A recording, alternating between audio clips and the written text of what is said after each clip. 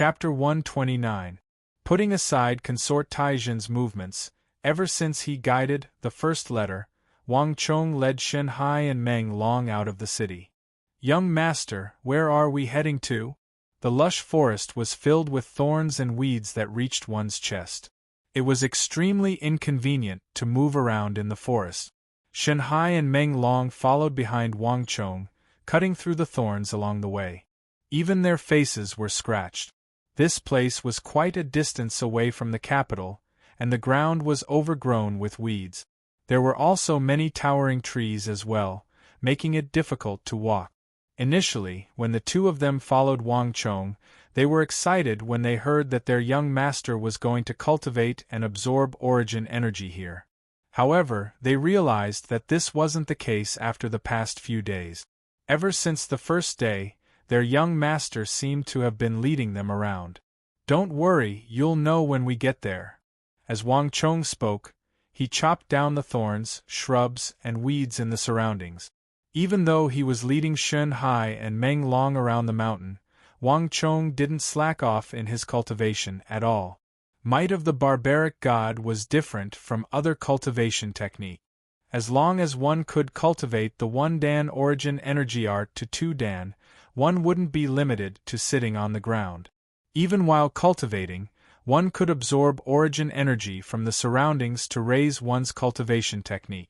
The only difference was that the effects of might of the barbaric god wasn't as strong as when one was seated. Even so, it was still incredible. Wang Chong could clearly feel a refreshing sensation coming from his body as he walked. The forest is filled with lush vegetation. Cultivating here is indeed much faster than cultivating in the city. Wang Chong thought. Might of the barbaric god could be cultivated while walking, sitting, or lying down. It wasn't without reason that this cultivation technique was recommended as the #1 foundational cultivation technique in the military. Wang Chong's cultivation was still shallow. When he was walking, the effects of might of the barbaric god was only around 60% of what it was when he was seated. As his cultivation rose, this percentage could be increased. At the peak, he could even cultivate even when he was asleep. This was something that other cultivation techniques couldn't match up to. I wonder if I can find that spiritual vein. As Wang Chong cut his way through the thistles and thorns, a thought flashed through his mind. Wang Chong was looking for a spirit vein. This was also the reason why he brought Shen Hai and Meng Long around the mountains for the past few days. There was a spirit vein just outside the capital. Not many people knew about it, but Wang Chong was aware of it. Spirit veins were rich in vitality.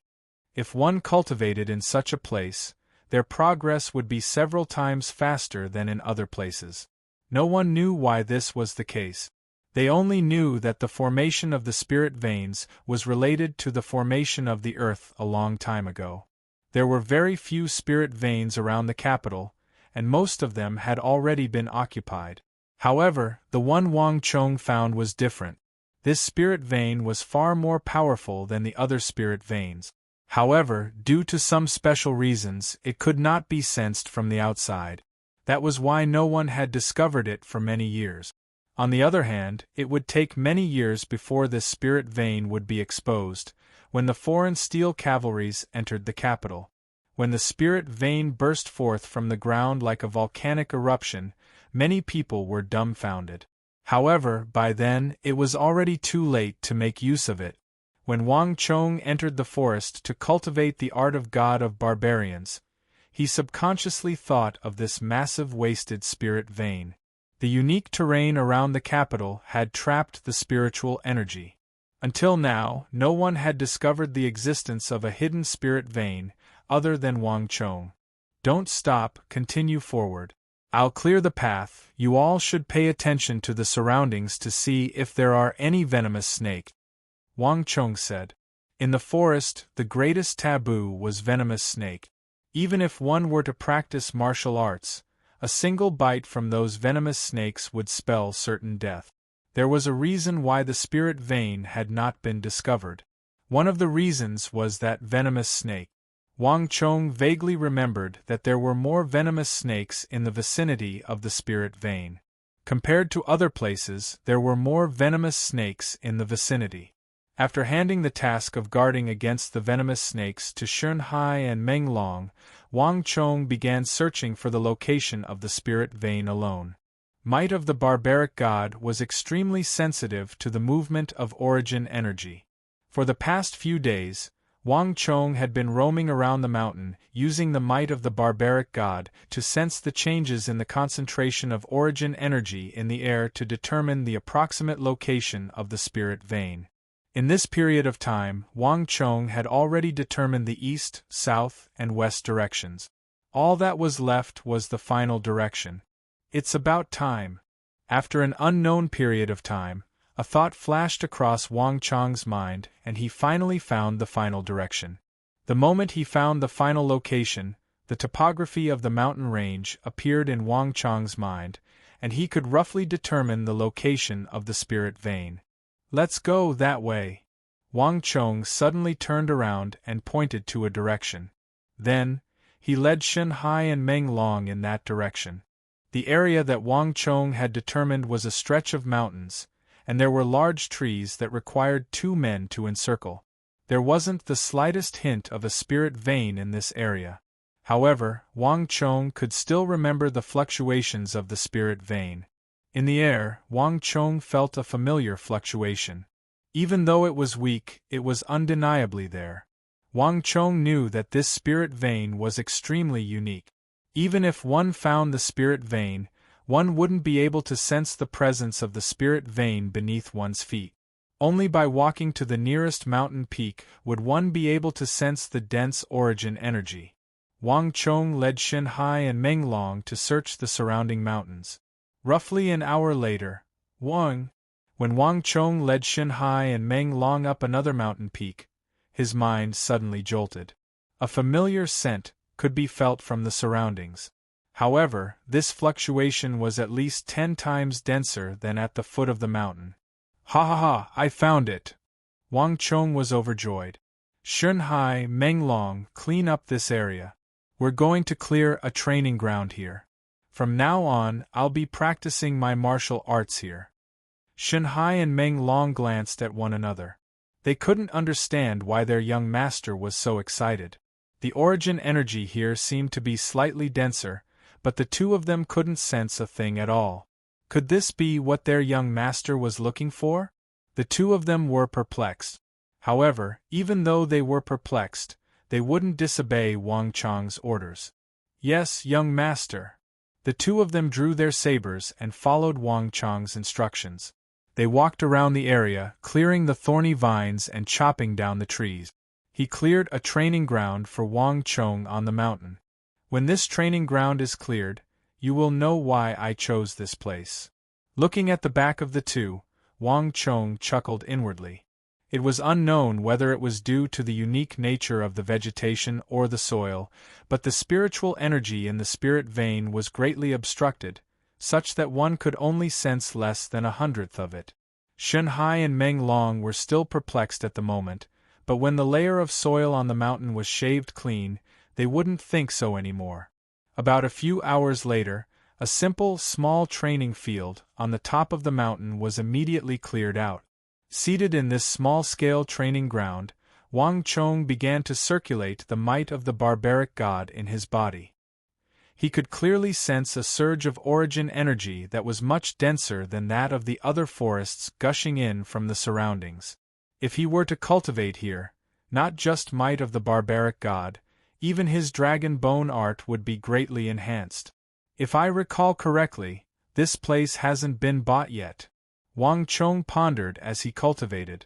After spending 8 to 9 days, he finally found this spirit vein. Up till now, no one should have noticed this place yet.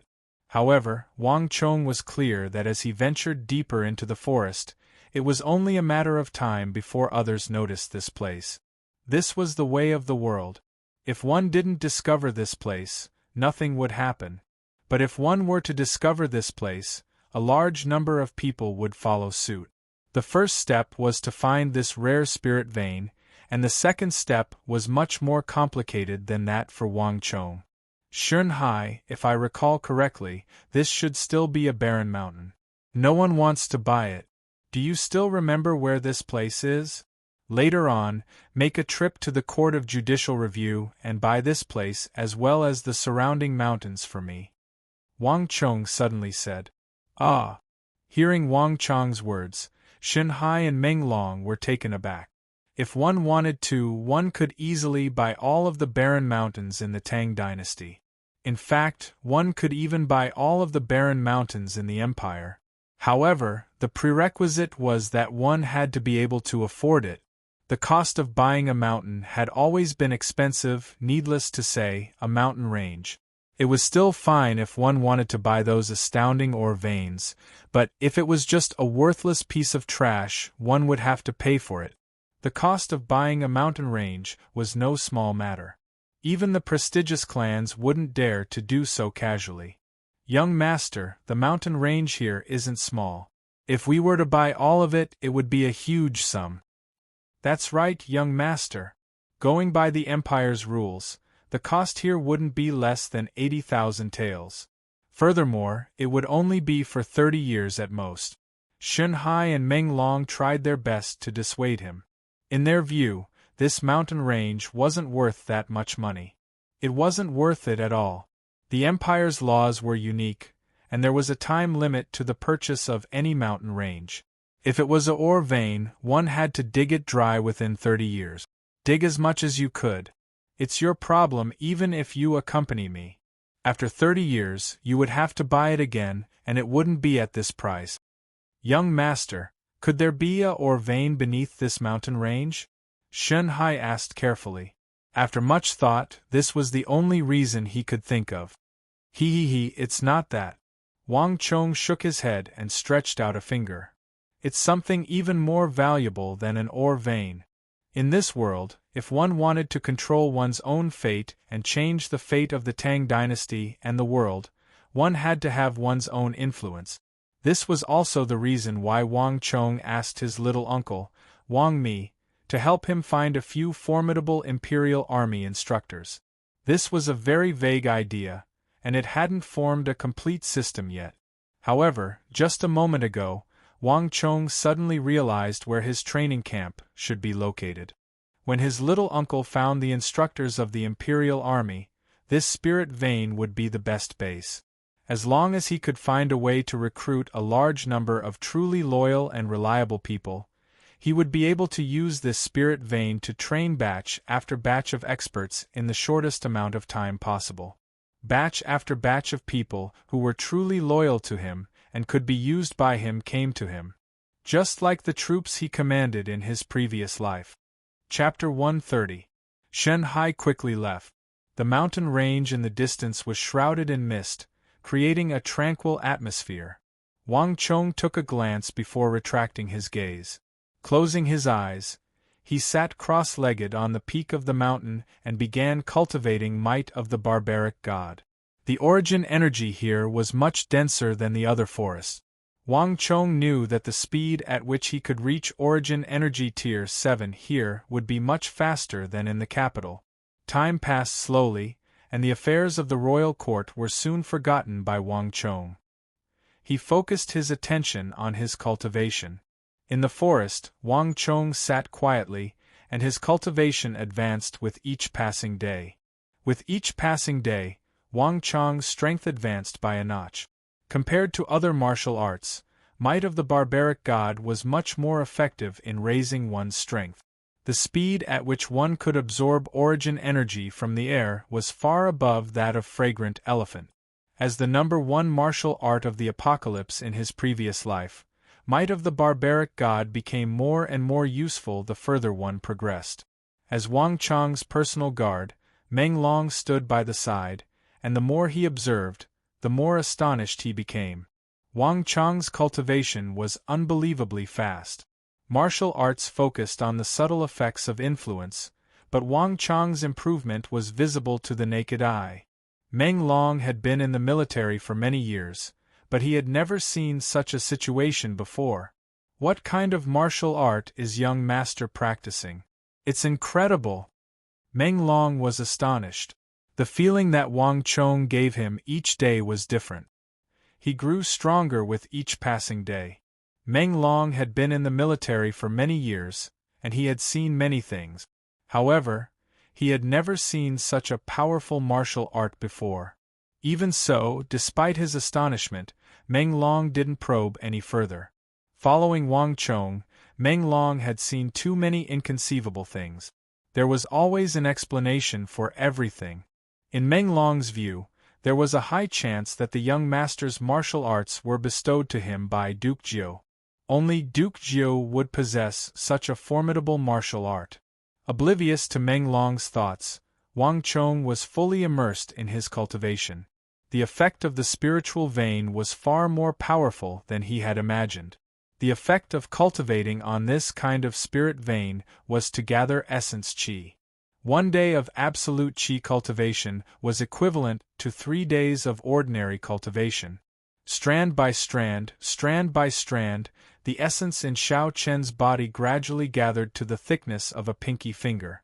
Wang Chong could sense that he would be able to reach Origin Energy Tier 7 in a short period of time. Upon reaching Origin Energy Tier 7, one's origin energy would begin to flow from the marrow, bones, meridians to the skin, flesh, and blood. At this stage, the muscles of the whole body would become stronger, tougher, and full of explosive power. On the outside, the body would become more slender and well-proportioned.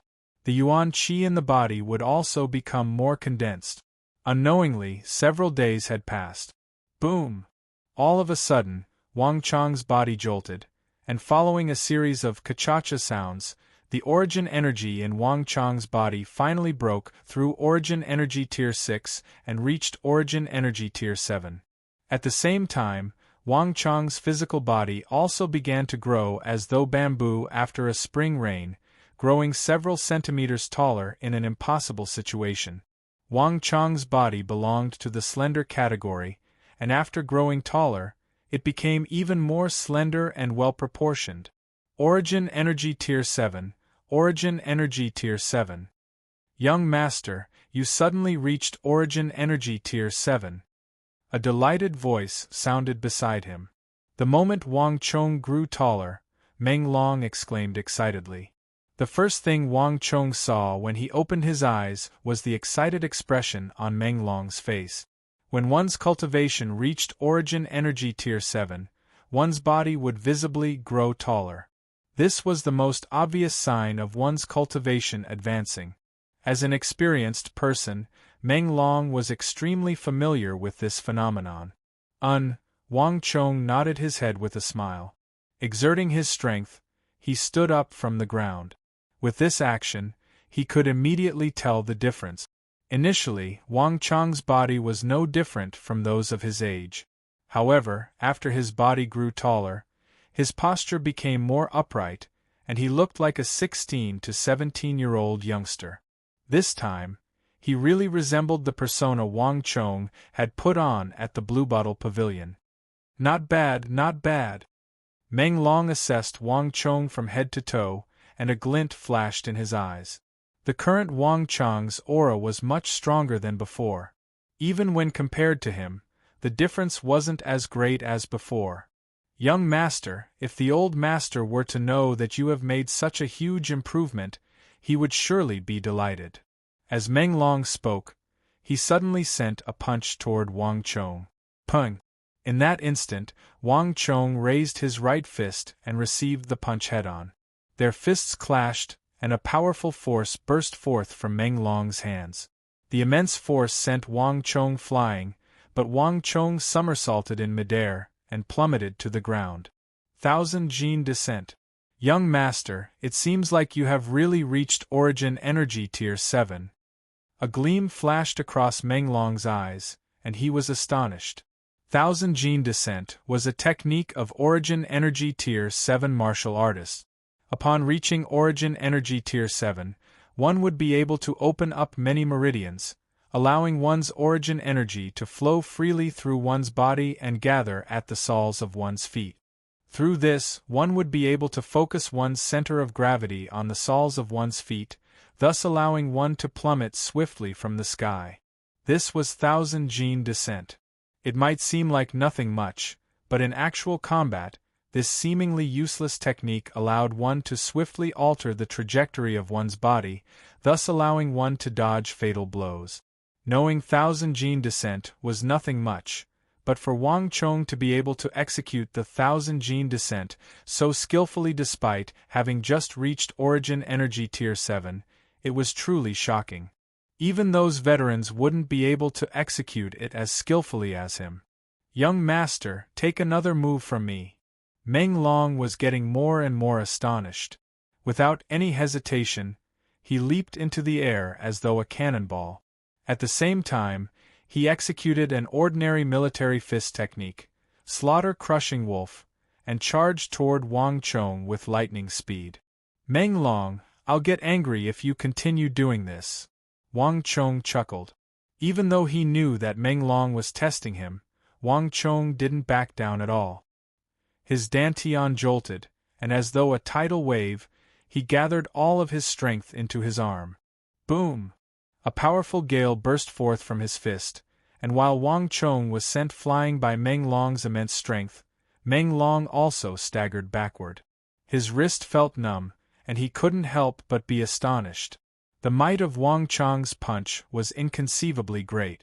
It had far exceeded the limits of Origin Energy Tier 7. Too powerful! With this kind of advancement, young master's future will be limitless. Even though Meng Long's wrist was numb from the impact, he couldn't help but feel excited. The higher the young master's cultivation, the more prosperous the Wang clan would be. If the old master were to learn of this news, he would surely be overjoyed. The young master was finally no longer the rebellious and profligate young master of the past. "I don't want to fight anymore, I don't want to fight anymore. Your strength is too strong. You don't seem like an Origin Energy Tier 7 expert at all." Meng Long waved his hands as he shouted. He only wanted to test out Wang Chong's skills. If he were to continue fighting, he would be going all out. Given his Origin Energy Tier 9 pinnacle cultivation, it wouldn't be meaningful even if he were to win. Hee, that's fine too. I'm out of energy anyway. Leaning against a towering maple tree, Wang Chong chuckled. He had cultivated might of the barbaric god, and his strength far exceeded that of an ordinary Origin Energy Tier 7 expert. If Meng Long thought that he could suppress him easily due to his lack of strength due to his recent breakthrough, he would be gravely mistaken. It's a pity that the Herculean fist is too exhausting, Wang Chong thought. The might of the Herculean fist was immense. Even a Origin Energy Tier 9 pinnacle expert like Meng Long would be able to withstand a few blows from it. However, the price to pay was the same. It was too exhausting. Leaning against the tree, Wang Chong rested for a moment before he regained his strength. After reaching Origin Energy Tier 7, Wang Chong's first thought was to raise his cultivation. Now that my strength has reached Origin Energy Tier 7, I might be able to cultivate that swordsmanship. Wang Chong thought as he suddenly thought of a certain swordsmanship. Regardless of what kind of martial art it was, strength was the foundation. As long as he could raise his strength, he would be able to pursue something of a higher level. The first thing that came to Wang Chong's mind was swordsmanship. It was impossible for him to defeat an opponent with a sword barehanded. Furthermore, after obtaining Hyderabad and forging the Wuzi steel sword, swordsmanship naturally became an option for him. More importantly, it was different from the Herculean fist. Swordsmanship was powerful and lethal, but it wasn't as taxing on one's stamina as the Herculean fist. Thoughts flashed across Wang Chong's mind, and he naturally thought of a certain swordsmanship. Single character consecutive /. After his reincarnation, Wang Chong had sorted out his meridians. After mastering the Herculean fist, the swordsmanship that was most suitable for him was the single character consecutive /. This ultimate technique was concise, efficient, lethal, and extremely powerful. Given Wang Chong's current realm, it was difficult for him to bring out all of Wang Chong's strength. More importantly, this swordsmanship was incomparably imposing. Its attacks were as swift and vicious as a tidal wave, making it impossible for one to block it. As long as one wasn't able to seize the initiative and was suppressed in a single move, one move after another would follow until one was killed. But correspondingly, due to its overwhelming might, it was difficult to cultivate. More importantly, cultivating the single-character consecutive slash had a high requirement on one's strength. Just Origin Energy Tier 6 cultivation wasn't enough. One had to reach Origin Energy Tier 7 first.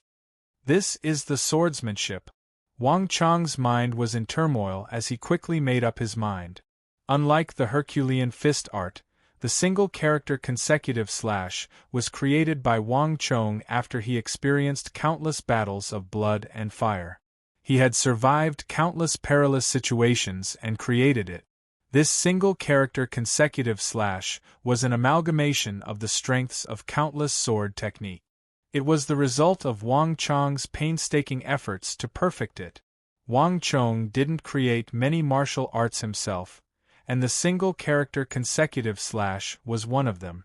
It carried the distinct characteristics of Wang Chong's original world.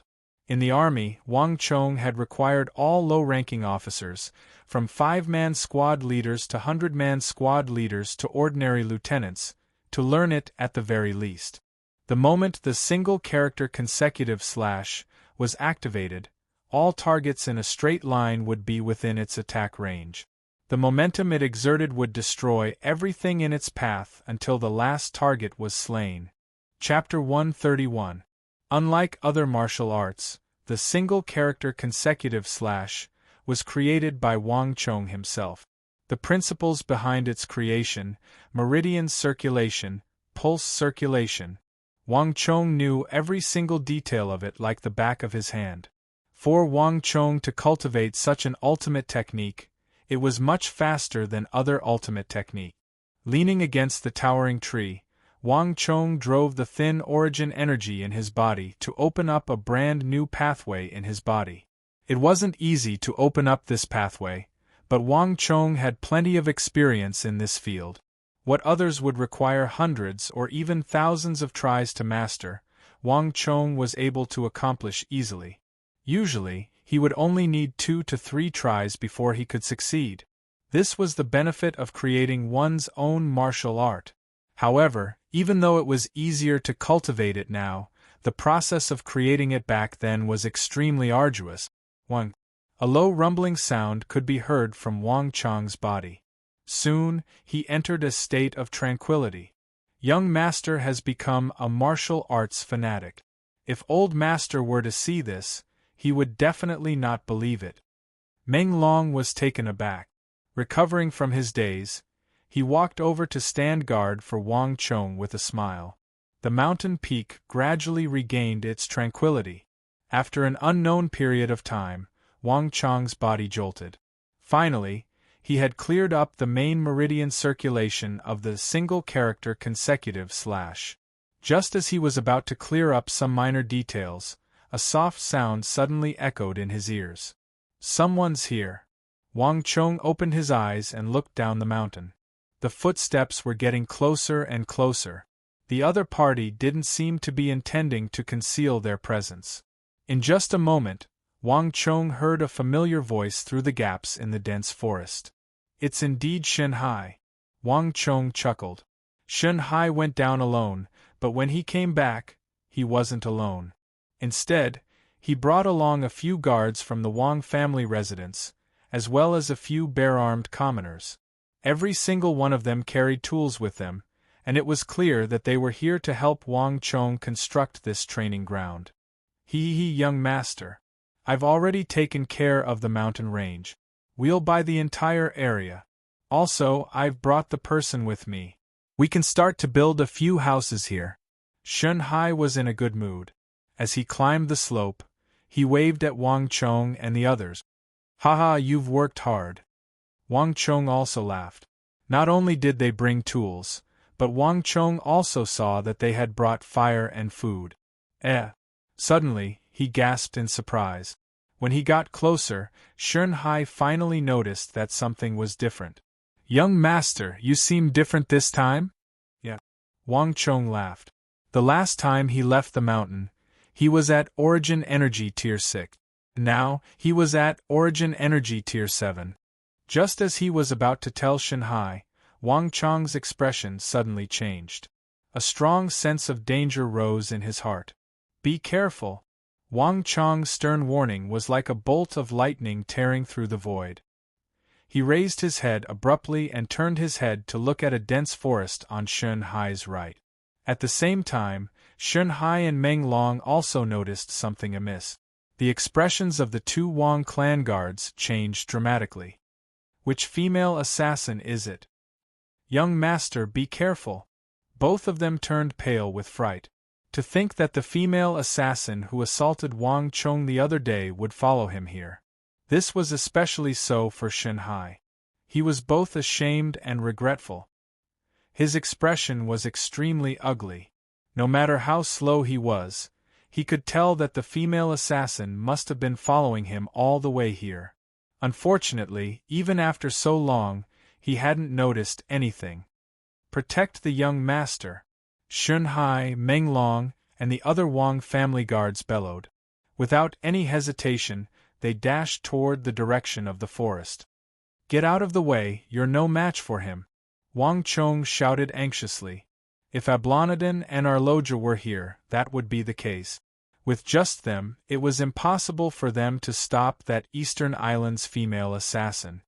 "Humph, at least you have some self-awareness." A light harumph sounded from the forest. The voice was indescribably elegant, but in Wang Chong's ears, it was the sound of death. "So." The leaves swayed, and a black shadow shot out from the treetops on the right like an arrow. Her movements were like that of a ghost. Not only was she fast, but she was also like a ghost, twisting and turning, completely unpredictable. Wang Chong's judgment of her wasn't wrong. Amidst the towering ancient trees, this was her battlefield. Executing the spectre steps here was much more unpredictable than on flat ground. Pung pung pung. The black silhouette flashed by, and the three Wang family guards that Shunhai brought with him were sent flying like rubber balls. In a one-on-one fight, no one was a match for her. So, with just a slight shake of her body, the Eastern Islands female assassin easily evaded Shunhai and Meng Long, heading straight for Wang Chong. From start to finish, it didn't even take a single breath. Seeing this, Wang Chong's scalp went numb, and he felt an intense threat of death looming over him. Without any hesitation, Wang Chong immediately executed the single-character consecutive slash. However, he didn't slash at the Eastern Islands female assassin.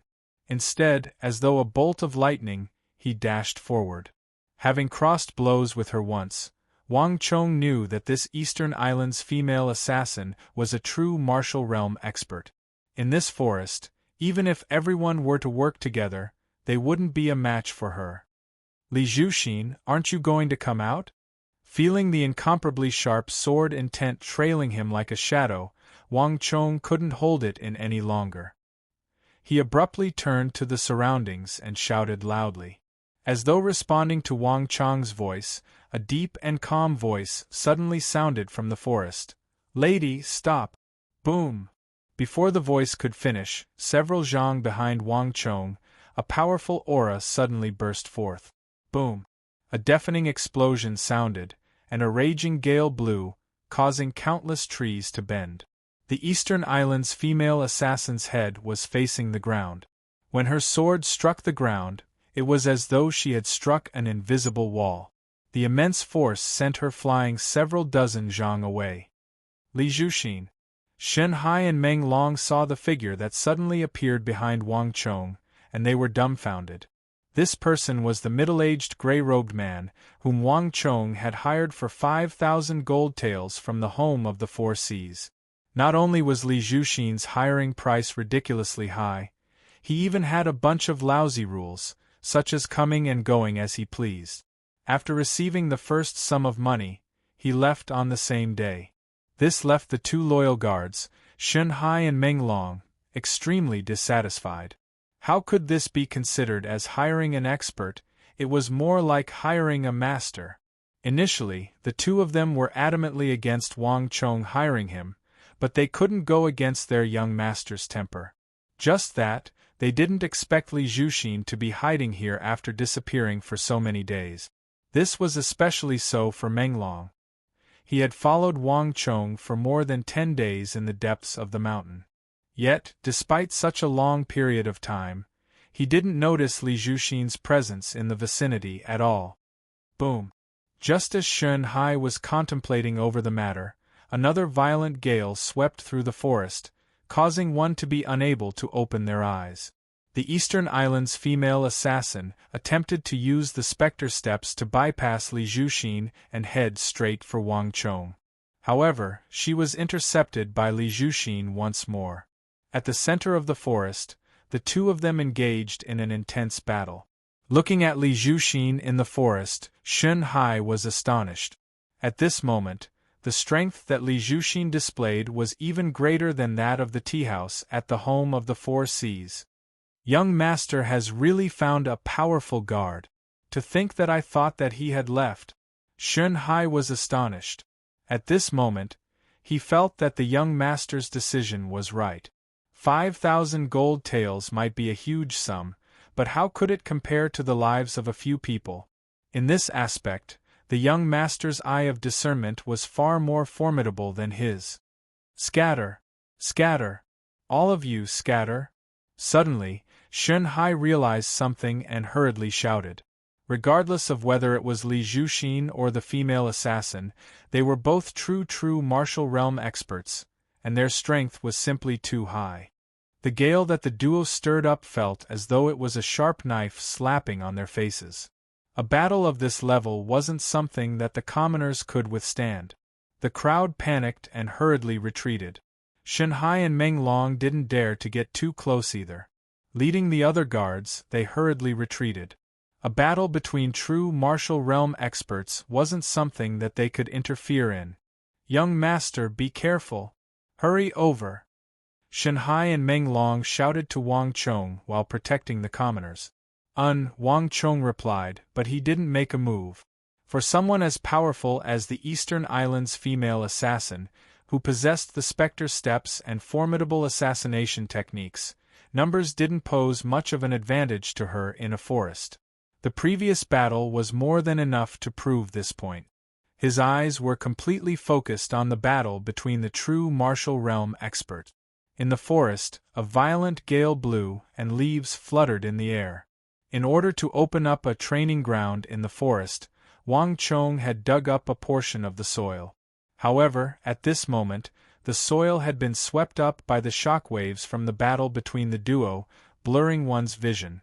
On top of that, the fallen trees made it difficult for even Wang Chong to get a clear view of the situation between the duo. Just that, Wang Chong was still able to vaguely make out a few things from his previous life. There's something strange about this woman. Wang Chong narrowed his eyes. Even though he couldn't get a clear view of the duo, he could sense that the aura of the Eastern Islands' female assassin was in disarray. Furthermore, compared to the last time he met her, her cultivation seemed to have weakened. Could the flaw in the specter steps have erupted? Wang Chong was perplexed. The specter steps was a complete cultivation technique, and the higher one's cultivation, the greater the flaw. Towards the end, one's cultivation might even go berserk and explode. To a certain extent, this was actually a method used by the superior in martial arts to control the inferior. However, even though the specter steps had its flaws, based on Wang Chong's understanding, it shouldn't have erupted so quickly. Furthermore, for some reason, this Eastern Islands female assassin gave Wang Chong the feeling that she had sustained some internal injuries. It was just that she had suppressed them. This is really weird. I remember that our Loja and the others didn't injure her previously. Wang Chong was perplexed. Lady, aren't you going to stop? Li Zhuxin's voice sounded from the center of the forest. Compared to the Eastern Islands' female assassin, Li Zhuxin's figure was much easier to capture. Chapter 132. Li Zhuxin, capture her. A glint flashed across Wang Chong's eyes as he suddenly commanded. Even though Wang Chong had sensed it quickly, he was still a step too late. So, the Eastern Islands female assassin made use of Li Zhuxin's burst of strength to launch her final slash, and in an instant, she was already a dozen zhang away from Wang Chong. This time, she did not turn around. Instead, she used specter steps to propel herself through the trees and dashed out without looking back. Where do you think you're going? A glint flashed across Li Zhuxin's eyes. Without any hesitation, he dashed forward. Wait a moment. Wang Chong wanted to stop Li Zhuxin, but before he could say anything, Li Zhuxin had already dashed in the direction where the Eastern Islands female assassin had disappeared. By the time Wang Chong spoke, the duo had already disappeared. All that was left was the howling wind and the leaves fluttering in the air. Fast. Wang Chong slowly retracted his outstretched palm. The Eastern Islands female assassin was fast, but Li Zhuxin wasn't slow either. The two of them were using speed secret arts of completely different styles. As soon as the duo disappeared, a momentary silence fell upon the forest. Young master, what do we do now? Meng Long subconsciously turned to look at Wang Chong. Li Zhuxin hadn't captured the female assassin yet. This meant that the group wasn't safe yet. Young master, I'm sorry. I was the one who lured him over. Shen Hai lowered his head, his face full of shame. He was so engrossed in his excitement that he didn't notice when he was being followed by the Eastern Islands female assassin. Now isn't the time to talk about this.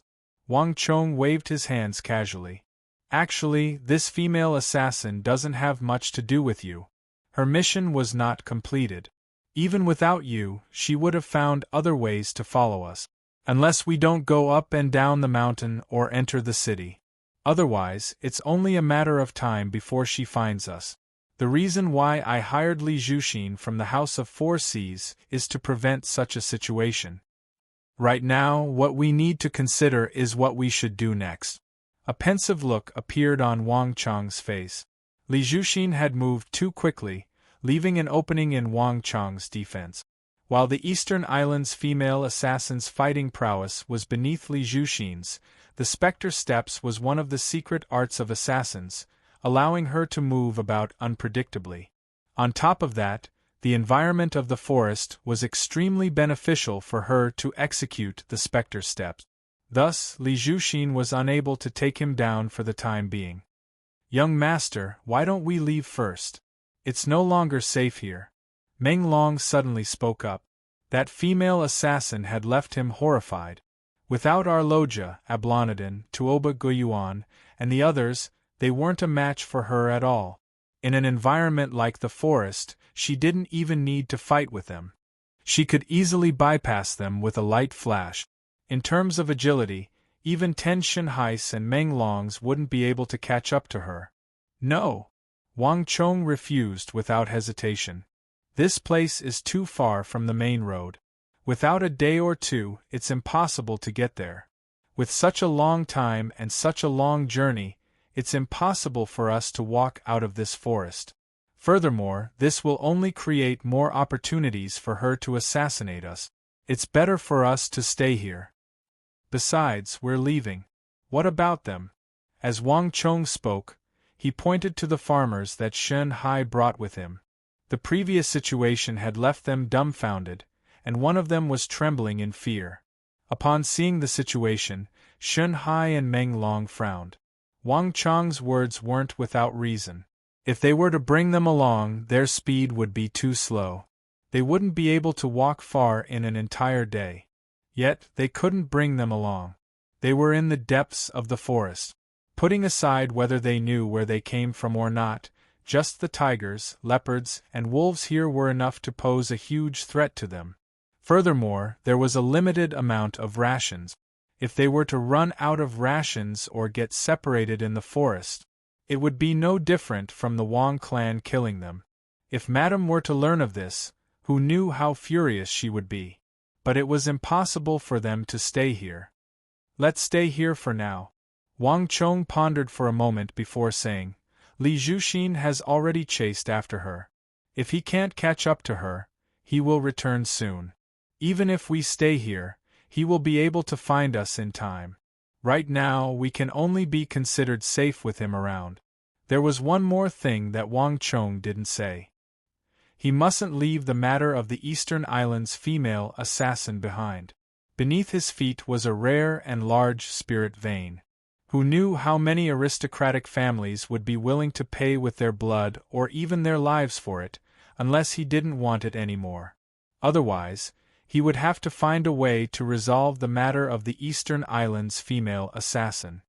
Shenhai and Menglong chopped down the trees in the surroundings. Her specter steps specializes in leveraging the strength of others. As long as we chop down these trees, the prowess of her specter steps will be greatly reduced. Wang Chong suddenly said. Yes, young master. Shenhai and Menglong nodded. This was the best solution they could come up with. Even though they weren't a match for the Eastern Islands' female assassin, it wasn't too difficult for them to chop down a circle of trees. As long as they gathered together, they should be able to hold on for some time on flat ground. Come, get up. Did you hear what young master said? Hurry up and chop down the trees here. Shenhai and Meng Long immediately instructed the group behind them. This time, under the threat of death, everyone's enthusiasm was very high. Since the tools were readily available, they quickly got to work. While the group was busy chopping down the trees in the surroundings to reduce the opportunities for the female assassin to leverage her strength, Wang Chong didn't remain idle either. Let's take a look around. Wang Chong thought. Just by chopping down trees wasn't enough to stop the female assassin. Wang Chong knew that he had to think of another way. After leaving the peak of the mountain, Wang Chong surveyed the surroundings carefully. When he passed by a slope, Wang Chong's eyes suddenly lit up. There's indeed such a thing. Wang Chong glanced at a short shrub with purple flowers on it. Reaching out, Wang Chong plucked a few round fruits from the shrub and crushed them lightly. Holding them in his hand, he walked up the mountain. Hua! Not too long after Wang Chong reached the peak, rustling sounds could be heard. Mr. Li is here. Li Zhuxin. This is great. Everyone was delighted. Even Shenhai and Menglong heaved a sigh of relief. Their tense hearts finally relaxed. As long as Li Zhuxin was around, everything would be fine. After witnessing Li Zhuxin's incredible strength, everyone had absolute trust in him. Mr. Li, did you manage to capture the female assassin? Delighted, Shenhai immediately rushed over. Wait a moment. Of everyone present, only Wang Chong frowned. He vaguely felt that something was amiss. Suddenly, a woman's soft laughter rang out. It was indescribably strange in the forest. What a pity! I'm not your Mr. Li. From a gap in the trees, a figure fell from above. Dressed in a black tight-fitting robe, her face was covered, and she held a sword in her hand. Even though her figure was graceful, in the eyes of the crowd, she looked no different from a black god of death. So, without any hesitation, with a flash of light, the Eastern Islands' female assassin charged toward Shenhai at an incredible speed. Shenhai, be careful! Lord Shen, be careful! Upon seeing this sight, everyone was frightened out of their wits. Chong! Without any hesitation, Meng Long and the other guards of the Wang residence drew their swords and charged forward. However, there was a figure who reacted even faster than them. At the instant the Eastern Islands' female assassin's voice sounded, Wang Chong already knew that something was amiss. Before anyone could react, Wang Chong had already executed the single-character consecutive slash and dashed forward. Once the single-character consecutive slash was activated, the instantaneous speed wouldn't be inferior to any speed-type secret skill. In fact, it might even surpass it. The speed at which Wang Chong executed this move was even faster than Meng Long and the others. Boom! Wang Chong's consecutive slashes struck the Eastern Islands' female assassin's saber before she could stab at Shenhai. As swift as a bolt of lightning, Wang Chang's consecutive slashes struck the Eastern Islands' female assassin's saber. Clang! The incident that happened half a month ago in the Wang family's study replayed itself. With a flash of light, the tip of the sword was sent flying. Before the sharpness of the Wuzi steel sword, there weren't many weapons that could withstand it head-on. "You're courting death." The Eastern Islands' female assassin's eyes froze for a moment, as though a tiger whose fangs had been plucked out. However, in the next instant, intense killing intent flashed across her eyes. Chi! A cold gleam flashed, and a sharp aura burst forth from the Eastern Islands' female assassin's body. With one hand holding onto the broken sword, she thrust it toward Wang Chong, while her other hand swiftly whipped out another dagger from her waist and stabbed forward like a venomous snake. As an assassin, strength, speed, and dexterity were all indispensable. In a short instant, while others could only launch a single strike, an assassin could launch 2 or even 3 strikes. This was something that others couldn't match up to. So, the blade of the sword swept across, but the Eastern Islands' female assassin's confident strike actually missed. Wang Chang's figure was like a waterfall, and he actually managed to leap into the air in this impossible situation. Chi! An intense pain came from her shoulder. The Eastern Islands' female assassin was injured. In that instant, the Eastern Islands' female assassin couldn't believe her eyes. She was actually injured. Injured by a weakling who was far beneath her. She had never seen such swordsmanship before. The swordsmanship that Wang Chong executed was something she had never seen before. "I'll kill you!" Humiliation, shock, and rage mixed together, and the Eastern Islands' female assassin suddenly erupted. A powerful surge of origin energy burst forth from her body. "Protect the young master! Stop her! Even if I have to die, I can't allow her to get close to the young master." In the blink of an eye, Shun Hai's strength struck the Eastern Islands' female assassin first, followed by Meng Long and the other guards of the Wang residence. Everyone exerted their full strength. "Be careful! She's injured!" Wang Chong suddenly shouted. "Even if I'm injured, I can still kill you." The Eastern Islands' female assassin gritted her teeth. Hong Long, a powerful force burst forth, and Shun Hai, Meng Long, and the others were sent flying. The Eastern Islands' female assassin flung them aside and charged straight for Wang Chong. "If you want to kill me, come at me!" Wang Chong shouted. He executed a series of consecutive slashes, and as though a silver waterfall, he dashed a dozen zhang away. Behind him, the Eastern Islands' female assassin was in hot pursuit. But this time, even Shun Hai, Meng Long, and the others could tell that the female assassin was indeed injured. Compared to before, her speed was clearly much slower. Furthermore, if one were to take a closer look, her movements were clearly not as agile. Li Zhuxin really injured her. A thought flashed across everyone's mind, and they suddenly came to a realization. Even though Li Zhuxin had lost her, he had still managed to injure her. Her current fighting prowess had clearly been weakened significantly. Chapter 133. This is bad. Suddenly, Shen Hai's eyes twitched and his heart sank. After receiving a blow from the female assassin, Wang Chong didn't rush over to meet up with them. Instead, he dashed into the depths of the forest. Even a group of them weren't a match for the female assassin. If he were to fight her alone, wouldn't he be courting death? "Young master is in danger. Everyone, stop her!" Seeing that Wang Chong was in danger, the few of them charged toward the Eastern Islands' female assassin without any regard for their own safety. However, they weren't martial artists who specialized in speed, so how could they possibly lose to the Eastern Islands' female assassin? The Eastern Islands' female assassin sneered coldly. She didn't even bother to look behind her. It would be a miracle if these guards of general and minister clans could catch up to her. In her eyes there was only Wang Chong. However, the only thing she hated about this lad was that she had no idea what kind of swordsmanship he was using. His speed was incomparably bizarre, and the way he utilized his strength was completely different from any cultivation technique she knew of.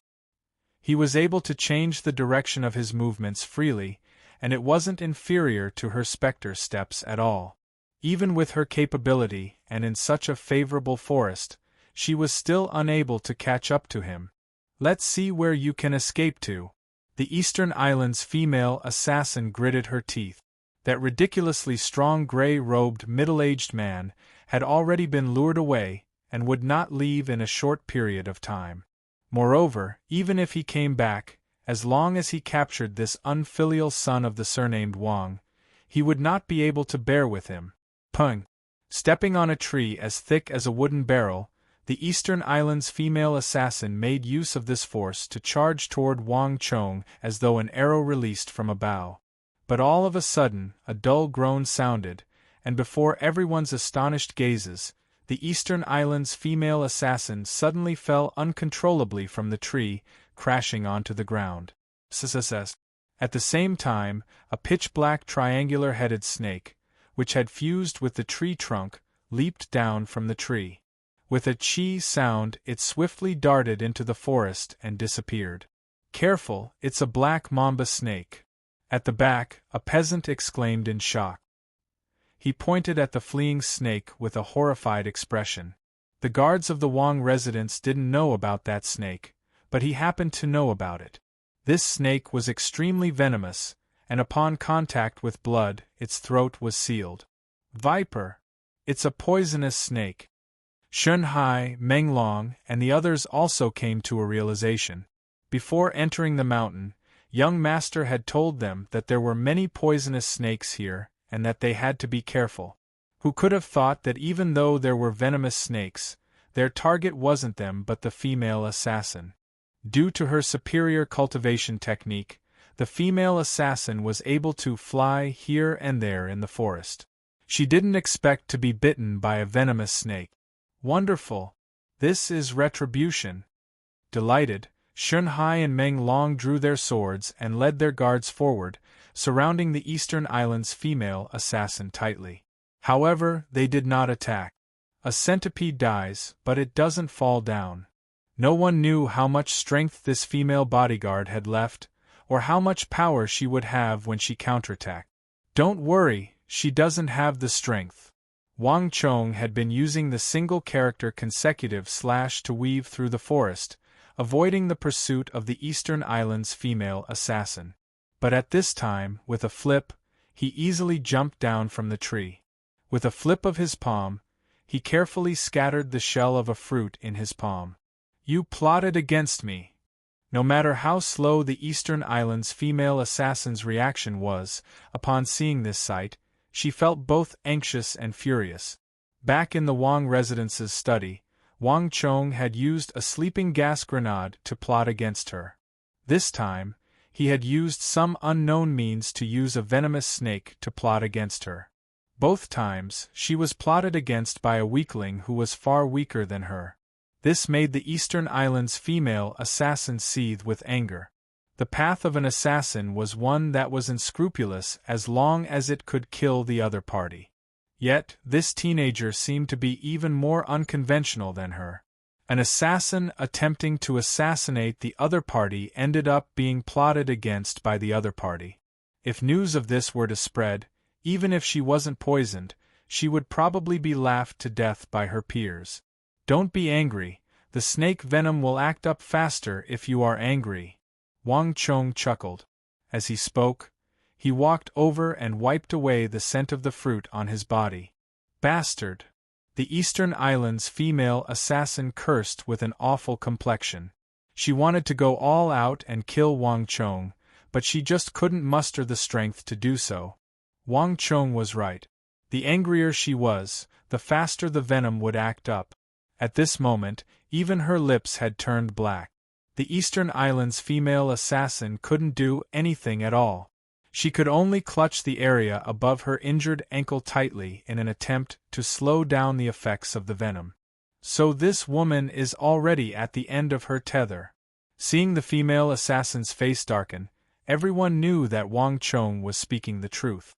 Shun Hai, Meng Long, and the others calmed down. They stepped forward and placed their swords on the female assassin's neck. "Do whatever you want to me." The Eastern Islands female assassin raised her head and closed her eyes. She had given up on resisting. She had already sustained severe internal injuries in the battle with Li Zhuxin, and now that she was bitten by a venomous snake, she had already lost all ability to resist. Even though she felt indignant, there was nothing she could say now that things had come to this. "It's a pity, I was intending to spare her life." Suddenly, a deep voice, accompanied by a light sigh, sounded from the surroundings. The gray-robed Li Zhuxin walked out from behind a camphor tree that required 2 men to wrap their arms around it. He was still wearing the tattered gray robe that Wang Chong had seen at the home of the 4 Seas. The 5,000 gold taels seemed to have gone down the drain, not a single trace of it could be seen on him. "Li Zhuxin, you've been here for a long time?" Meng Long suddenly realized what was going on. "I've been here for a long time. Rather, I've never left. I've been in the vicinity all this while, waiting for her to come over," Li Zhuxin said nonchalantly as he slowly walked over. "Then why aren't you making a move?" Shen Hai also flew into a rage. "Hee, don't worry, I've been in the vicinity all along. She isn't a threat at all. Besides, hasn't young master been cultivating recently? Only through life and death experiences will one be able to bear fruit. Isn't she the best practice target?" "You!" The duo wanted to refute Wang Chong, but they couldn't find any words to say. Li Zhuxin smiled silently. However, when his gaze fell on Wang Chong, his heart couldn't help but waver. He didn't fall into the trap of luring the tiger away from the mountain. He knew that the female assassin would surely return once she wanted to deal with Wang Chong. Li Zhuxin's original intention was that as long as the other party was in danger, he would be able to interfere and stop the battle. However, the final outcome was something that he couldn't comprehend. Wang Chong didn't even need the other party to make a move. He had already dealt with this powerful and elusive female assassin by himself. "Li Zhuxin, I couldn't tell that you're a man who has tender feelings for the fairer sex." Oblivious to Li Zhuxin's thoughts, Wang Chong teased as he spoke. "How is it tender feelings for the fairer sex? It's useless even if you kill her. It's only a matter of time before the person who wants to deal with you sends someone over. Doesn't Gongzi want to know who sent her over?" Li Zhuxin said. "Haha, there's no need for that. I already know who sent her over," Wang Chong said impassively. His words immediately attracted the gazes of Li Zhuxin and the poisoned Eastern Islands female assassin. "I see. It seems like I was thinking too much." Saying so, Li Zhuxin immediately retreated to the side, not saying a word. He realized that his employer this time was much more considerate than he had imagined. If you want to kill me, just kill me. Why are you wasting your breath?" The Eastern Islands female assassin bellowed furiously. However, her rage only served to intensify the effects of the poison. Stinging pain shot through her entire body, and the Eastern Islands female assassin's vision darkened before she fainted. After an unknown period of time, which felt like an instant yet felt like countless centuries, the Eastern Islands female assassin finally regained consciousness from the darkness. A voice that seemed to be near yet far sounded by her ear. "Young master, why did you save her? That woman is a dangerous person. What's the use of killing her? She's just a tool. But she's still in danger. What if she doesn't give up and makes another move?" "Hee, don't worry." That young voice chuckled as he waved his hands to stop the argument. A wave of fatigue washed over the Eastern Islands female assassin. She slowly opened her eyes, and a ray of light shone in through the curtains. With a single glance, the Eastern Islands female assassin saw the busy farmers in the surroundings, chopping down trees and repairing buildings. After which, the Eastern Islands female assassin saw Wang Chong standing with his hands behind his back and Meng Long walking behind him. It seemed like the voice she had just heard was from them. "You didn't kill me?" The Eastern Islands female assassin was taken aback.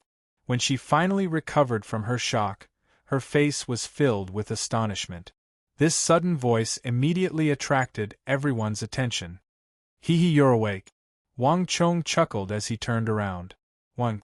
The Eastern Islands female assassin subconsciously tried to stand up, but in the next instant, she felt a tightening sensation coming from all over her body. Only then did she realize that her whole body was tied up and she was firmly trapped on a big tree. I thought that you're that female assassin. Do you believe that I won't kill you with a single slash? Meng Long walked down the tree with widened strides and aimed his sword at the female assassin's heart. The relaxed atmosphere a moment ago suddenly turned tense. Silence reigned in all directions as countless gazes turned to look at him. So be it, do you think that I'm afraid? The Eastern Islands female assassin said coldly as she turned her head to the side. Do you think that I don't dare to? Meng Long said as he prepared to stab his sword in. Even though they didn't die under the hands of this female assassin in the previous battle, all of them were injured. This woman's strength was simply too strong. If it wasn't for the fact that she was determined to take the young master, if not for the fact that she was determined to capture the young master, enough. Release her. Wang Chong's voice sounded from behind. Even though he felt indignant, Meng Long still flicked his sword and broke the ropes binding the Eastern Islands female assassin. The Eastern Islands female assassin was bewildered. Rubbing her arms, she realized that the snake venom in her body had been neutralized. Around her, there were large patches of unknown medicinal herbs and some purple leaves. All kinds of juices were squeezed out of them, covering the ground. It seemed like they had gone through a complicated process to neutralize the poison in her body. However, the origin energy in her body hadn't fully recovered yet, and she felt weak all over. You're going to release me just like that? Chapter 134. Do you think that you can still make a move? Misunderstanding the female assassin's intentions, Meng Long retorted impolitely. The moment Meng Long said those words, the atmosphere in the forest changed abruptly. Countless gazes turned over from all directions. One of the gazes was especially powerful. Following that gaze, the Eastern Islands female assassin saw the gray-robed middle-aged man on the right side of the forest. He was currently leaning against a tree with his arms crossed, staring at her silently. The eyes of the Eastern Islands female assassin dimmed. She finally understood why he wasn't afraid of her. With this person around, given her current condition, she didn't stand a chance at all. Hurry up and leave. They aren't so protective of you every single time. I believe that you should be able to tell that there are some people who are willing for you to stay behind. Li Zhuxin said calmly. As he glanced at the Eastern Islands female assassin, there was a unique gleam in his eyes. The Eastern Islands female assassin struggled for a moment before she finally stood up. Her heart was filled with uncertainty, apprehension, and longing. Step by step, she cautiously walked out of the room. Even when she reached the edge of the forest, no one dared to make a move on her. Who? The Eastern Islands female assassin heaved a long sigh of relief. It wasn't joy, but an indescribable feeling. Flinging her sleeves, the Eastern Islands female assassin quickly disappeared down the mountain. A long time later. I didn't expect you to let her off. After the Eastern Islands female assassin disappeared into the distance, Li Zhuxin suddenly stared at Wang Chong's back and said, that female assassin thought that he was the one who had let her off, but that wasn't the case. When Wang Chong found some medicinal herbs to save her, he was astonished as well. Naturally, I have my own considerations for not killing her. Wang Chong only chuckled. He didn't explain the matter in detail. Of course, it wasn't that he was being compassionate, but that he had other considerations. On top of that, this Eastern Islands female assassin was related to the 10 islands of Japan, as well as the 10 great empresses on those islands. In his previous life, even though Wang Chong had heard of the 10 great empresses, he didn't have any interactions with them. Back then, when the foreign cavalry invaded, the 10 islands of Japan suffered the least damage. Wang Chong heard that something special had happened on those islands. In this regard, Wang Chong needed a guide, and killing her wouldn't do him any good. What's more, Wang Chong was sure that she would come looking for him. Wang Chong had predicted that the Eastern Islands' female assassin would return to look for him, but Wang Chong didn't expect her to arrive so quickly. Not too long after disappearing from the foot of the mountain, the Eastern Islands' female assassin staggered out from the edge of the forest, appearing before everyone's eyes. "Are you still unrepentant? I spared your life, yet you still dare to come back." Upon seeing this female assassin, Shen Hai and Meng Long flew into a rage. Together with the other Wang clan guards, they drew their swords and stood guard before Wang Chong. "Wait!" Wang Chong waved his hands to stop the crowd. Wang Chong couldn't sense any killing intent from this Eastern Islands female assassin. "She probably isn't here to kill me. Speak, what do you intend to do?" As Wang Chong spoke, he stepped out from the crowd and glanced at the Eastern Islands female assassin. Her body was still weak at the moment, but with Li Zhuxin around and the single-character consecutive slash, Wang Chong wasn't afraid of her making a move. "I can't go back anymore." The Eastern Islands female assassin's face paled. "Previously, when I left your Wang clan, I was injured by the pavilion master. This mission has failed once more, so it's impossible for me to return. An assassin doesn't have a third chance. Furthermore, my specter steps will only lead to death." "You asked your pavilion master about the specter steps?" Wang Chong suddenly asked. A bizarre expression appeared in his eyes. Surely this female assassin couldn't be so naive as to really do that? Yes. Under the black veil, the Eastern Islands female assassin lowered her head and pursed her lips tightly. This time, Wang Chong's expression was truly spectacular. He knew that the people of the Eastern Islands were different from those on the mainland, but Wang Chong didn't expect her to be so direct. But thinking about it, this was indeed something they would do. "I'll die if I go back, and I'll die if I don't. The pavilion master will definitely send men to hunt me down in the capital. I won't be able to escape from the capital. Furthermore, there's a huge flaw in the specter step. Right now, only Gongzi can save me." The Eastern Islands female assassin struggled internally. Eventually, her knees caved in and she knelt onto the floor, lowering her proud head. "No matter what, Gongzi, please save me." After which, she knelt on the floor motionlessly, as though she had given up all resistance. In that instant, everyone was dumbfounded. Even Li Zhuxin stood there in a daze. Recalling the viciousness, sharpness, and viciousness of this female assassin, Zhang Xian felt that it wasn't too long ago. Yet, at this very moment, she was actually kneeling on the floor, pleading for Wang Chong to save her. Her attitude before and after was completely different. "I can't believe that this woman would kneel before young master." Shen Hai and Meng Long were rendered speechless. Looking at the young master beside them, they couldn't help but feel admiration for him. Despite living for more than 30 years, this was the first time they had seen something like this happening to their young master. If it was anyone else, they would have long lost their lives, needless to say, for this female assassin to kneel before him and plead for his help.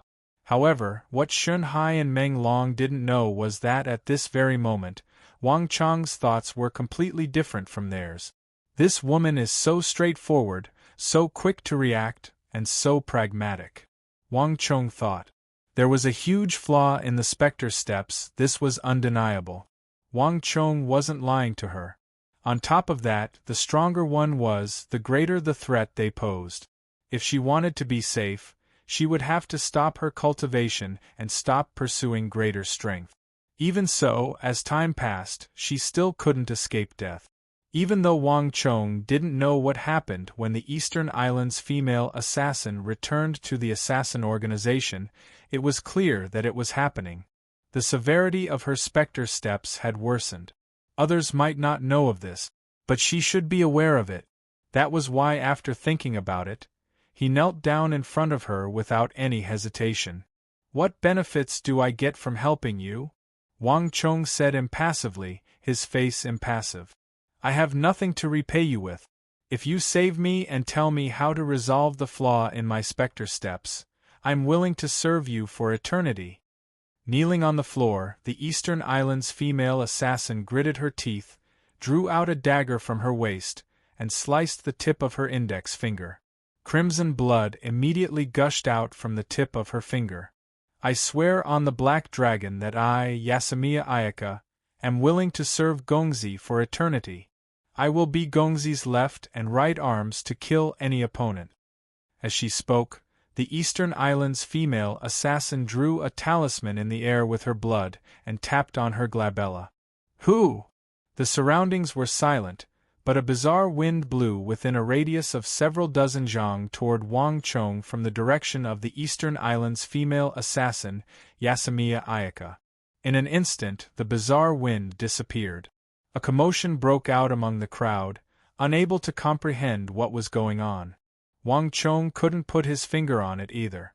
It felt like something was amiss, but at the same time, nothing seemed to have changed. Just that, when he raised his head to look at Yasamiya Ayaka, he felt an inexplicable connection between the two of them. "It's a mental-type art." A thought flashed across Wang Chong's mind. His soul was injured, and he hadn't fully recovered yet, so he wasn't able to sense it. However, Wang Chong was certain that it was some kind of mental-type art. "What in the world are you up to? Black dragon, white dragon, whatever. Hurry up and leave." Shun Hai finally couldn't take it anymore.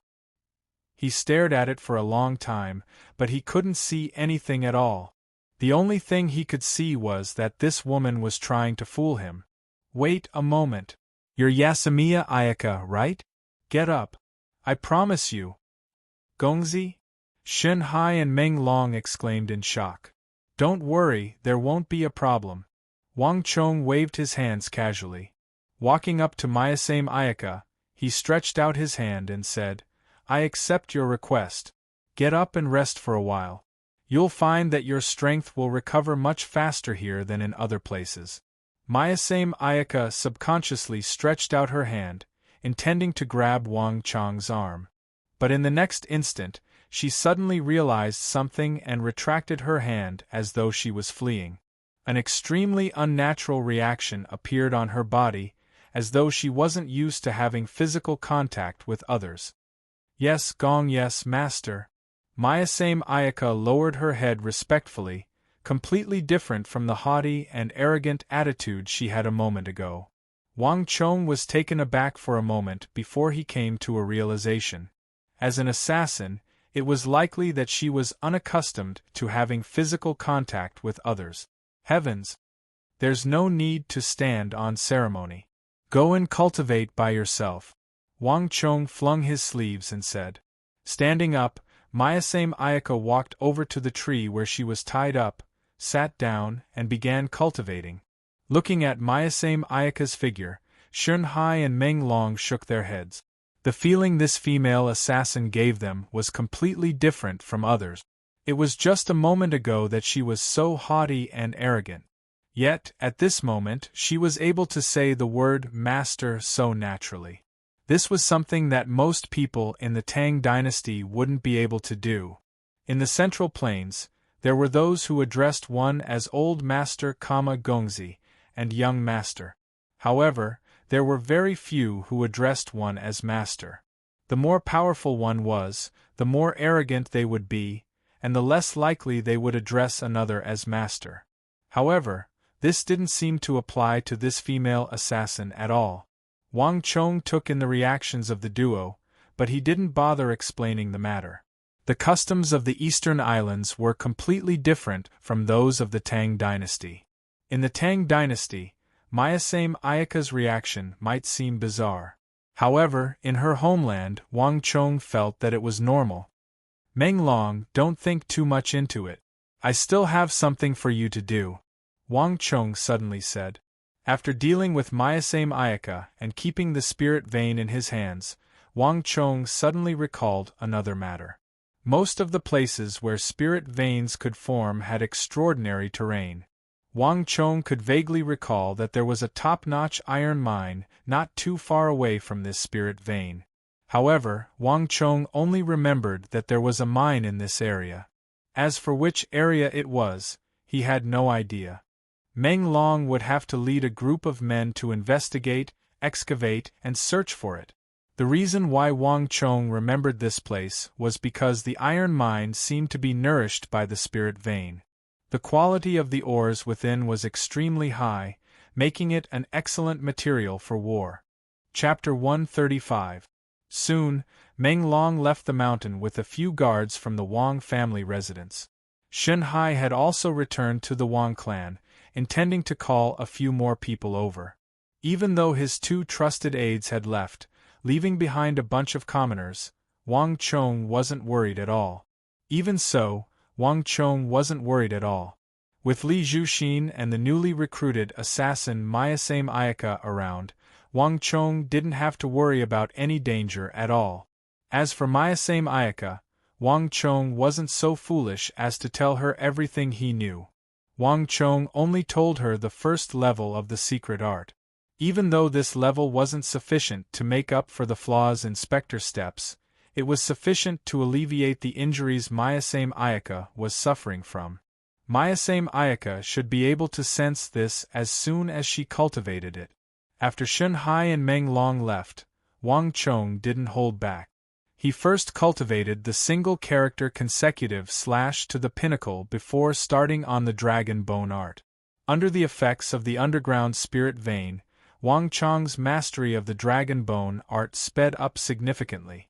Wang Chong was extremely familiar with all of this. Under the effects of the dragon bone art, Wang Chong's bones became tougher, denser, and more resilient. This was the effect of the tiger bone. The stronger the bones, the greater the endurance. A leopard would run out of energy after 100 meters, but a tiger would be able to chase after its prey. That was what Wang Chong was feeling at the moment. Even though the effects of cultivating the dragon bone art weren't too obvious, far from might of the barbaric god, Wang Chong could sense something deeper. His stamina and endurance were improving. Roughly half a month later, a bizarre sensation surged from within his body, and Wang Chong's body jolted. Under the effects of the spirit vein, he had finally broken through his bottleneck, reaching Tiger Bone 2 Dan. A surge of new energy was born within his body, and his bones seemed to be one with one. It was as though an explosive force could burst forth from any part of his body at any moment. This is the Tiger Bone 2 Dan. Wang Chong opened his eyes and felt that they were even brighter. In the past, he could only see 2 or 3 mountains ahead. But now, he could clearly see 5 or 6 mountains ahead. His field of vision had increased significantly. With a twitch of his ears, Wang Chong could hear a lot of sounds that he couldn't hear before, and the range of his hearing had also increased a lot. In the distance, a deer perked up its ears on a boulder, listening warily to the Harkon's voice. Wang Chong could hear the birds gliding down from the treetops. Refining the tiger bone to a certain level can indeed greatly improve a cultivator's vision, hearing, smell, touch, and so on. Wang Chong stood on the empty ground, thoughts flashing through his mind. This time, it wasn't just in terms of strength. Wang Chong felt that he was full of energy, which was completely different from before. Of course, this was just a feeling that couldn't be seen from the outside. "Master!" A voice suddenly sounded in his ears. Turning around, Wang Chong saw Myasame Ayaka's bright eyes. She was still dressed in tight black clothes and a black veil, seemingly used to this attire. "What's wrong?" Wang Chong abruptly snapped out of his daze. "Master, there's something I would like to tell you," Myasame Ayaka said. She seemed to be filled with worries and worries. "Oh!" Wang Chong's interest was piqued. This was the first time she had taken the initiative to speak to him. "Do you remember that we assassins have a group?" What's wrong?" Wang Chong asked curiously. "This group is known as the Assassin Pavilion. The Spectre Steps was taught to me by the head of our Assassin Pavilion. Now that I've betrayed him, he'll surely find a way to kill me. Also, since the mission isn't over yet, he'll surely find someone else to kill you. In fact, he might even do it himself. The Assassin Pavilion will never accept a mission failure. Mayasame Ayaka said worriedly. Is he very formidable? Wang Chong chuckled, not paying much heed to the matter. Very formidable, Mayasame Ayaka replied seriously. Even more formidable than Mr. Li? Wang Chong chuckled as he pointed to Li Zhuxin. Mr. Li isn't too bad, but I'm afraid that he isn't as formidable as our boss. Mayasame Ayaka's reply surprised Wang Chong. In an instant, the smile on Wang Chong's face vanished, replaced by a grave expression. Even Li Zhuxin couldn't help but turn his gaze over. Wang Chong knew how formidable Li Zhuxin was, and he had witnessed it with his own eyes.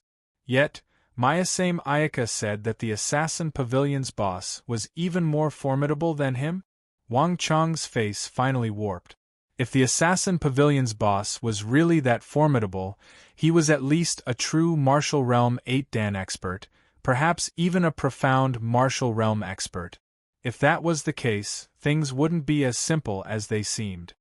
However, even though the boss is powerful, he rarely makes a move on his target. Furthermore, the rules of the Assassin Pavilion are different from other places. Before finding my whereabouts and confirming my death, he won't send anyone to deal with you. Before he finds me and ascertains whether I'm dead or alive, he won't send anyone to deal with you. So, I will hide myself carefully for the time being. Master, you must be careful as well. The Assassin Pavilion's boss is extremely fearsome, Mayasame Ayaka said grimly. Seeing how grave Mayasame Ayaka's words were, and how grave her face was, as if she was on the verge of death, Wang Chong couldn't help but chuckle. Master, what are you laughing at? Mayasame Ayaka suddenly felt a little embarrassed. I'm serious. I know. Wang Chong couldn't help but burst into laughter. You said that before he finds you and ascertains whether you're dead or alive, he won't make a move, right? Yes. Mayasame Ayaka replied seriously. How long do you think you can last without them noticing? Wang Chong asked once more. 3 months. No, if I work hard, I should be able to reach 3.5 months. That's my limit. Mayasame Ayaka pondered for a moment before replying. There's no need to go through so much trouble. Why would there be a need for 3 months? To me, a single month is more than enough to solve this problem. Wang Chong knew that he was confident in his words. Mayasame Ayaka widened her eyes in shock as she stared at the young man before her in shock. Impossible. Mayasame Ayaka's first reaction was that it was impossible. Wang Chong would find it hard to deal with even her, needless to say, the Assassin Pavilion's boss. Haha, you can't be thinking that I'm alone, right? Your Assassin Pavilion's boss has a bunch of subordinates. Do you think that I would be so reckless as to fight him barehanded? Wang Chong chuckled. The Assassin Pavilion's boss was indeed formidable. If Wang Chong were an ordinary person, he would be helpless against him. But Wang Chong wasn't an ordinary person. Mayasame Ayaka was right. He had to be careful against top-notch experts. However, Wang Chong wasn't one to resign himself to his fate. You intend to mobilize the guards from the manor? It's useless. The guards in the master's manor, the 2 monks, the archer, Mr. Li, and I might not be a match for the assassins from the Assassin Pavilion. Mayasame Ayaka shook her head. She soon understood Wang Chong's intentions. As a descendant of ministers and generals, Wang Chong did possess an advantage that ordinary people didn't. However, these advantages were useless against assassins. Wang Chong's thoughts were extremely dangerous, and Mayasame Ayaka couldn't help but worry. Haha, you've misunderstood my intentions. Wang Chong waved his hands and hurriedly denied it. Why would I use the guards of the manor to deal with assassins? These guards were personally handpicked by my father from the battlefield. Even the death of a single one of them would make my heart ache. Naturally, I have to use the Imperial Army to deal with assassins. Hong Long. Even Li Zhuxin couldn't help but reveal a shocked expression on his face. The huge forest suddenly fell into a deathly silence. The people who were eavesdropping in the surroundings froze, and their eyes were filled with shock. The imperial army was the guardian of the emperor, tasked to protect the capital. Only the current Holy Emperor had the authority to mobilize them. Yet, the young man behind them said that he could mobilize the imperial army. This was a taboo. You're actually able to mobilize the imperial army? Unknowingly, Li Zhuxin had walked over and assessed the young man before him in astonishment. But of course, most of it was disbelief. Wang Chong was just a teenager. Even if he came from a clan of generals, it was impossible for him to mobilize the imperial army. Wang Chong simply smiled, not bothering to explain. In his mind, he thought of Zhao Fengchen. He was already the commander of the imperial army. The master of the assassin pavilion might be powerful, but there was no way he would be stronger than the future commander of the imperial army. As for mobilizing the imperial army, there was a group of assassins in the capital.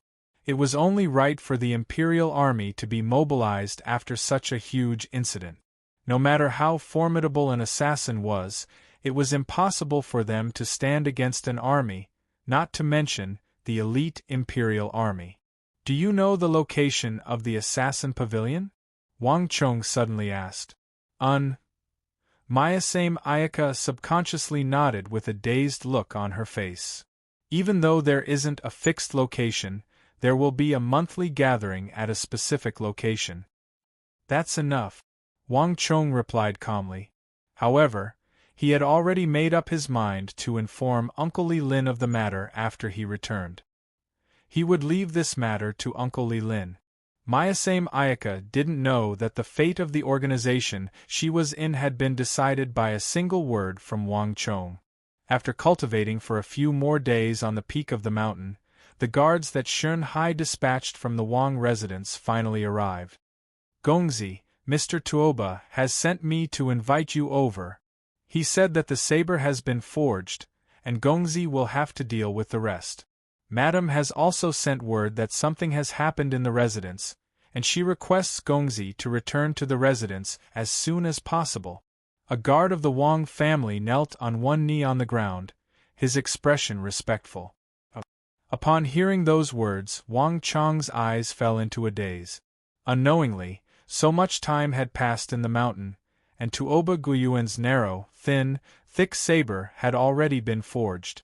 Now that he thought about it, it should have been done long ago. The experts of the imperial army had probably trampled through the doorstep of the Wang family residence, and they were already impatient from waiting. As for his mother thinking about it, it had indeed been a long time since he had gone back. As a son, strength was important, but he couldn't ignore his family as well. Mr. Li, make some preparations. Let's descend the mountain, Wang Chong suddenly said. It was finally time to descend the mountain. Chapter 136. It had been a long time since Wang Chong had returned to the capital. Now that he was back from the mountain, he suddenly had a different feeling. The mood in the capital suddenly became rather strange, one of poetry reciting. Although there had been people who had composed poems in the past, they had never reached such a level. Gongzi still doesn't know, right? Now, there was a poem circulating in the palace about the number one beauty in the world, Consort Taijun. It was said that the poem was beautifully written. Do you see that place, young master? Places like the parlor of clouds and rain, the parlor of spring breeze, the parlor of jade, the parlor of immortals, and the parlor of beauties are everywhere in the city. They're like bamboo shoots after the rain. Many of them aren't new either. They're old restaurants and teahouses that followed the trend and changed their names. Some even hang the poem on the door and make it into a plaque as a couplet. Amidst the surging crowd, the clueless Wang clan guard asked with great interest. Wang Chong did not look carefully at first, but after being reminded, he looked carefully. Sure enough, Wang Chong saw some extremely familiar scenery. On the left, clouds think of clothes, flowers think of beauty. On the right, The spring breeze caresses the balustrade, and the dew is dense. On the banner, parlor of clouds and rain. In another restaurant there was a completely different picture hanging on the wall. Left, if not for the Jade Mountain. Right, we will meet under the moon at the Yautai. Horizontal line, Beauty House. Each and every one of them was a huge plaque. Beauty wine. Beauty wine. A great hero should drink the wine of beauties. Fairy tea, come, come, come, drink a bowl, you will feel refreshed. Loud shouts came from the two restaurants and tea houses facing the street. Hearing these shouts, Wang Chang's expression suddenly became very interesting. Not many people knew that he had helped the King of Song and that he had written a poem. At least, the Wang family didn't know about it. The sudden change in the capital caught everyone off guard, and they didn't know whether to laugh or cry. But soon, Wang Chong smelled something. It's very difficult for ordinary people to know about the affairs of the palace. This matter was most likely spread by that person in the Yuzhen Palace. At least, she agreed. Wang Chong thought to himself. After cultivating on the spirit vein for more than a month, he didn't care much about the affairs of the court. However, since Consort Taizhen was willing to post this poem, it meant that Consort Taizhen had accepted his kindness. In other words, although the King of Song and the Consort Taizhen had disagreements and conflicts with his matchmaking, at least the impact of this matter had been minimized. The fact that Consort Taizhen was willing to spread this poem meant that she didn't care much about the King of Song. The fact that such words could be heard in the marketplace meant that the Consort Taizhen incident's influence in the court had been minimized. If there were no accidents, this matter could be considered over. This song of purity and peace is indeed powerful. Wang Chong faintly smiled, and then he began to walk toward the Wang clan. Upon returning to the residence, the first thing Wang Chong did was to summon Tuoba Guiyuan. Gongzi, the saber you wanted has been forged. In Wang Chong's room, Tuoba Guiyuan was holding onto a 7-chi-long saber. His head was lowered and his eyes were deeply sunken. It seemed like he had spent a lot of time on it. It's heavy. The first thought that struck Wang Chong upon receiving the saber was how heavy it was. If one didn't possess immense strength, it would be impossible for one to move this saber. At the very least, it would be impossible for those below Origin Energy Tier 6 to use this saber. It's indeed different after adding a June of Hyderabad ores. Wang Chong thought. The Wuzi steel saber forged by Tuoba Guiyuan was almost identical to the one on Wang Chong's blueprint. In certain aspects, it was even more demanding than Wang Chong's. Just from the color contrast, brightness, texture, and uniformity, Wang Chong could tell that the quality of this saber was much higher than the 4 Wuzi steel sword embryos he forged back then. As expected of the number 1 swordsmith in the future, Wang Chong was impressed. Wang Chong's Wuzi steel saber was forged by a few high-tier blacksmiths in the Wei residence, and his younger sister, Wang Xiaoyao, was also a part of it. However, this combination clearly couldn't match up to Tuoba Guiyuan, the number 1 swordsmith in the future. In terms of pursuing certain details, Wang Chong realized that Tuoba Guiyuan shared the same ideals as him. In fact, in certain aspects they were even striving for perfection. Not bad. You've worked hard. Wang Chong nodded as he looked at Tuoba Guiyuan. As long as Gongzi is satisfied. Tuoba Guiyuan replied with a respectful expression.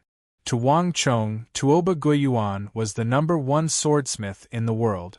However, to Tuoba Guiyuan, Wang Chong was the true number 1 swordsmith. Tuoba Guiyuan had immersed himself in the field of weapons for a long time, but he had never seen anyone who could design a weapon of this level. After forging it, Tuoba Guiyuan gave it a try. The slash and slash prowess were extremely powerful, far surpassing other weapons that Tuoba Guiyuan had seen before. Furthermore, it was extremely smooth to use, making it impossible for one to stop. Needless to say, put it down. To a saber cultivator, this saber would definitely possess an incredible allure. You can go and rest first. Leave the rest to me. Yes, Gongzi. Tuoba Guyuan bowed and left quickly. What is hard is easy to break. This was an irrefutable logic. Tuoba Guyuan's initial forging was completed. However, such a saber was far from what Wang Chong required. The subsequent steps, quenching and tempering, were the most crucial.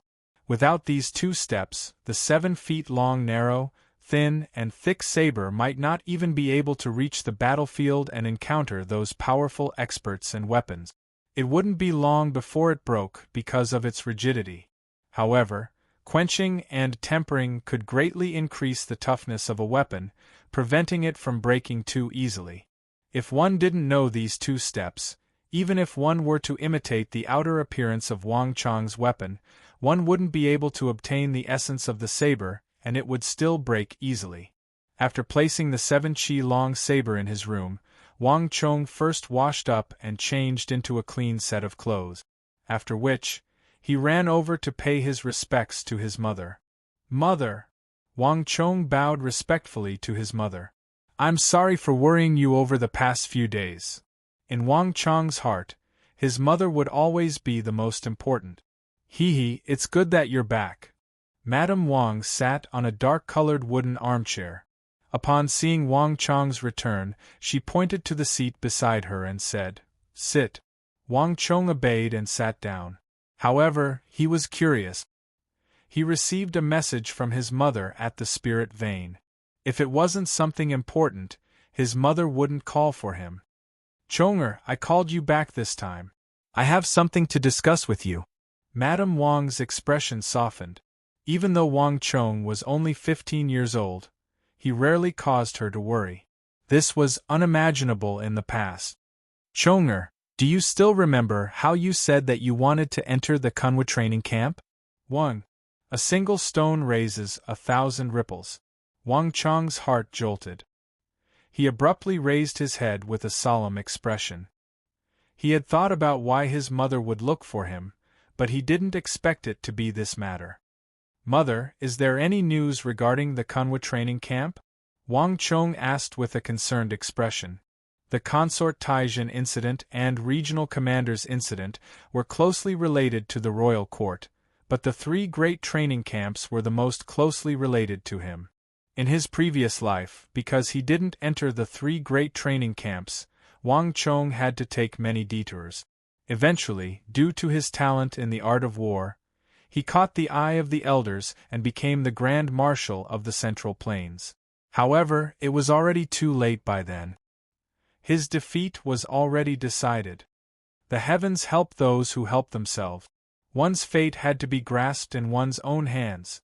Thus, while Wang Chong paid attention to the matters of the royal court, Wang Chong also paid attention to the 3 great training camps. In Wang Chong's plan, the 3 great training camps was an important part of it. Madame Wang wasn't aware of Wang Chong's thoughts. She only thought that he was desperate to enter the 3 great training camps.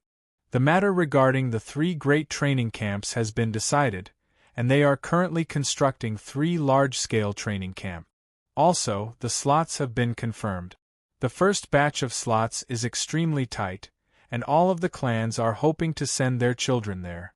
In the capital, all of the prestigious clans are working hard on this matter, hoping to snatch a slot for the training camp.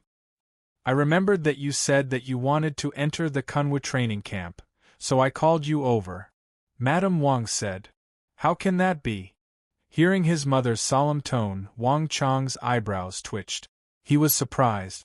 The slots for the 3 great training camps were tight, but in Wang Chong's memories, it shouldn't have reached such a level yet. When the 3 great training camps were first established, the scope of attention wasn't small. It was only after the first batch that the prestigious clans began to chase after them.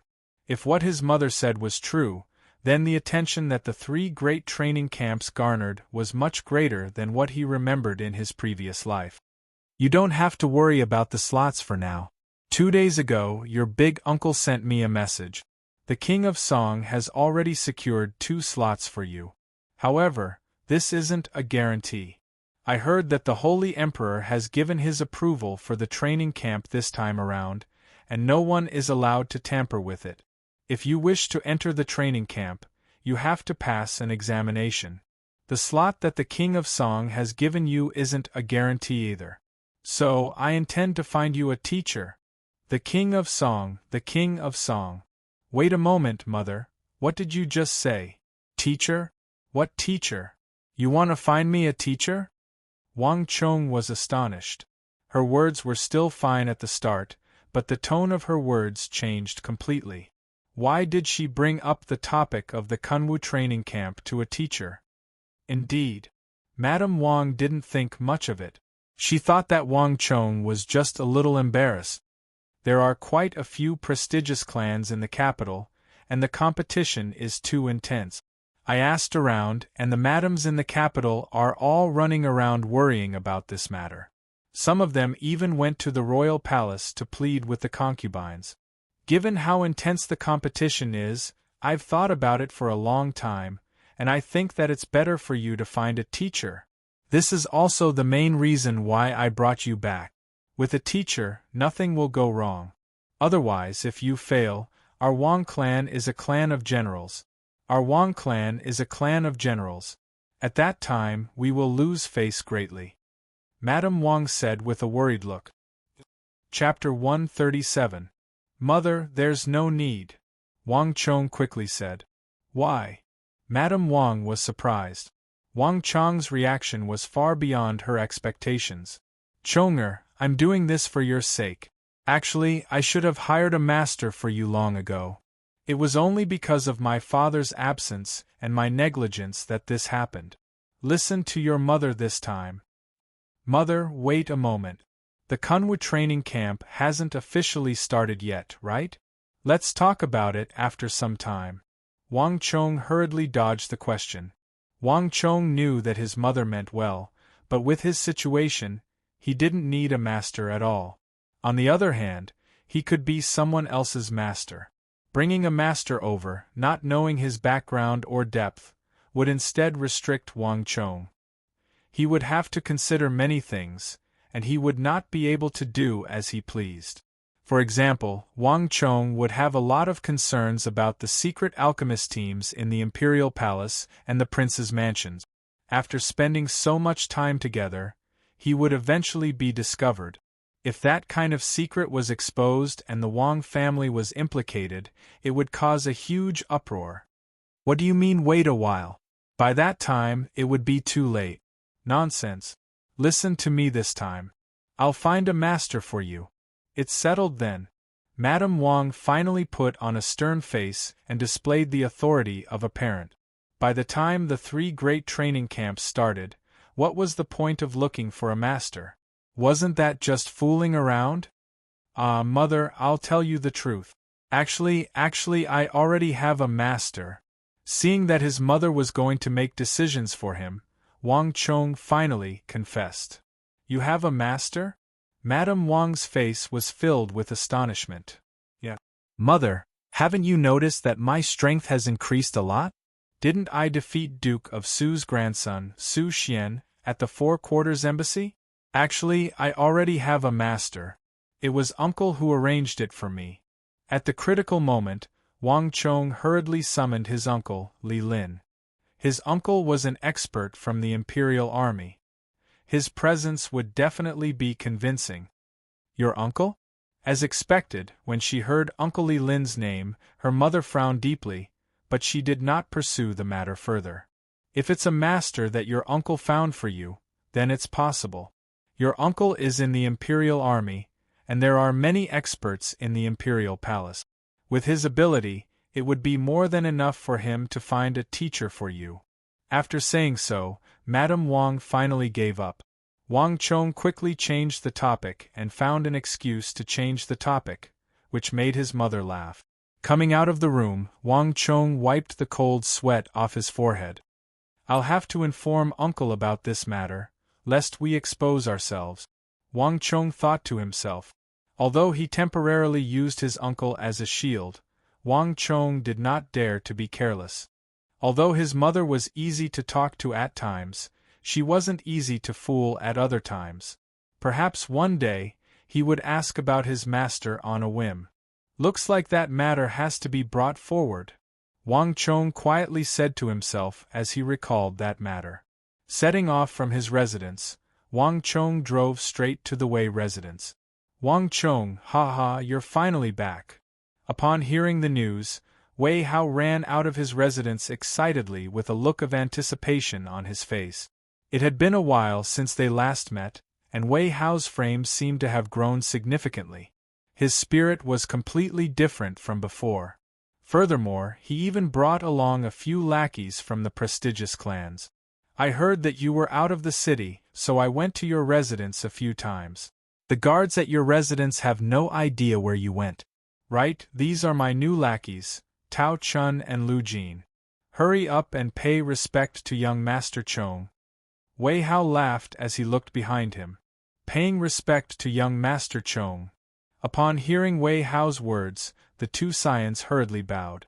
When he stood up, he glanced at Wang Chong in the carriage with a tinge of fear in his eyes.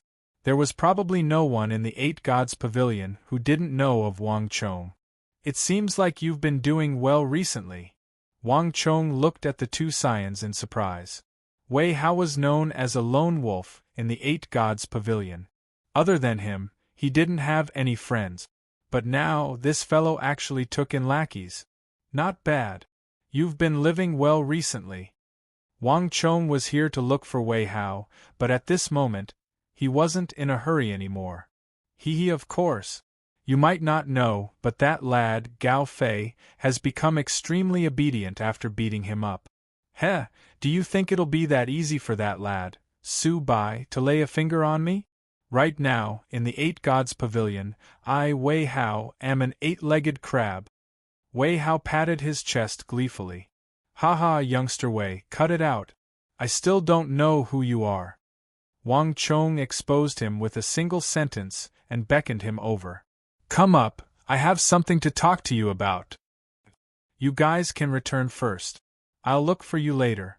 Seeing that Wang Chong was serious, Wei Hao beckoned to the two scions behind him, and without any hesitation, he immediately dived into Wang Chong's carriage. The carriage began moving, and Wei Hao sat down opposite to Wang Chong. Wang Chong, what's the matter? Wei Hao, do you remember what I told you previously?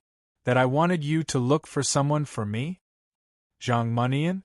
No, the other one. You can't have forgotten about it, right? Wang Chong said.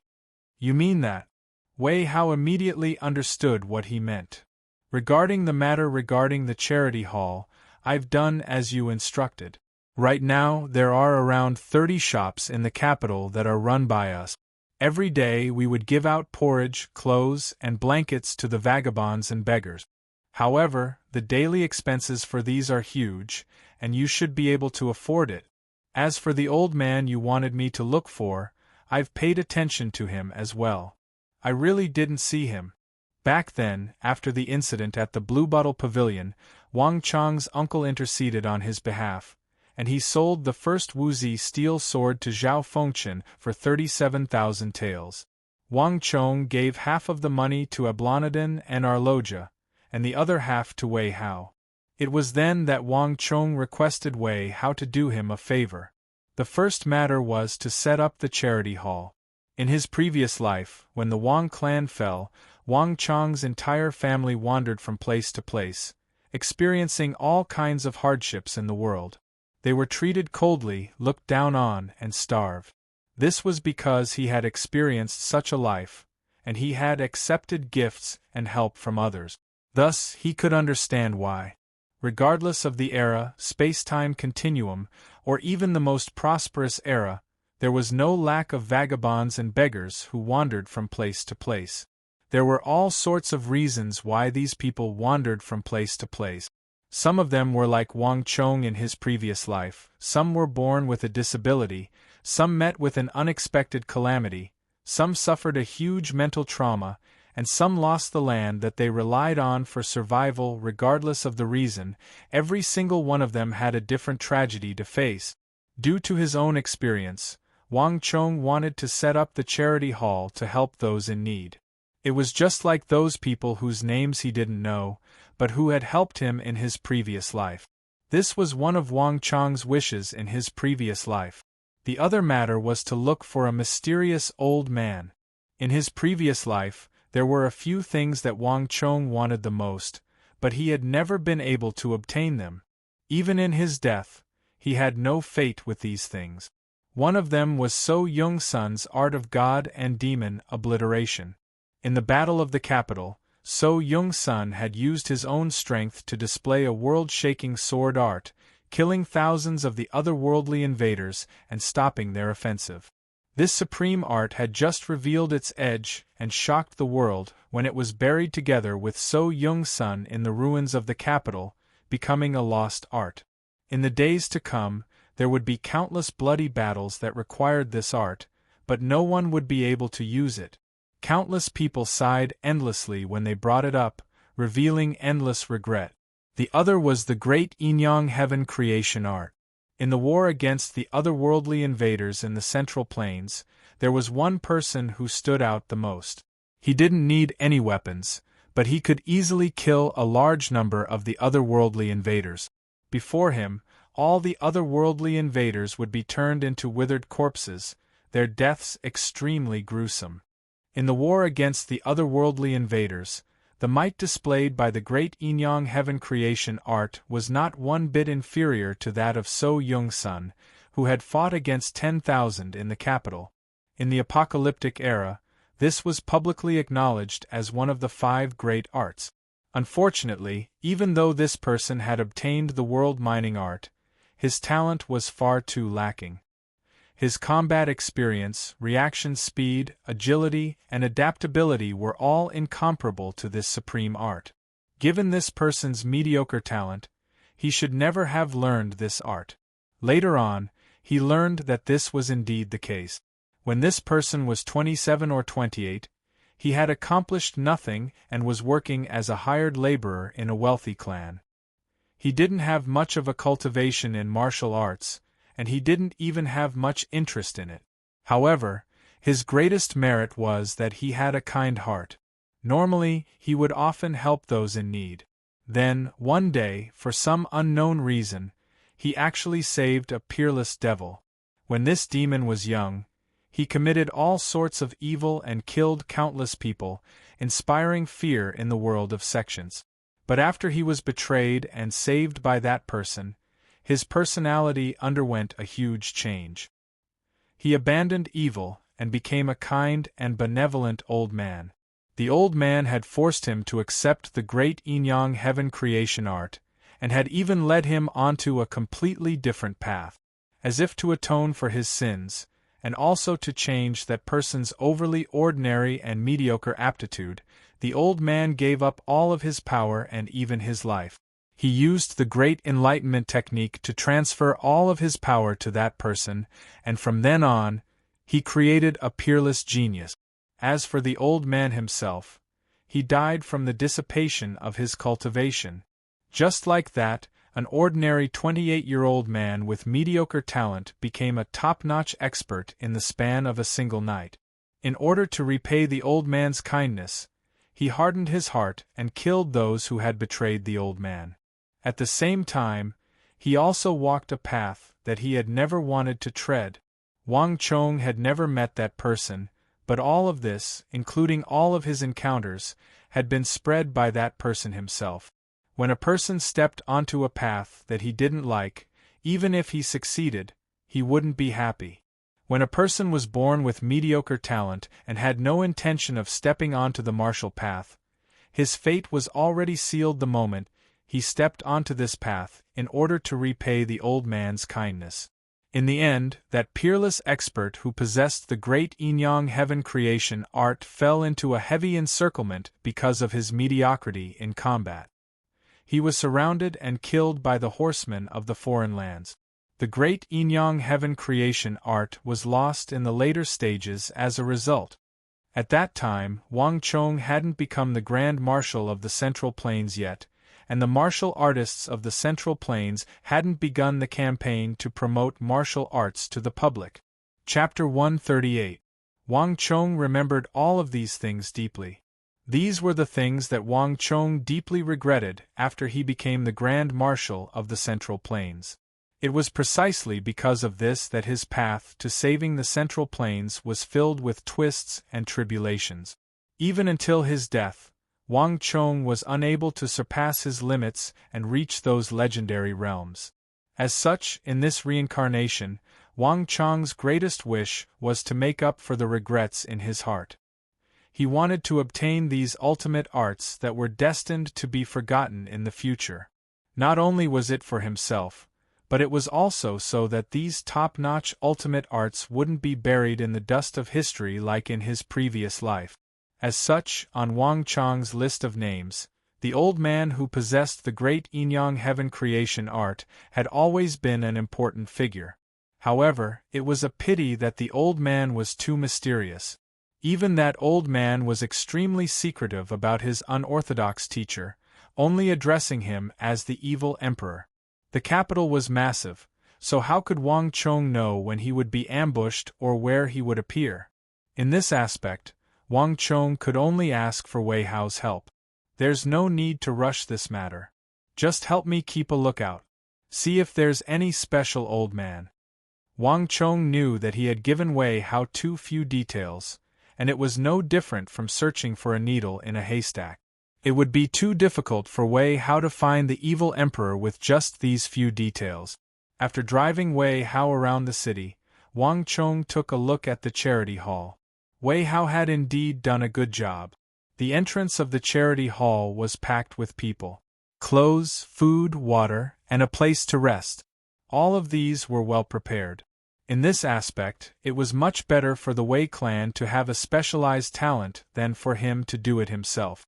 I will have Shun Hai prepare another 50,000 gold taels for you. Open more of these charity halls. Other than the capital, you can open more of them in other places as well. Also, help me keep an eye on the old man I mentioned when you have the time. Inform me as soon as you receive any news. All right. Wei Hao agreed without hesitation. After chatting with Wei Hao for a while, Wang Chong put Wei Hao down and walked toward the Ghost Tree District. Now that he thought about it, it had been more than a month since he last went to the Ghost Tree District to play chess. Big brother! Under the huge locust tree, most of the people had dispersed. However, there was another kid squatting on the ground. When he saw Wang Chong, his eyes lit up and he stood up, his face flushed with excitement. Little guy, you're still here. Wang Chong smiled and patted his head, handing over a candy man he had bought on the way. Big brother, why were you gone for so long? The old grandpa had asked several times. I thought you weren't coming, the child named Jian said. His words were unintentional, but the listener took it to heart. Wang Chong's heart skipped a beat when he heard the old man, Jian, mentioned several times. After playing chess for so long, this was the first time Wang Chong had heard of that person. There was no doubt that his performance in chess had finally attracted his attention. Don't worry, how could Big Brother not come? I'm just going on a long trip. Wang Chong smiled. Then will Big Brother go on a long trip again? I don't think so, Wang Chong said. The opening of the 3 major training camps was a major event that could affect one's career and fate for the rest of one's life. In comparison, advancing 1 or 2 levels in the spirit vein wasn't that important. In any case, he could go there again in the future. That's great. The child wasn't a scheming person. When he heard that Wang Chong wouldn't be going on a long trip again, he immediately jumped up in excitement. As he shouted, he reached his chubby hand into the chess jar and took out a black piece. Big brother, here's a piece for you. Wang Chong smiled and held the black piece in his hand, but his eyes were fixed on the chessboard. The first time Wang Chong had come here, the game on the golden chessboard had been a one-sided battle. There were only a dozen or so pieces on the chessboard, but now the chessboard was densely packed with 80 or 90 black and white pieces. With a glance, Wang Chong knew that the white pieces were at an absolute disadvantage. The white pieces aren't far from losing. Looking at the golden chessboard, Wang Chong smiled. So Jung's son might be unparalleled in martial arts and was a war god, but when it came to the art of war, he was no match for him. When it came to commanding battles, he had probably experienced more battles than Wang Chong in his previous life, not less. Moreover, before he transmigrated, he was already the publicly acknowledged war saint in a global strategy game. In terms of martial arts, he was naturally miles behind So Jung's son. But when it came to the art of war, there was probably no one in this world who could beat him. In a few more days, the white pieces will probably have to admit defeat. Wang Chong laughed in his heart. His way of playing chess was completely different from others. From the first day, his black pieces had been laying out a game. Looking at the situation, Su Zhengchen felt that he only held a slight advantage at the moment. But after a few days, his plan would be completed. So Jung's son would know that he had no hope at all. Wang Chong might have challenged him to a duel, but to play chess with him, even if it was the war god that he respected, he had chosen the wrong opponent. But, as these thoughts flashed past his mind, Wang Chong put down his piece and pressed it neatly on the golden chessboard. One more thing. After leaving the Ghost Tree district, Wang Chong thought of Liu Zhizhang. It had been more than a month, and logically speaking, he should have at least 3 elixirs. Turning his horse around, Wang Chong headed straight for the falling jade pavilion. "Io, my little ancestor, eldest young master, you're finally here. If you're any later, something big is going to happen." In the falling jade pavilion, a lamp was lit. Seeing Wang Chong appear, Liu Zhizhang slapped his thigh with a frightened expression. "Do you know that if you don't appear, the qualification that you obtained with great difficulty will be revoked?"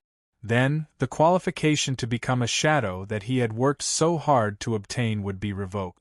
That's 200,000 gold taels. That's 200,000 gold taels. Haha, don't exaggerate it. If something really goes wrong, can you handle it? Where's the elixir? Hurry up and hand it over.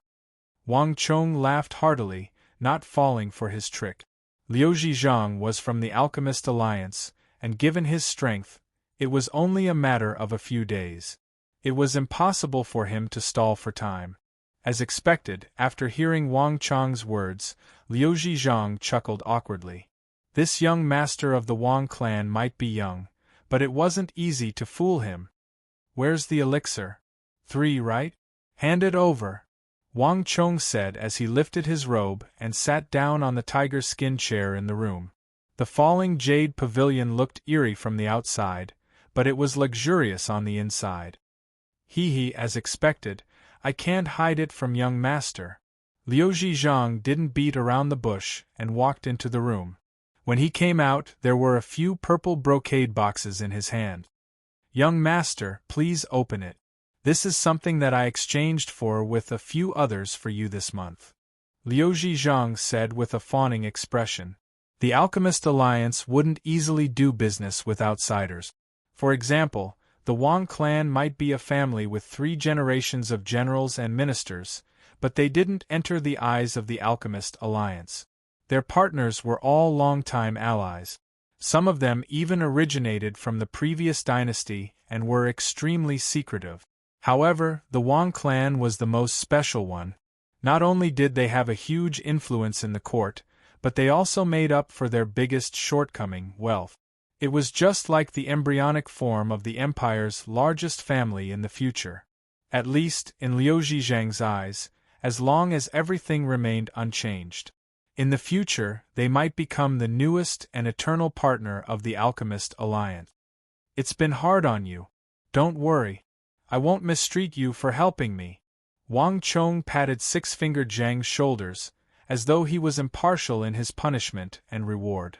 But when Wang Chong opened the first box, a familiar smell assailed his nostrils. Within the brocade box, a white pill lay at the bottom of the box. Its surface was emitting a faint aura. Tiger Bone's small rejuvenation pill. Wang Chong's eyes lit up as he called out. Among all the pills, the one he liked the most was this pill that could raise one's aptitude. This kind of pill was really too rare. It was impossible to buy it in the outside world. This was the exclusive trade of the Alchemist Alliance in the palace. This small rejuvenation pill seems a little different? Suddenly, Wang Chong's eyelids twitched. He noticed something different. This tiger bone small rejuvenation pill seemed to be different from the one he had consumed before. Young master has good eyesight. The one you consumed before was just a defective product. This was the pill that had been refined to perfection. The effect is completely different. Six-fingered Zhang chuckled, revealing Zhang Xian's secret. What? Wang Chong was taken aback. He immediately looked at the pills in the brocade box. Young master, don't be nervous. Our Alchemist Alliance doesn't sell defective product. All of these pills were of good quality. The so-called defective products are only in the eyes of us alchemists.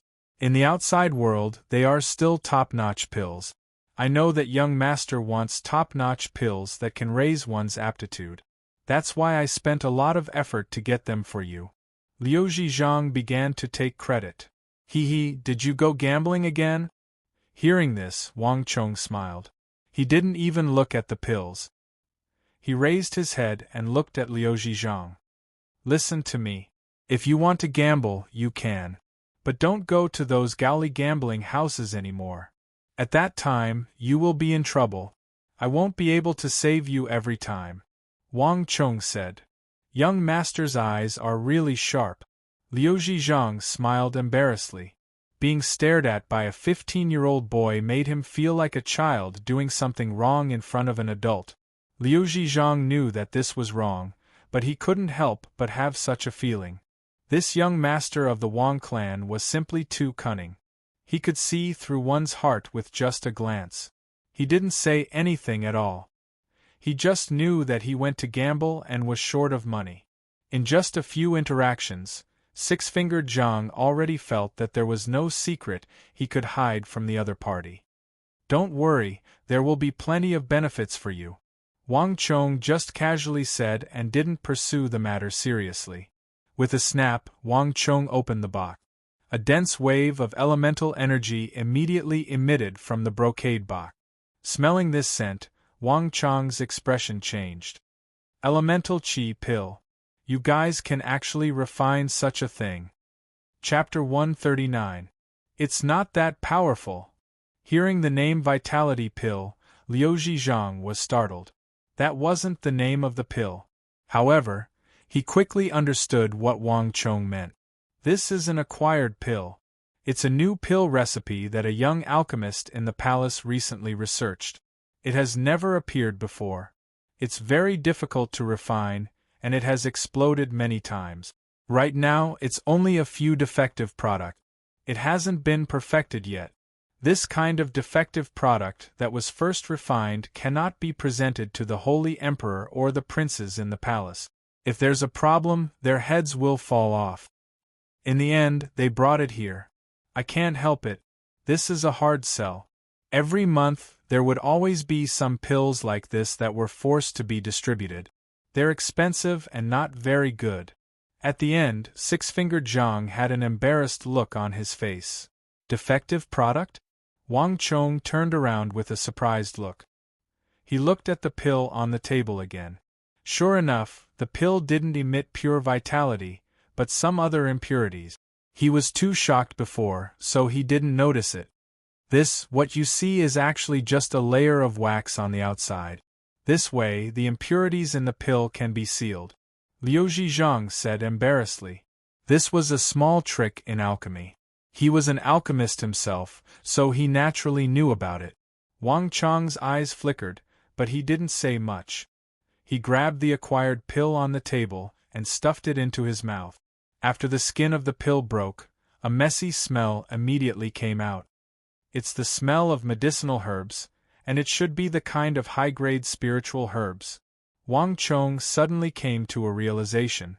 The alchemist probably wanted to extract the spiritual energy in the medicinal herbs, and then use some special method to refine something like the vitality pill.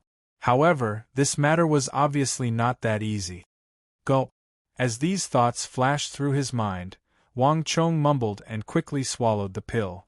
A wave of heat exploded in his body, quickly spreading to his limbs and bones. Wang Chong felt warm all over.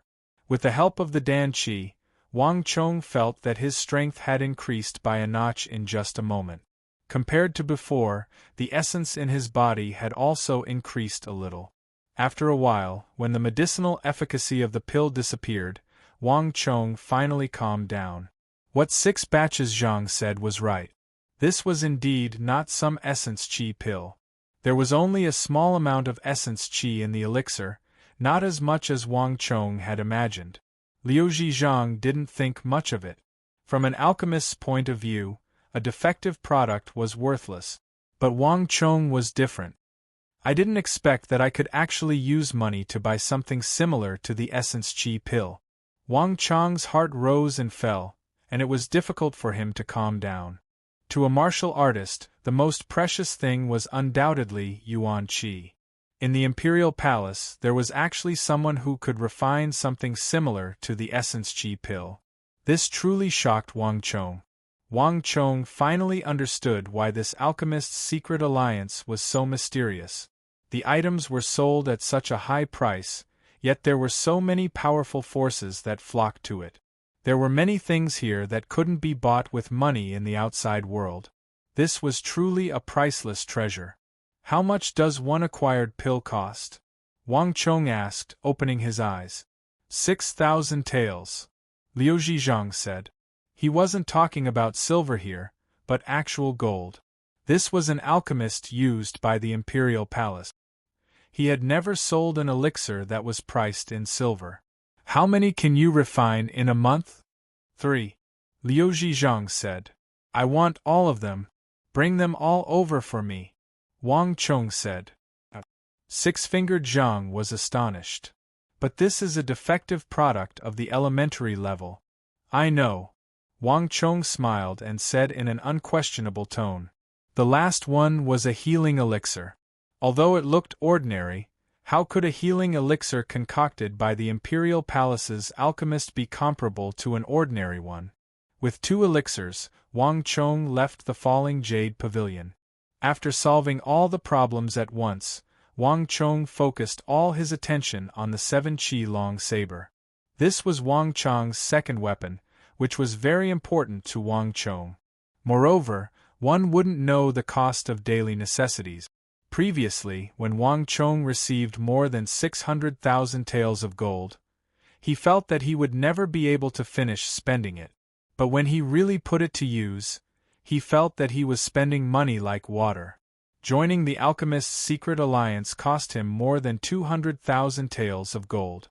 After giving Wei Hao 50 to 60 taels of gold, and adding other miscellaneous items, Wang Chong only had about 200,000 taels of gold left. At this rate, he was afraid that he would soon run out of money. If so, he would fall back to his previous penniless state. It's about time for me to bring out my new work, Wang Chong thought to himself. Driving the car, Wang Chong made sure that no one was tailing him before entering the cavern of the Wei clan's smithy once more. The surroundings of the smithy were silent. Wei Hao had already given this place to Wang Chong.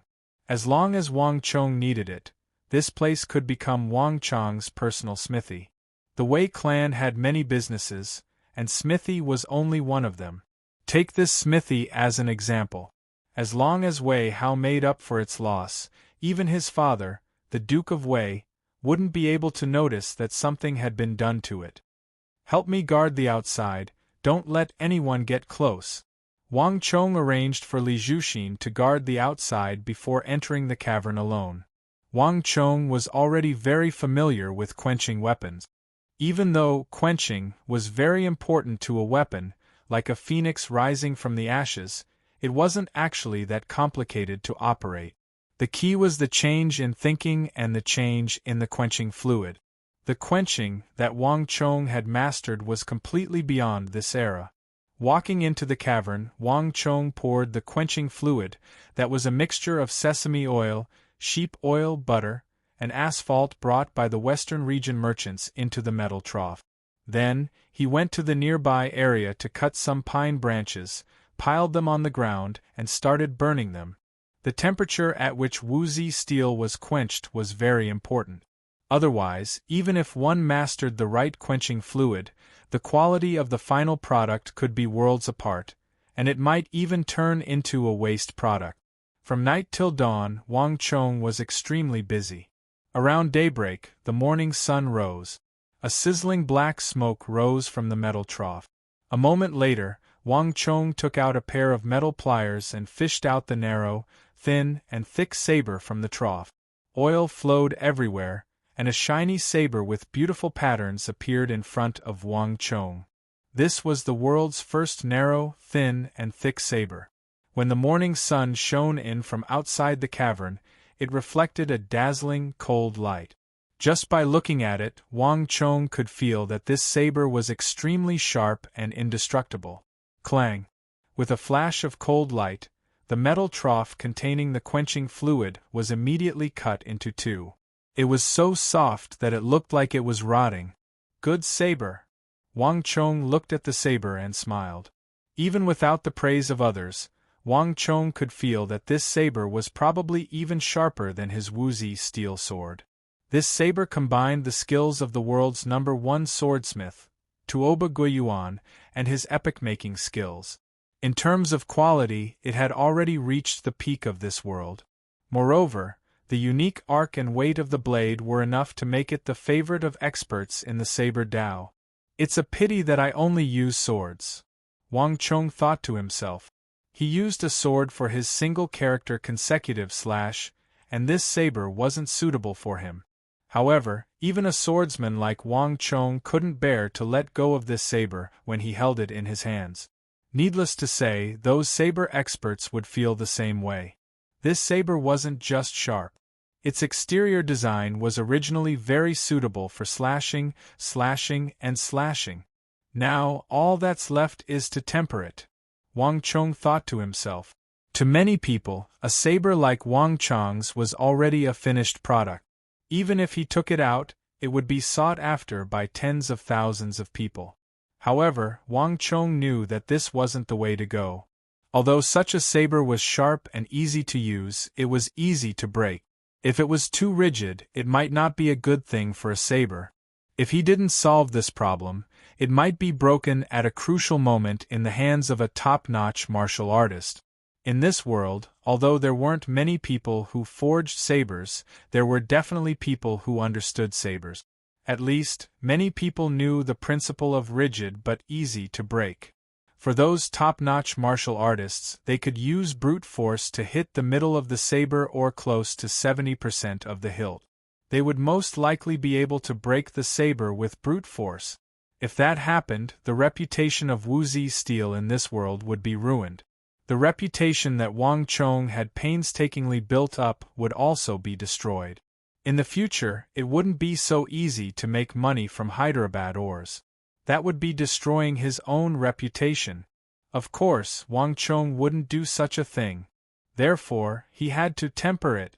Many people thought that after quenching, the saber and sword were considered complete.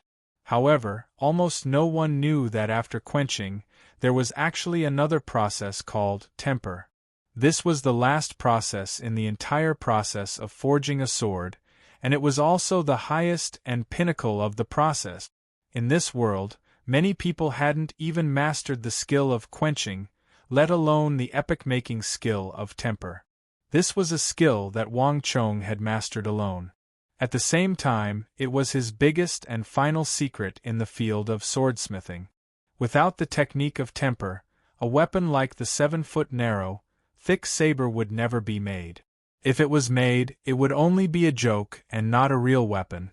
Temper could eliminate the quenching and the small internal cracks caused by the hammering of the saber and sword. It could also repair and prevent the saber from deforming. This was one of the reasons. In addition, temper could further increase the performance of the saber and sword in all aspects, including sharpness, hardness, durability, and most importantly, toughness. Toughness might not sound like much, but if one thought about it, adding toughness to an extremely hard weapon was incredible. It was like wrapping a piece of ice in a fire and not melting it. Once a 7-foot narrow, thick saber had toughness. Even if it was just a little bit, it would make a huge difference in performance. With toughness, the saber could be considered to have truly made up for its shortcomings and become a real top-notch weapon. Moreover, he wouldn't have to worry about being snapped by the fingers of those top-notch fighters in battle. With temper, he could add toughness to a weapon. This meant that in this world, Wang Chong had truly mastered a never-before-seen weapon-making technique. Chapter 140. The Nurturing of Uncle in the Cavern. Wang Chong chopped some pine branches and started a new fire. Unlike quenching, this was a small fire. There were only a few pine branches. The temperature of tempering was even lower than that of quenching, around 150 degrees Celsius. Thus, a small fire with a few pine branches sufficed. It's about time. Wang Chong placed a hand on top of the fire and felt that it was about time. Thus, he placed the quenched saber on top of the fire. A temperature of 150 degrees Celsius was extremely low, far from being able to melt woozy steel. In fact, it would be hard for the saber to even heat it until it was slightly red. Under such circumstances, and after being quenched, the toughness of the saber had reached an astonishing level. This meant that the tempering process was much more energy-consuming than quenching, and it required much more time and effort. If it was in the past, it would have been difficult for Wang Chong to complete the tempering of a finished woozy steel product.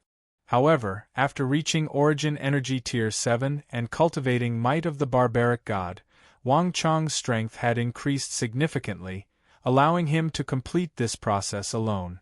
Boom!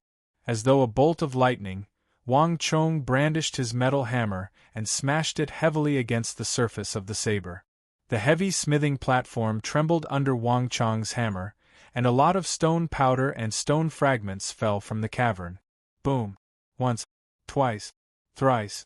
Wang Chong exerted his full strength, and the metal hammer in his hand fell time and time again. He exerted his full strength every single time. Regarding the first woozy steel saber that he was about to forge, Wang Chong was filled with anticipation. The sound of Wang Chong's hammer echoed throughout the cavern. The tempering process required much more time than quenching. The tough nature of the woozy steel meant that Wang Chong needed to spend more time on this weapon. For the whole day, from sunrise to sunset, until all the pine branches that Wang Chong had cut down were burned, Wang Chong finally completed the tempering process. Sweating profusely, Wang Chong stood at the edge of the iron platform. His clothes were soaked, and the ground within 3 zhang of his feet was wet. Wang Chong had spent a lot of time and energy to forge this narrow, thin, and thick saber. However, Wang Chong's heart was filled with gratification and satisfaction as he looked at the new narrow, thin, and thick blade in his hand. After spending a day and a night, it's all worth it. Wang Chong gripped the hilt and raised the narrow, thin, and thick saber in his hand. This saber was gorgeous and beautiful, and its surface was filled with magical patterns that flowed like clouds and flowing water. At the same time, behind the gorgeous and beautiful appearance, there was an extreme coldness and bloodthirst. This was a weapon that was born to kill. However, in Wang Chong's hands, it was brought to perfection, reaching the level of art. Shwa! Wang Chong held the saber in his wrist and shook it lightly. The air in the cavern immediately rippled like ripples, as though the air itself had been sliced into countless pieces. Amidst the embers of the pine branches, one could see that the sharpness of the narrow, thin, and thick saber was even more terrifying than before. What a good saber! Such a good saber should have its own name. Have you thought of what to call it? A series of footsteps sounded from behind. Li Zhuxin's robes fluttered as he walked into the cavern. Looking at the narrow, thin, and thick saber in Wang Chong's hands, his usually calm eyes couldn't help but waver. I've thought of it. Let's call it Death's Abyss, Wang Chong said with a smile. He seemed to have long known of Li Zhuxin's appearance. Death's Abyss? What a good name! If I knew that you had such a weapon, I might have changed my employment condition to this saber. Li Zhuxin stared at the death's abyss in Wang Chong's hands as he spoke. Even though he wasn't a saber user, he couldn't help but feel a sense of fondness for it, and he wanted to claim it for himself. To those true saber users, it was easy to imagine how attractive this saber was. Hee, even if you want it, I won't agree to it. Wang Chong chuckled. 2 June of Hyderabad ores were used to forge this death's abyss. Just its normal price alone would fetch at least 80,000 gold taels. Furthermore, this weapon was much more formidable than any weapon Wang Chong had forged before. On top of that, it even harnessed the tempering technique that Wang Chong had mastered. In terms of value, Wang Chong estimated it to be worth at least 100,000 gold taels. This price was much higher than the price he had to pay to hire Li Zhuxin. This was truly a priceless treasure. It represented the highest level of saber arts in this world. Leaving the cavern with Li Zhuxin, Wang Chong headed straight for the capital and handed the newly forged Death's Abyss to Uncle Li Lin. Upon seeing the newly forged Death's Abyss, Li Lin was overjoyed. Wang Chong had disappeared for more than a month, and in this period of time, Li Lin felt as if a year had passed. The Imperial Army commanders who came to demand for the Wuzi steel weapon had trampled through Li Lin's doorstep. Yet, most of them were Li Lin's superiors, and there were some whom even Zhao Fengchen couldn't afford to offend. The pressure that Li Lin was under was unimaginable. Chonger, if you had come any later, you would have been collecting my corpse, Li Lin said with a look of relief. Uncle, aren't you being too exaggerated? Wang Chong chuckled. I'm not exaggerating. Don't worry, Chonger, leave this matter to me. Without any hesitation, Li Lin was about to enter the royal palace with the Death's Abyss. Wait a moment. Wang Chong hurriedly stopped Uncle Li Lin. Death's Abyss might be important, but this wasn't the only reason why Wang Chong came here this time. There are a few things that I'll have to trouble Uncle to help me with. As Wang Chong spoke, he explained the matter regarding the assassin pavilion to Li Lin. Humph, to think that there would be such a thing. After hearing the entire matter, Li Lin harumphed coldly. A rare sliver of killing intent surfaced on his face. It's one thing for them to deal with others, but to think that they would try to kill you as well, we can't let them live. Don't worry, I'll inform Lord Zhao of this matter, and have him help us deal with it. You don't know. You're the apple of everyone's eye in the Imperial Army. If anything were to happen to you, even without me and Lord Zhao making a move, the commanders of the Imperial Army would tear them to shreds. Li Lin wasn't spouting nonsense. At this moment, Wang Chong had already formed a huge chain of relationship. Based on what Wang Chong said, Li Lin had received money from many people in the Imperial Army. Yet, these people were still willing to send their money over. Furthermore, after the battle between Zhao Fengchen and Huang Xiaotian, the Wuzi steel sword forged by Wang Chong had gained the recognition of the entire Imperial Army, becoming the #1 blade of the Imperial Army. In the eyes of the Imperial Army, in the entire capital, or even the entire Central Plains, only the weapons forged by Wang Chong were worthy of the identity of an Imperial Army member. At this moment, as long as one was capable, every single Imperial Army member would look forward to receiving a Wuzi steel sword. Li Lin couldn't even collect enough money every month. If something were to happen to such a master swordsmith, it was easy to imagine how the Imperial Army would react. Don't worry, I know that at least 3 commanders of the Imperial Army would be willing to make a move on this malignant tumor. What profound martial realm expert! What assassin pavilion! In the capital, going against you is equivalent to going against the entire Imperial Army. I'll get rid of every single one of these malignant tumors. Wang Chong's uncle, Li Lin, looked at Wang Chong with disdain, and a domineering aura flowed out from him. Even Wang Chong couldn't help but stare at him in astonishment. He had known his uncle for a long time, but he had never seen such domineering aura from him. The appearance is born from the heart, and the heart changes from the state. After being transferred out of the North Gate and promoted, my uncle's state of mind has changed as well. He has already nurtured his own domineering aura. Wang Chong thought. Wang Chong was delighted by this change. In his previous life, his uncle had always been a little fearful due to his relationship with the old master. However, things were different now. Men were ambitious, this was their nature. In Wang Chong's view, this was his uncle's true self. Perhaps it's time for that matter to be brought forward, Wang Chong thought. In Wang Chong's heart, every single one of his family members was his left and right arms, and they were an important force that could change his fate. This time, Wang Chong was only here to hand over the death's abyss and have his uncle deal with the assassin pavilion. However, the domineering aura from his uncle had stirred Wang Chong's heart. The reason why Wang Chong helped his uncle wasn't because he wanted him to spend the rest of his life on the walls of the royal palace, or to serve as Zhao Fengchen's lackey.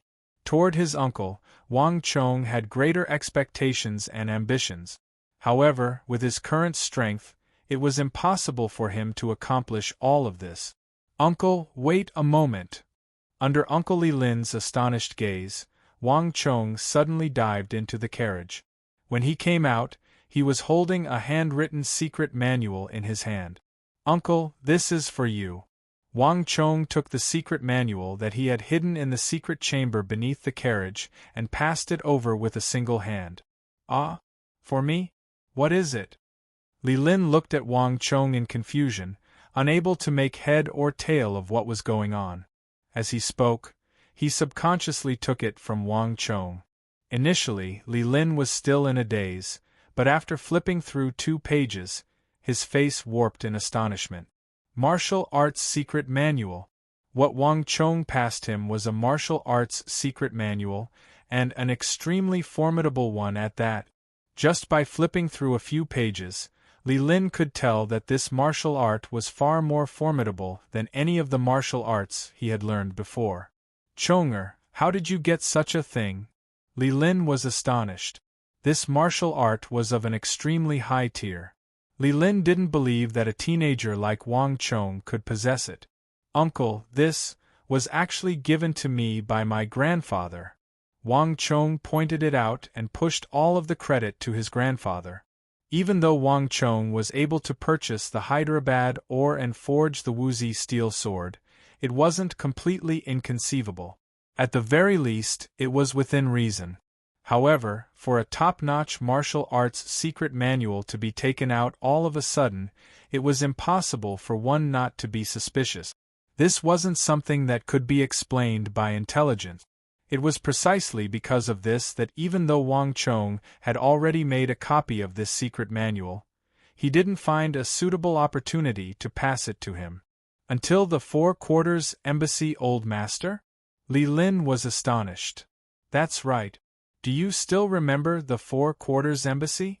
It was after my birthday that my grandfather asked my grandmother to pass it to me. Grandfather probably felt embarrassed, so he asked me to pass it to you. Feigning ignorance, Wang Chong said insincerely. Grandfather had been suppressing uncle to the position of the North Gate's underling. Even though it was for his own good, uncle was a man.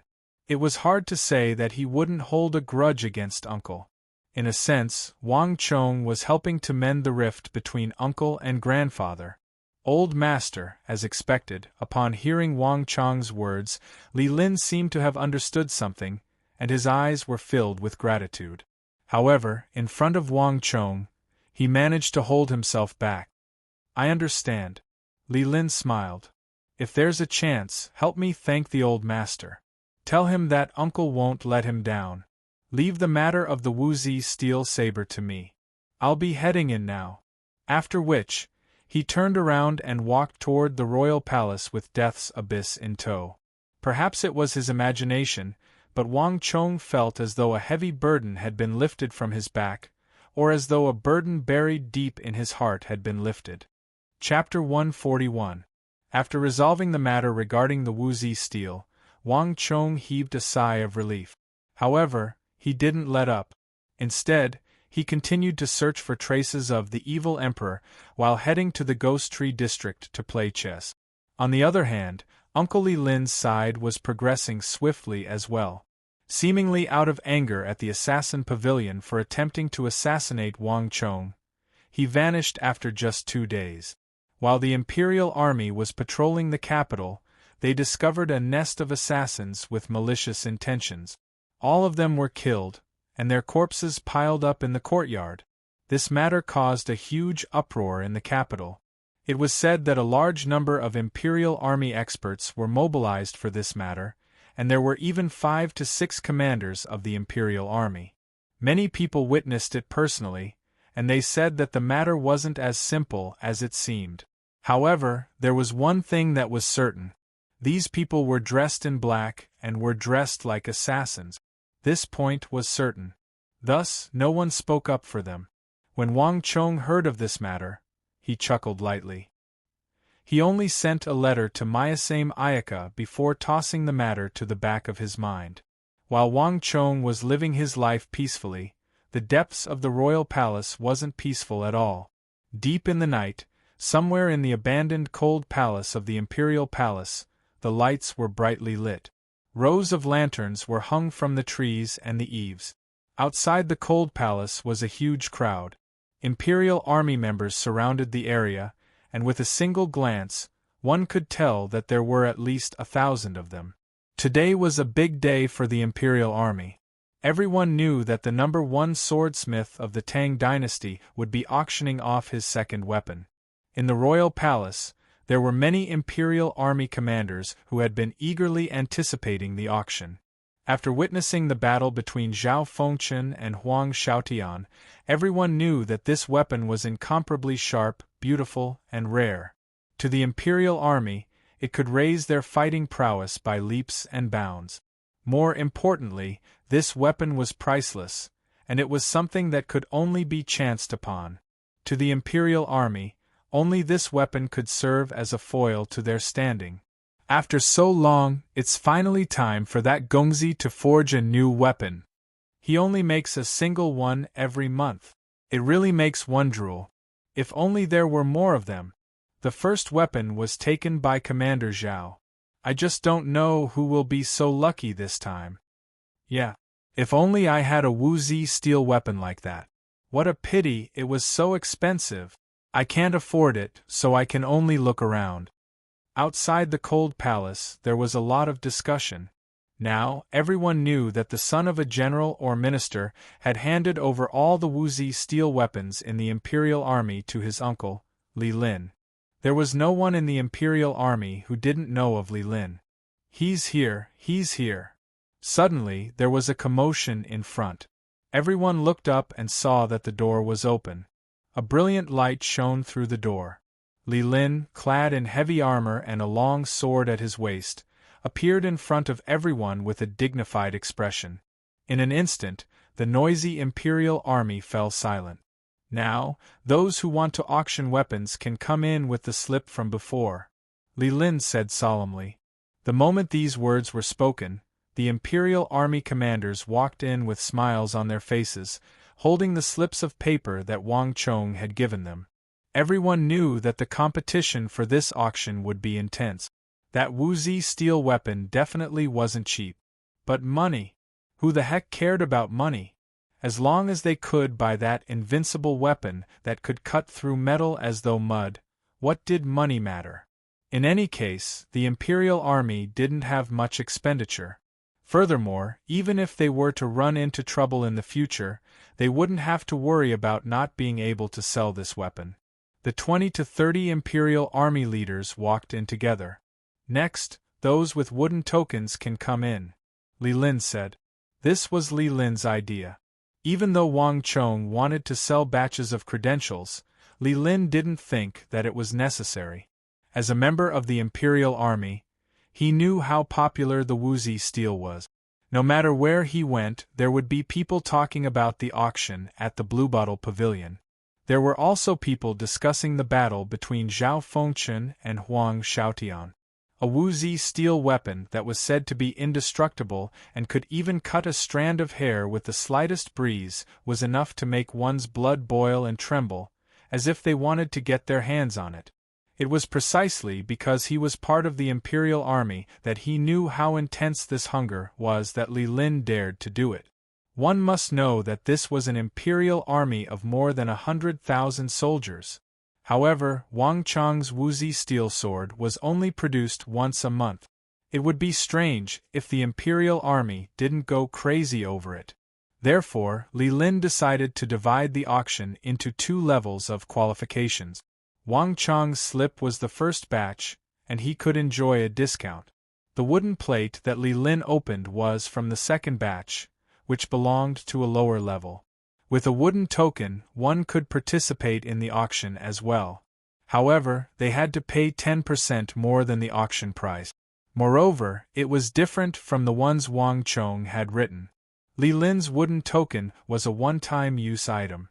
Each wooden token cost 200 taels of gold, and it would become useless after a single match. If they wanted to participate next time, they would have to buy it again. Don't think it's too expensive. In Li Lin's view, it was still too cheap. There were more than 100,000 soldiers in the Imperial Army. Even if one didn't buy it, someone else would. There was no need to worry about not being able to sell it. Furthermore, those who were able to come here and spend tens of thousands of gold taels on Wuzi steel swords would definitely not be short of 200 taels of gold. In Li Lin's view, this was the correct way to auction the Wuzi steel swords. Through this method, he could distinguish who the real buyers of the Wuzi steel swords were. As for Wang Chang's slips, what a waste! However, what was done could not be undone. Li Lin couldn't say anything more. In an instant, 70 to 80 Imperial Army leaders rushed in. Just these people alone had earned more than 15,000 taels of gold. To be able to earn more than 10,000 taels of gold from an auction of swords and sabers, only a fool wouldn't do such a good thing. Next, those with metal slips can come in, Li Lin said. This was the lowest level. In the Imperial Army, there were many who were curious about the Wuzi steel swords and had a strong desire for them. To Li Lin, since that was the case, why not make use of them as well? The more people that saw it, the better its reputation would be, and the faster it would spread. At the same time, more hidden buyers would appear in the Imperial Army. Thus, Li Lin signed the 3rd-level metal slip. These metal slips were priced at 10 gold taels each, and it wasn't expensive. Those with metal slips were allowed to spectate by the side. However, they could only spectate by the side. They couldn't buy anything, and there weren't any seats. Don't complain about the poor service and lack of seat. One must know that there were more than 100,000 Imperial Army members waiting outside. In an instant, hundreds of Imperial Army members rushed forward. This was another few thousand gold taels of gold. Just this auction alone would earn Li Lin at least 20,000 gold taels. After doing all of this, Li Lin returned to the inner chamber. The cold palace of the royal palace was massive, and the small residences outside couldn't compare to it. The main hall was brightly lit, and at the very top of the hall sat 3 commanders. At the very center was Commander Zhao Fengchen. Time flew, and it had been more than a month since Zhao Fengchen took the position of commander. Compared to before, Zhao Fengchen's aura had clearly grown stronger and more authoritative. Li Lin entered the room and bowed slightly to Zhao Fengchen. Then, he walked up to a large rectangular wooden platform at the center of the hall. "Lord Li, where's the Wuzi steel sword? Hurry up and take it out. Don't keep us in suspense." "That's right, everyone is waiting. Lord Li, it's been more than a month. Our brothers have been waiting anxiously for it. Don't tease us anymore." Everyone jeered impatiently. They couldn't wait any longer. "Lord Li, you can't be joking with us, right?" Some of the Imperial Army commanders even expressed their displeasure. "So anxious? Can't you wait even a moment?" Li Lin chuckled. This was the effect he wanted.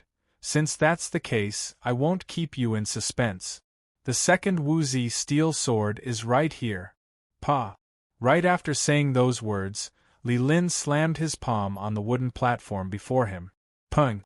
The wooden platform was smashed into pieces, and underneath the chest was a pitch-black weapon that was 7 feet long. The weapon was placed on a similarly long, hollow, pitch-black metal table. In an instant, the entire hall fell silent. Everyone thought that Li Lin was the one hosting the auction, but who could have thought that there would be a hidden mechanism hidden within the wooden platform? Lord Li, what's this? An Imperial Army commander stood up from his seat and pointed to the bizarre weapon on the hollow metal table. Many people thought that Wang Chang's work would be a sword, just like the previous one. But from the looks of it, that wasn't the case at all. The weapon was around 2 fingers wide, but it was 7 chi long. Furthermore, it had a certain curve to it, making it look extremely beautiful. It was sheathed in a black wooden sheath, and it looked completely different from any weapon that they had seen before. Ha ha, good question. This is the first saber that my nephew, Wang Chong, has forged. Just this point alone makes this saber extremely valuable as a collector's item. Furthermore, I believe that all of you can tell that this saber is extremely long. That's right, the craftsmanship of this saber is completely different from before. The materials used to forge this saber are twice that of swords. On top of that, this saber is just as sharp, perhaps even sharper. According to my nephew, this saber is made for killing, so he named it Death's Abyss. Around this saber, no one can escape death. Li Lin spoke with confidence and composure. Even before so many Imperial Army commanders, he didn't lose his composure at all. Death's Abyss. Everyone turned to look at him. Just the name itself was enough to tell that this saber was a famous one, and it was worth collecting. More importantly, this was the first saber creation of the number 1 swordsmith in the world. Just this alone would be able to fetch a high price in the future. It's indeed worth it. This is the first saber creation. Such an item is priceless. In the hall, the Imperial Army commanders were trembling in agitation. They didn't lack money, but they had money that they couldn't spend. Not only could this weapon display their identity and raise their fighting prowess, it was also a collector's item. Wasn't this the best weapon? Li Lin, how much is this weapon? That's a good question. Li Lin's eyes lit up as he announced the starting bid. The starting bid for this Death's Abyss is 80,000 gold taels. There's only one, and it goes to the highest bidder. The auction begins now. Boom. Chapter 142. 85,000. 88,000. 90,000. 110,000. 110,000. In just a short period of time, the price of the saber had exceeded 100,000. Even Li Lin was secretly shocked. 80,000 gold taels was twice as expensive as before. Li Lin thought that such a high price would make many people hesitate. But from the looks of it, the past month had fully aroused the hunger in everyone's hearts. Adding the words one of a kind to the price, it further ignited everyone's enthusiasm for the auction. 115,000. 118,000. 120,000. The bidding price was still increasing, and the Imperial Army members watching from the outside felt their blood boiling. This was a true treasured saber, one that was truly priceless. When treasured sabers in the outside world were worth less than 600 gold taels, only the Imperial Army members would be able to see treasured weapons worth 10,000 gold taels. Even though the price of the saber was expensive, many people had been preparing for this auction since a month and a half ago, even after the battle between Commander Zhao and Commander Huang. This is too exciting. That's 120,000 gold taels. It's several times more expensive than before. Why don't you take a look at how heavy this saber is?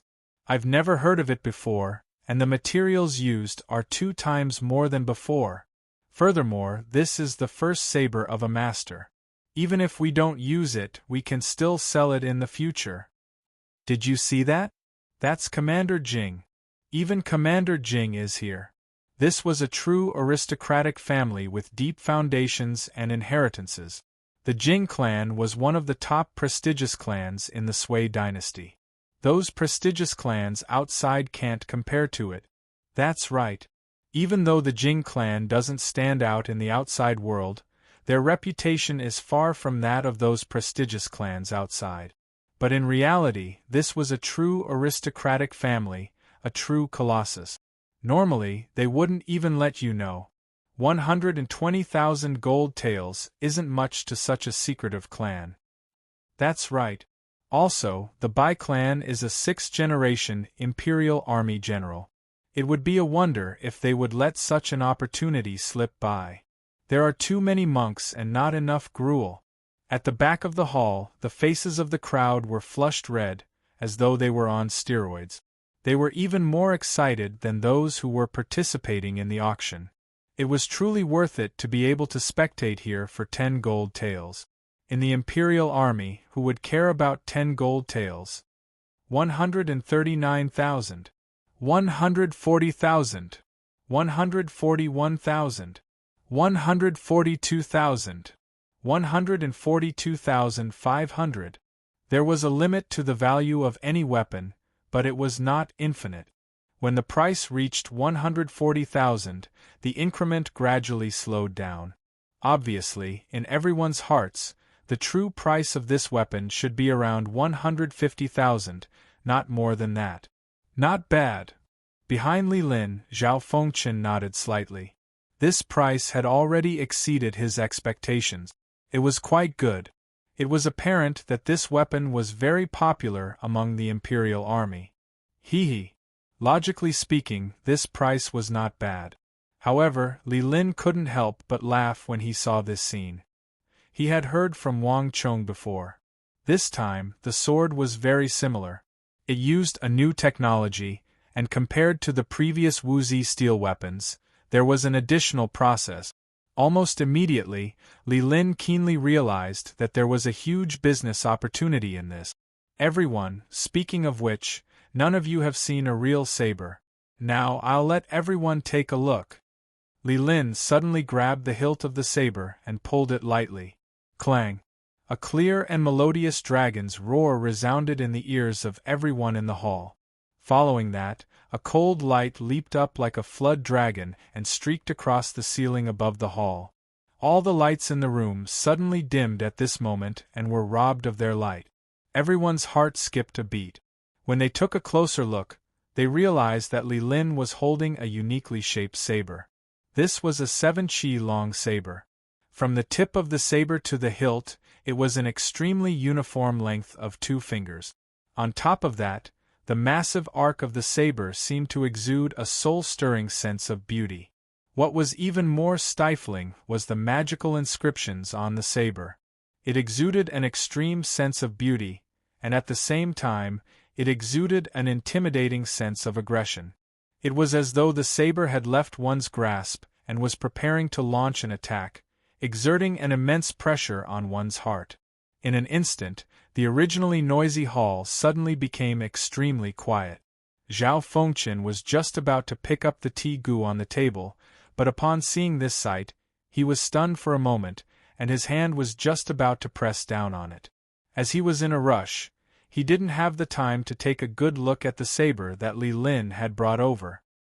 He thought that since they were both made of Wuzi steel, there shouldn't be much of a difference between them.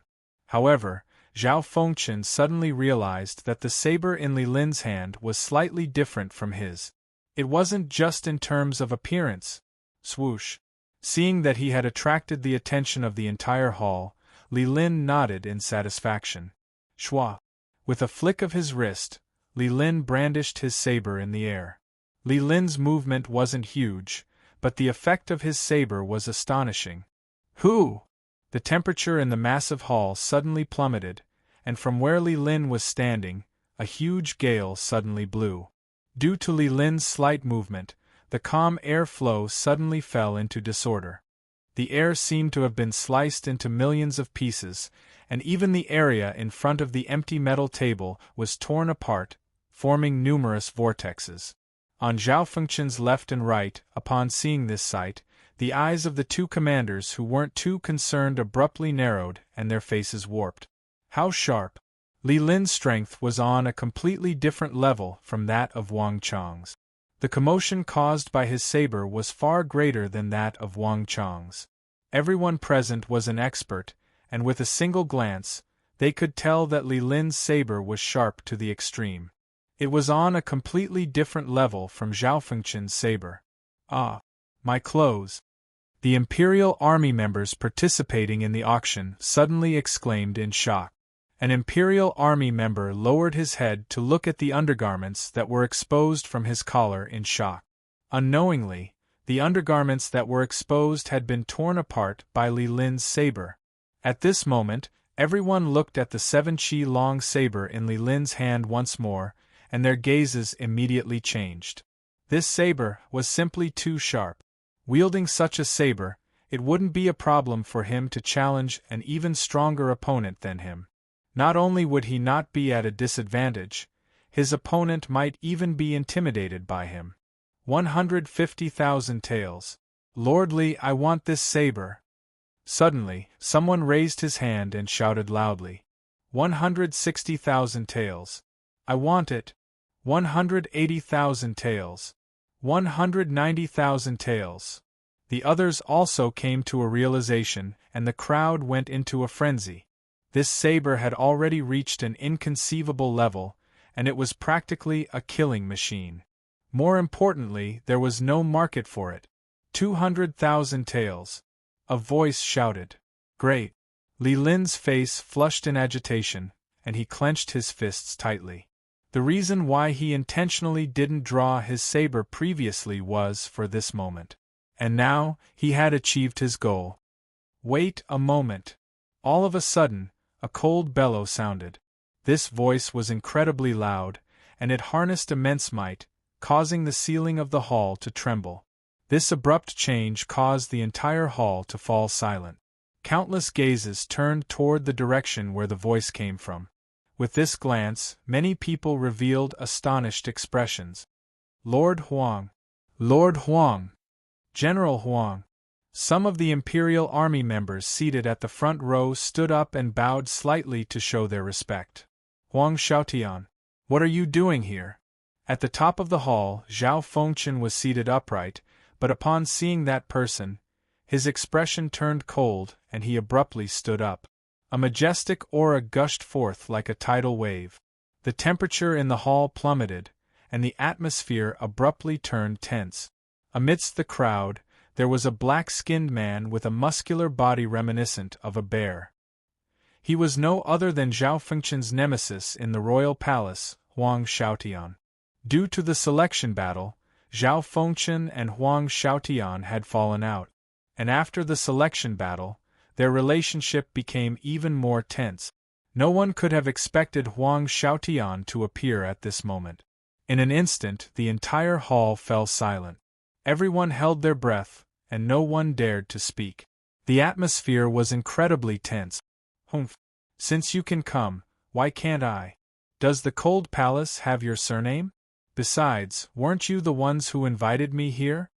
Huang Xiaotian's eyes were as sharp as copper bells, and his black beard gave him a boorish appearance. His voice was extremely loud, and it felt as though he was being unreasonable. Huang. Before Huang Xiaotian could finish his words, he flicked his wrist, and a metal slip appeared on his fingertip. Upon seeing this metal slip, Zhao Fengchen's complexion immediately turned awful. He abruptly turned his head to look at Li Lin. It wasn't me, I don't know either. This sight was too abrupt, and Li Lin's complexion wasn't much better than Zhao Fengchen's. Zhao Fengchen and Huang Xiaotian were like fire and water, and in Zhao Fengchen's heart, Huang Xiaotian was a taboo. Wasn't this fellow trying to ruin Zhao Fengchen's reputation by appearing here? However, Li Lin knew that the metal slip in Huang Xiaotian's hand wasn't from him. He was on the same boat as Zhao Fengchen, and ruining Zhao Fengchen's reputation was equivalent to ruining his own. How could he possibly do that? SSS. Seeing Li Lin shake his head, Zhao Fengchen took in a deep breath, and his complexion improved. Without a doubt, Huang Xiaotian's supporters in the Imperial Army weren't any lesser than his. There was a high chance that Huang Xiaotian's Imperial Army subordinates bought Li Lin's metal slip and gave it to Huang Xiaotian. Huang Xiaotian, what are you trying to do? This isn't your encampment. General Huang, don't mess around. Look at this place. Even though the auction is organized by Lord Zhao and Li Lin, the ones who are buying the sword are our brothers. But the ones who want to buy the sword are our brothers. If you dare to cause trouble, then it's the same as going against all our brothers. The two right Imperial Army commanders by Zhao Fengchen's side stood up. Even though Zhao Fengchen had won the martial selection, the faction behind Huang Xiaotian wasn't weak either. After his defeat, he actually managed to get him the position of vice-marshal. Thus, no one dared to go overboard. It's for the good of our brothers that I came here, because I can't stand you fellows swindling our brothers' money. Huang Xiaotian's face was cold, and as he spoke, he strode in from the periphery. You're Li Lin, right? Walking up to Li Lin, Huang Xiaotian narrowed his eyes and narrowed his eyes. His teeth were cold, and he didn't hide his threat at all. Following Zhao Fengchen sure is insightful. I hope that you'll have a bright future in the Imperial Army. Huang Xiaotian, how dare you? Zhao Fengchen slammed the table furiously. On the other side, Li Lin's complexion turned awful under Huang Xiaotian's threat. His standing in the Imperial Army was no longer the same as before, and due to Wang Chang's Wuzi steel sword, he had managed to gain the limelight in the Imperial Army. However, compared to figures of Huang Xiaotian and Zhao Fengchen's level, he was clearly lacking. Regardless of whether it was Huang Xiaotian or Zhao Fengchen, both of them had a huge backing behind them. Li Lin had tried to look into the matter, but in the end, he accidentally reached the depths of the royal palace. A chill ran down his spine, and he didn't dare to investigate any further. This kind of factional struggle was no small matter. Chapter 143. Lord Huang, this isn't the Mirage Dragon. There are so many brothers here. Lord Huang, please conduct yourself with dignity. At this moment, Li Lin suddenly spoke up. The moment he opened his mouth, everyone was shocked. Even Zhao Fengchen was taken aback. Li Lin, how dare you speak to me in such a manner? Huang Xiaotian's face was cold as he glared at Li Lin. He didn't expect a lowly guard like Li Lin to talk back to him before so many people. Lord Huang, I'll say it once more. This isn't the Mirage Dragon. If Vice Commander Huang wishes to cause trouble, please leave this place. Li Lin spoke once more. This time, his gaze met Huang Xiaotian's fearless gaze. In the hall, two commanders who were on good terms with Zhao Fengchen stood up, wanting to dissuade Li Lin. It wasn't a good thing to make an enemy out of Huang Xiaotian. However, Zhao Fengchen quickly waved his hands to stop them. Looking at Li Lin, Zhao Fengchen was astonished, and many thoughts flashed through his mind. He had a deep understanding of Li Lin. There was a huge problem with Li Lin's personality. He was overly cowardly, and the fact that he had been a minor guard of the North Gate for more than a decade was more than enough to illustrate this problem. Thus, Zhao Fengchen didn't have much hope for Li Lin. All he wanted was for him to be promoted to a minor guard. Yet, Li Lin actually dared to talk back to Huang Xiaotian before so many people. This left him astonished. In that instant, Zhao Fengchen could vaguely sense a change in Li Lin. It seems like he's really different. Zhao Fengchen's eyes flickered. He suddenly had a different opinion of Li Lin. How dare a minor guard like you speak to me in such a manner? Huang Xiaotian's gaze was incredibly cold. If looks could kill, Li Lin would have died many times over.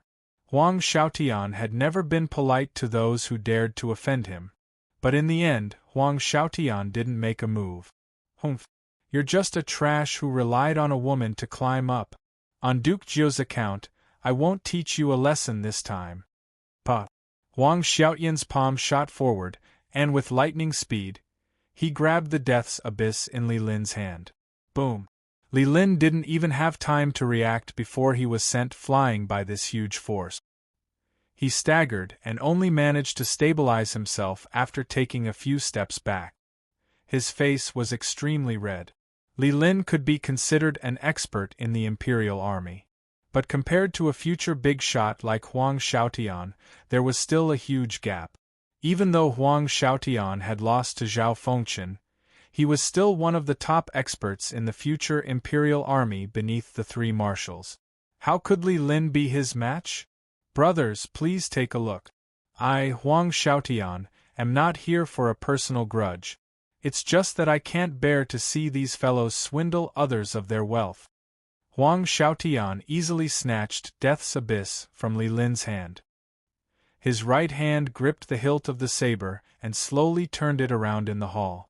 A series of cold gleams swept through the void, causing everyone's eyes to be dazzled.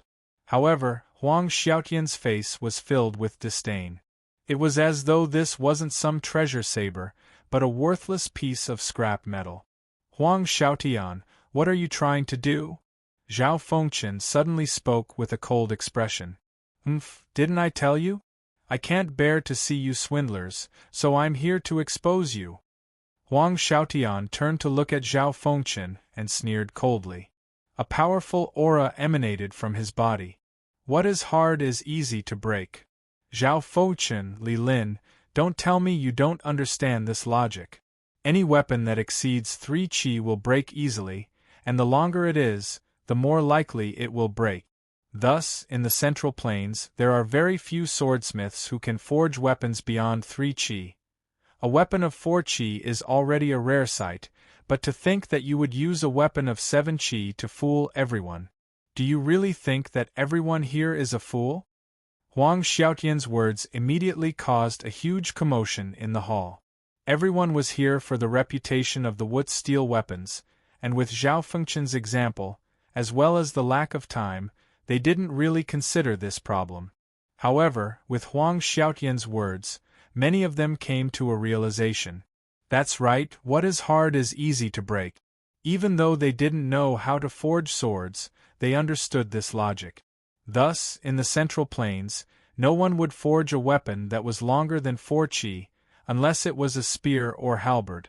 However, this type of weapon was meant to be hunted on the battlefield, so it wasn't rare at all. In the military warehouse of the Tang dynasty there were plenty of such weapons. Even if they were to break, they could just replace them with a new one. Furthermore, the cost was extremely low. However, a sword was different. No one would want to buy a sword that would break easily. Lord Huang's words aren't without reason. Indeed, this saber is a little too long. The Imperial Army commanders whispered to one another, and they nodded their heads. Initially, they were dissatisfied with Huang Xiaotian. They thought that he was here to wreak havoc and exact vengeance after losing to Zhao Fengchen. However, his words weren't completely unreasonable. Raising Death's Abyss high up, Huang Xiaotian's beard trembled. Upon seeing this sight, he sneered coldly in his heart, as though he had already predicted everything. Behind him, Zhao Fengchen and Li Lin's expressions changed slightly. Zhao Fengchen had bought the Wuzi steel sword from Wang Chong, defeated Huang Xiaotian, and became the marshal. Thus, he subconsciously chose to trust Li Lin and Wang Chong. On the other hand, Li Lin was his nephew, so there was no need for him to doubt him. Thus, the two of them didn't consider whether it was reasonable for a 7 qi long saber to be so long. Now that Huang Xiaotian had brought it up, the two of them realized that something was amiss. The principle that something that was hard would break easily was the most basic of all. Huang Xiaotian wasn't trying to make things difficult for them for no reason. Li Lin, Zhao Fengchen wanted to ask Li Lin about it, but the moment he thought of it, he stopped himself. It was already too late to ask anything before so many people. Furthermore, if there was really a problem, their reputation would be tarnished by Huang Xiaotian's actions before so many people. To dare to scam so many brothers, there would probably be no place for them in the Imperial Army in the future. It was precisely because of this that their faces turned incomparably grim. But at this moment there was no turning back. Chong'er, you mustn't let anything happen to me, Li Lin thought anxiously. He didn't have the time to think about how Huang Xiaotian would snatch the Death's Abyss. Standing in the hall, He could sense that the gazes everyone was looking at him from all directions weren't right. But for his nephew, Li Lin couldn't say anything even if he was scammed. Brothers, the sharper the weapon isn't necessarily the better. This weapon might look grand, but it's actually nothing more than a pile of scrap metal. Today, I'll show you what this Death's Abyss is and see if it's worth your money. As Huang Xiaotian spoke, he raised the 7 Qi Death's Abyss in one hand and stretched out the index finger of his other hand. With a slight bend, he flicked his finger toward the 70% of the Death's Abyss. Hong long long. The sound of wind and thunder exploded in the air. Huang Xiaotian's fingertip instantly exploded with a dazzling golden energy that was like a comet. Although the energy was formed from Yuan Qi, it was as hard as diamond and gave off a feeling that it was indestructible. Diamond Gale Lightning Finger. This was one of Huang Xiaotian's ultimate techniques. It allowed one to concentrate all of one's strength into a single finger, making it as tough as Vajra. In close-range combat, Huang Xiaotian could even fight barehanded against an opponent wielding a divine weapon with only one hand behind his back. In Huang Xiaotian's previous battles, he had broken the record of more than 100 treasured swords and sabers. The most famous instance of Huang Xiaotian's Diamond Gale Lightning Finger was when Huang Xiaotian was out on a mission. When he passed by a mountain, he saw a dozen zhang tall basalt cliff. The entire cliff was a single piece of basalt rock embedded into the mountain. Huang Xiaotian's companions joked with him, asking if his Diamond Gale Lightning Finger could leave a mark on the basalt rock. In the end, Huang Xiaotian only chuckled. He walked up to the cliff, and with a flick of his finger, he shattered the entire basalt rock. Eventually, like a spiderweb, it shattered into countless fragments and fell down. This incident was extremely famous in the Imperial Army. Even decades later, Huang Xiaotian's name would still be mentioned by others, and it became a beautiful story.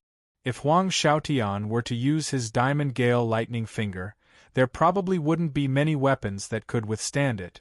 At the very least, a 7 Qi long saber wouldn't be able to withstand it. Wait a moment! Zhao Fengchen shouted. He wanted to stop Huang Xiaotian, but it was already too late.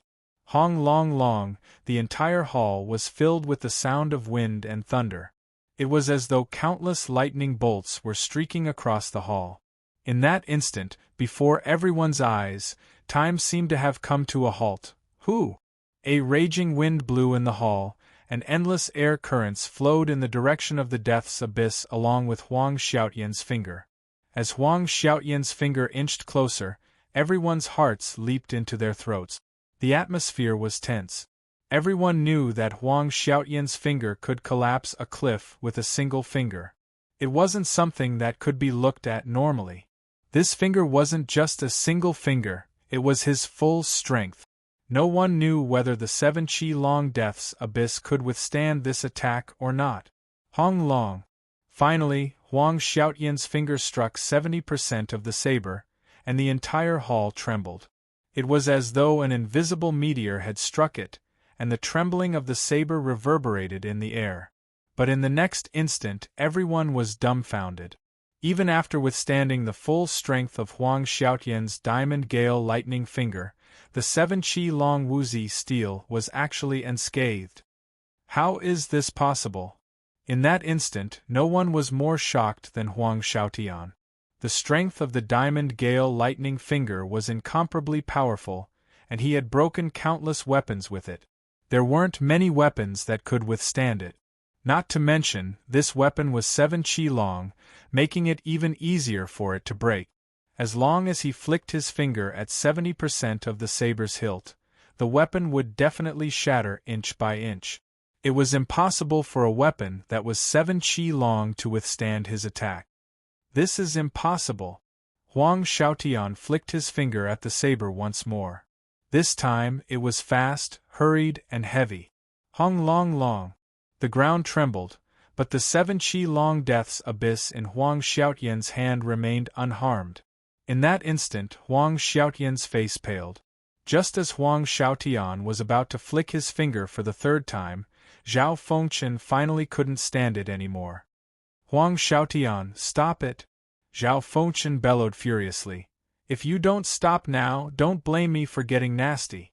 Zhao Fengchen placed his right hand on the Wuzi steel sword by his waist, and with a stern expression, he exuded the disposition of a commander.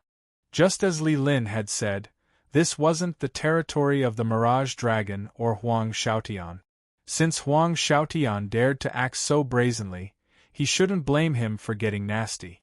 Ha ha ha, Vice Commander Huang, I've already said it. You're here to cause trouble. What do you mean by you can't stand us? You're here to exact vengeance. At this moment, Li Lin couldn't help but burst into laughter and heave a sigh of relief. In that instant, he nearly died from fright. If Huang Xiaotian were to break down, he would have no place in the Imperial Army at all. In fact, even Zhao Fengchen wouldn't be able to tolerate him. Chong'er, good job. Li Lin's eyes glowed and he couldn't help but burst into laughter. This nephew of his had really given him face this time. Li Lin was certain that after Huang Xiaotian's ruckus, in the future, he would be like a fish in water in the Imperial Army. The Wuzi steel weapons would become even more famous than before. Furthermore, the number of commanders in the Imperial Army who would request for swords from the Wang clan would be as many as carps in the river. Chapter 144. Lord Huang, this place is prepared for those who are auctioning the saber. If you don't wish to auction this saber, please leave. Also, even if Lord Huang wishes to buy it. Li Lin glanced deeply at the metal lot in Huang Xiaotian's hand, and an indiscernible smile appeared in his eyes. Lord Huang, I'll have to ask you to change the metal lot next time.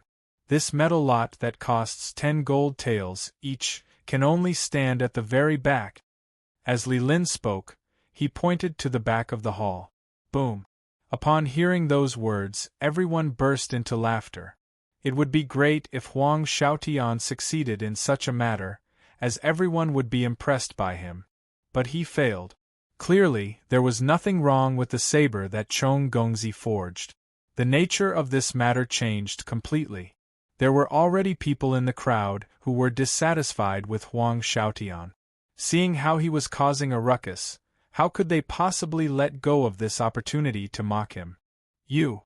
Huang Xiaotian glared at Li Lin, who was behind the metal table, and his face flushed. He had made a name for himself a long time ago, and he had always been proud of his seniority in the Imperial Army. There was no one who didn't respect him. Now that he was being mocked in front of so many people, how could he possibly tolerate such humiliation? Huang Xiaotian was about to fly into a rage, but Li Lin didn't give him the chance. Everyone, the quality of this death's abyss is clear for all to see. The longer a weapon is, the easier it is to break. However, the weapon forged by my nephew isn't one of those. Now, let's continue the auction. The highest bid is 200,000 gold taels. Who else wishes to bid? Li Lin's gaze swept past Huang Xiaotian and landed on the crowd beneath the stage. Me. I offer 200,000 gold taels. What is 210,000 gold taels? I offer 220,000. 230,000. Huang Xiaotian's two adamantine storm fingers stirred the hearts of the Imperial Army members. The quality of this saber weapon was simply too high. Not only was it able to slice through metal as though mud, it was also able to withstand two adamantine storm fingers from Huang Xiaotian without suffering any damage. Just based on this point, this saber could be said to be one of the best in the world. 240,000 gold taels. This time, the voice came from behind. Li Lin was taken aback. Only then did he realize that the other Imperial Army general beside Zhao Fengchen was staring intently at the death's abyss in his hand. What's wrong, Lord Li? Can't we sell this weapon? The Imperial Army commander surnamed Zhou joked. Yes, of course I can. Li Lin was overjoyed and extremely excited. Why not? He couldn't ask for more. 240,000. Any higher bids? 250,000. This time, it was the commander seated on Zhao Fengchen's left, and he was just as enthusiastic as before. He had no intention of participating in this auction. However, Huang Xiaotian's adamantine storm finger was a legend in the Imperial Army. Any weapon that could withstand 2 flicks of his finger would definitely be worth collecting. An incomparably sharp blade, a demonic flower demon, and a material that could match up to the diamond tempest finger. Such a weapon was definitely worth 200,000 taels of silver. 251,000 taels. 260,000. This time, Zhao Fengchen also participated in the auction with an interested expression on his face. From the looks of it, Wang Chong's saber was indeed extraordinary. It was completely different from the swords he had forged in the past. Zhao Fengchen was tempted to buy one as well. Even if he didn't use it himself, he could keep it as a collection. Even though Zhao Fengchen didn't know how to make a saber, he still had the eye to appraise a sword. The value of such a saber would only grow higher in the future. Due to its rarity, this kind of collectible saber was different from those mass-produced treasured swords in the market. Bastard! Huang Xiaotian stood there, not knowing whether to stand or stay. His face was as black as the bottom of a pot. At this moment, no one was paying attention to him. Everyone's attention was focused on the auction. What left Huang Xiaotian even more embarrassed was that these people weren't intentionally ignoring him. Rather, they were truly uninterested in him. Everyone's attention was focused on the saber. 300,000. Boom! Just as everyone was fiercely fighting over the saber, a thunderous voice suddenly came from outside the door. That voice was filled with immense might, causing the tiles on the roof to tremble. When the crowd heard that voice, they instinctively felt a deep sense of respect. Who? His cloak fluttered, and an authoritative figure suddenly appeared at the entrance. The aura he exuded seemed to be able to tear apart the world, and it felt as though one was looking up at the world. In front of this majestic and tyrannical aura, everyone felt as insignificant as an ant. Grand Marshal! An Imperial Army commander stuttered, and his eyeballs were on the verge of popping out. What? The entire hall fell into chaos. Everyone who had been vying with one another to bid for the weapon suddenly trembled in fear and kneeled down. Not just the crowd, even Zhao Fengchen was shocked. He hurriedly got up from his seat and kneeled on the floor. Li Lin and the other captains of the Imperial Army were also panicking. They knelt on the ground, not daring to move at all. In the vast cold palace, there was a sudden silence, and there was only silence. Grand Marshal! At this moment, the only one still standing was Huang Xiaotian. He stood there in a daze, and his mind was in a complete mess. Everyone knew that there were only 3 people in the Imperial Army, and they were the 3 Grand Marshals. And the person before him was one of them. Even though Huang Xiaotian acted fearlessly with his seniority, he didn't care about the feelings of others. He was the same toward Zhao Fengchen and Li Lin. But before the 3 true leaders of the Imperial Army, he was insignificant. Zhao Fengchen and the others had privately occupied the cold palace for the auction and were discovered by the Grand Marshal. Logically speaking, this was a heavy crime, and it was beneficial to him. But Huang Xiaotian clearly remembered that the Grand Marshal was still Huang Xiaotian was unable to wrap his head around the situation. That towering and imposing figure strode over, getting closer and closer to Huang Xiaotian. Just as Huang Xiaotian was filled with anticipation, that figure brushed past Huang Xiaotian as if he didn't see him at all. In an instant, Huang Xiaotian's face turned ghastly pale. "You're Li Lin, right?" That towering figure stopped before Li Lin, lowered his head, and smiled. However, it was completely different from how he smiled at Huang Xiaotian. "Yes, that's me." Li Lin couldn't see the expression on the Grand Marshal's face, and his heart trembled in fear. "I've always been looking for a saber that suits me. But it's a pity that I haven't found one. I like this saber a lot." As the majestic, disdainful, and domineering voice spoke, he stretched out his hand and stroked the blade. Immediately, a clear and melodious buzzing sound rang out. It was very pleasant to listen to. It's a pity that the inscription on it is too weak. It's not worthy of a top-notch weapon of this quality. But it doesn't matter, I can get someone to inscribe it again.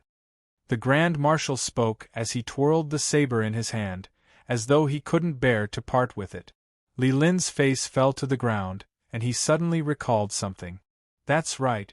Of the 3 Grand Marshals, one was indeed a saber expert. However, he had never heard of him using a saber. Li Lin didn't pay much attention to it in the past. But now that he heard it, could it be that he didn't have a saber in the past? Or perhaps, he hadn't found a suitable saber in the first place. If that was the case, Lord, I, Li Lin, am willing to offer this saber to the Grand Marshal for free, Li Lin immediately declared. His voice was firm, and there was a hint of hesitation in it. 300,000 gold taels might be precious, but Li Lin knew what it meant to him and Lord Zhao if he could win the favor of the Grand Marshal.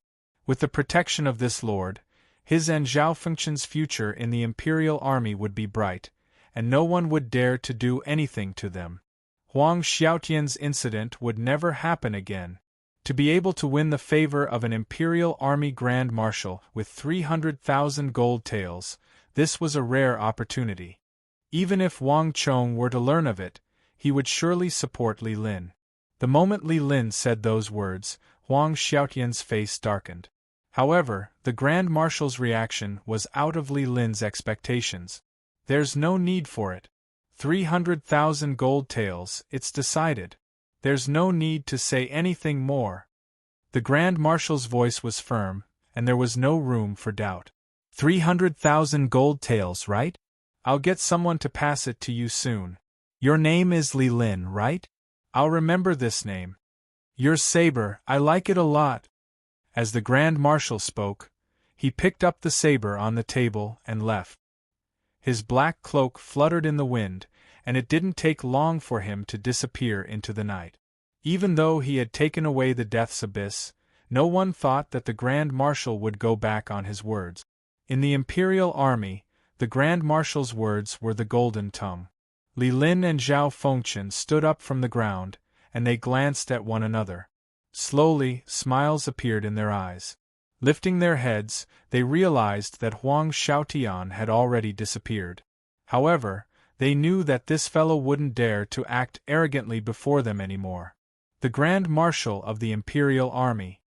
Wang Chong had done them a huge favor. Putting aside the matter regarding the Imperial Army, after handing the Death's Abyss to his uncle, Wang Chong began searching for the evil emperor while heading to the Ghost Tree district to play chess. There was still no news of the evil emperor, and Wang Chong didn't know where to look for him. Thus, his progress was slow. On the other hand, in the Ghost Tree district, on the golden chessboard, Wang Chong was pushing his opponent closer and closer, and he was gaining the upper hand. He had almost cornered his opponent. On this day, Wang Chong arrived at the Ghost Tree district. Just as he was about to continue playing chess, he realized that a white-haired elder had suddenly appeared on the other side. This white-haired elder had a skinny figure, and he was dressed in a simple black robe. His right hand was holding onto a white stone, and his back was leaning against a Chinese scholar tree. He was kneeling on the ground, staring at the chessboard in a daze. Upon seeing this sight, Wang Chong took in a deep breath. He felt as though his blood had congealed, and a huge shock surged through his soul. So Young-sun. Wang Chong's mind buzzed, and he felt as though the entire world had dimmed. In an instant, the only thing left in the world was the white-haired elder leaning against the tree. After nearly 2 months, Wang Chong finally met the elder whom he had yearned to meet in his previous life, the elder whom he respected the most, the war god of the Tang dynasty. Chapter 145. Wang Chong had never seen So Young-sun before, but Wang Chong knew that this person had to be So Young-sun. There was no earth-shattering aura, no shuddering majesty. The old man before him looked just like any other ordinary old man. If he hadn't known beforehand, if he hadn't known the details of this chess game, Wang Chong would never have guessed that this old man in black with a white chess piece in his hand was the famous war god of the Tang dynasty, So Yung-sun, an undefeatable legend that many knew had passed away long ago. Under an old locust tree in the western district of the capital, there was an ordinary golden chess game. This war god had chosen a successor for his legacy in his twilight years. Wang Chong felt his eyes burn. Thinking of the living war god of the Tang dynasty standing in front of him, he couldn't help but feel a surge of excitement. A man who stood alone against 10,000, a man who used his life to save the people in the last moments of his life, a man who lived up to his beliefs was worthy of everyone's respect. It was the same for Wang Chong. But very quickly, Wang Chong calmed himself down. So Yung-sun's sudden appearance here was beyond his expectations. But this didn't mean that he would be able to smoothly inherit his legacy. The difficulty of inheriting the art of god and demon obliteration was absolutely maxed out. In his previous life, he wasn't the only one who had sat in front of this golden chess game. There were also many who could solve the game. But in the end, not a single one was chosen. So Yung-sun dared to ignore the emperor's edict. So Yung-sun even dared to reject the noble prince without hesitation. One could imagine the difficulty of inheriting the art of god and demon obliteration.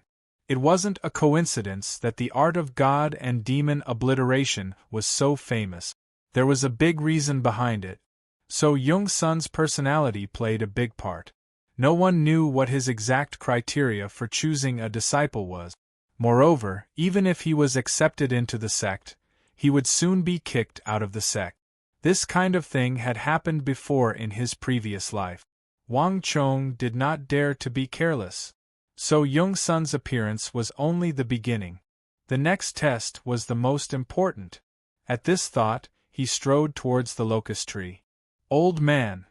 In front of So Yung-sun, Wang Chong bowed respectfully, then sat down across from him, separated by the golden chessboard, as if he had come to play an ordinary game of chess and to meet an ordinary old man. So Yung-sun quietly came out of the Su mansion. He wore a simple robe and restrained his overwhelming aura. He was traveling in a low-key manner. Obviously, he did not want anyone to discover his identity. At a time like this, Wang Chong naturally wouldn't say something like "senior" or something along the lines of being well-behaved and trembling with fear. At a time like this, it would be better to be more casual and at the same time show appropriate respect. So Yung-sun did not speak. His thick eyebrows were tightly knitted as he stared at the black and white chess pieces on the golden chessboard, as if he didn't notice Wang Chong. "Brother, you are so awesome. Grandpa has been sitting here for half a day. He still doesn't know where to place his next move." At this moment, a childish voice came from the side. The chubby kid, Dai Jianjian, was standing behind So Yung-sun's right shoulder. He was licking a red and sweet candied haw while looking at Wang Chong with admiration and admiration. Although he was young, he had been watching the chess game every day. He could tell a thing or two. The big brother he met this time seemed to be very powerful. The old grandpa actually didn't know where to place his next move. "Jianer!" Suddenly, a majestic voice was heard. So Yung-sun frowned slightly, but his body and movements didn't change at all. He was still holding the white chess piece and staring at the chessboard. The little boy stuck out his tongue, quickly shut his mouth, and walked away alone. Wang Chong smiled and shifted his gaze back to the golden chessboard. With just a glance, the chess pieces on the chessboard were exactly the same as when he left yesterday.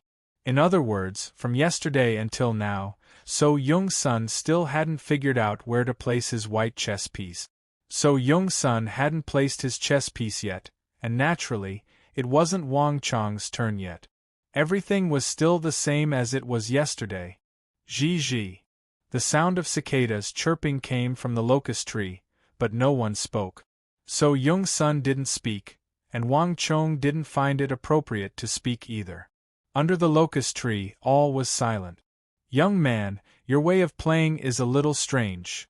After some time, So Young-sun finally raised his head. His expression was solemn as he looked at Wang Chong.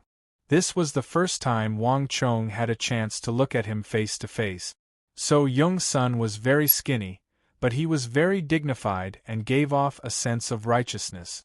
However, his face was expressionless and unsmiling, giving off a very old-fashioned feeling. In addition, his eyebrows were very thick and snow-white. Even though So Young-sun had closed his door and refused to meet any guests for many years, and hadn't interacted with the court or the military for decades, his entire temperament had changed a lot. But in that relaxed and ordinary face, Wang Chong could still find the strength of the famous war god of the past. One was the war god of the past, the other was the future grand marshal of the world. This game of chess was a way for the war god to choose his disciples, and it was also a contest between the old and new marshals. Although in terms of martial arts, he wasn't a match for old Marshal Su, in terms of strategy, Wang Chong was more than confident. Even if his opponent was a war god like So Young-sun, Wang Chong was still confident that he could beat him. Old Senior, war is the land of life and death. There is only victory and defeat. What is good and evil? Hearing So Young-sun mention the word evil, Wang Chong didn't hold back. Although his martial arts were far inferior to So Young-sun's, in terms of strategy, Wang Chong had experienced the chaotic end of the world. He had experienced thousands of battles, large and small, and was extremely experienced. Even if his opponent was So Young-sun, even if he was facing a person like the war god, Wang Chong wasn't inferior. So Young-sun slightly frowned. He clearly didn't expect Wang Chong to say this. He said that Wang Chong's chess style was evil, but Wang Chong had directly brought the game of chess to the path of war. Chess and war were interlinked, and Go was born from war. Wang Chong's words weren't wrong. Holding the heavy chess piece in his hand, So Young-sun once again stared at the game in silence. Clack! After some time, he seemed to have finally thought it through. So Young-sun's white chess piece finally landed on the board with a clack. After such a long time, So Young-sun finally thought of a countermeasure. This sudden action immediately attracted Wang Chong's attention. But with just a glance, Wang Chong inwardly laughed. So Young-sun's move truly seemed like a clever move. This white chess piece seemed to have the power to overturn the heavens and overturn the earth, to reverse the game of chess and create a path of survival. But in Wang Chong's eyes, he could only shake his head. Just as I expected. Wang Chong chuckled. He picked up a black chess piece from the box next to him and swiftly placed it on the center of the board. The moment this black chess piece landed, the situation on the board suddenly changed. Just a moment ago, Su Zhengchen looked as if he had just narrowly escaped death, and he had a brilliant move that could turn the tables around. But in an instant, his miraculous move turned into something rotten. With the death of a massive dragon, Su Zhengchen's army was completely routed. Under the locust tree, in front of the chessboard, So Young-sun's brows immediately furrowed deeply, his expression extremely solemn. He had set up a tie chess game in the Ghost Tree district. Originally, it was to lower the difficulty and not stick to a single pattern, to select people with some talent in the art of war. But he had not expected this game to turn into an all-out war in the end, and he had actually lost. So Young-sun had not expected this at all. Staring at this chess game of utter defeat, So Young-sun did not move. His expression was extremely solemn, and no one knew what he was thinking. Whose child are you? After some time, So Young-sun finally raised his head. To have such a game of chess in a chess game, this was definitely not something that could be taught by an ordinary family. Elder, I do not dare to refuse.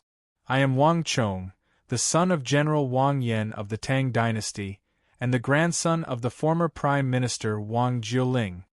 Wang Chong sat up on his knees, speaking confidently and respectfully. So, you're a descendant of Wang Bo. So Young-sun's eyebrows twitched, but there wasn't much of an expression on his face. Duke Jiu Wang Jiuling, the virtuous prime minister of the Tang dynasty, there wasn't a single person in the Central Plains who didn't know of him.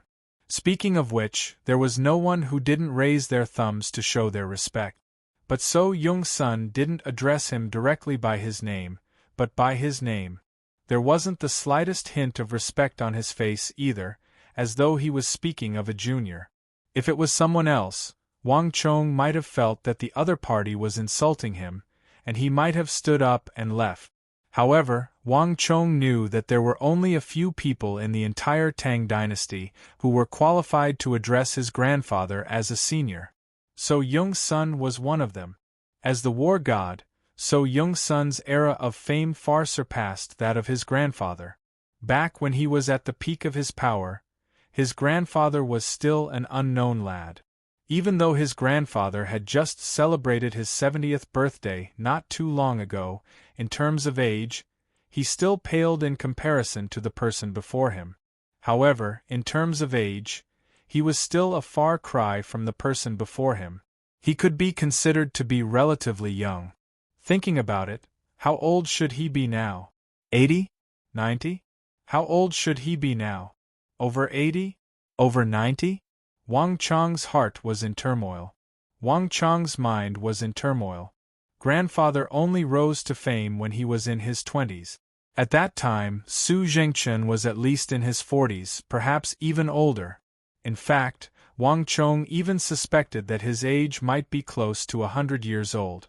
In fact, Wang Chong even suspected that his age might be close to 100. After all, this person had lived through the era of Emperor Taizong. Chapter 146. However, unlike his grandfather, Wang Chong felt a deep, dark, and closed power from So Young-sun. The person before him seemed to have completely sealed himself in his own world, isolated from the rest of the world. He was unwilling to talk to anyone, to interact with anyone, and to interact with anyone. Even the connection between him and himself was limited to the golden chessboard in front of him. There was no other interaction between them, and he was unwilling to have any interaction.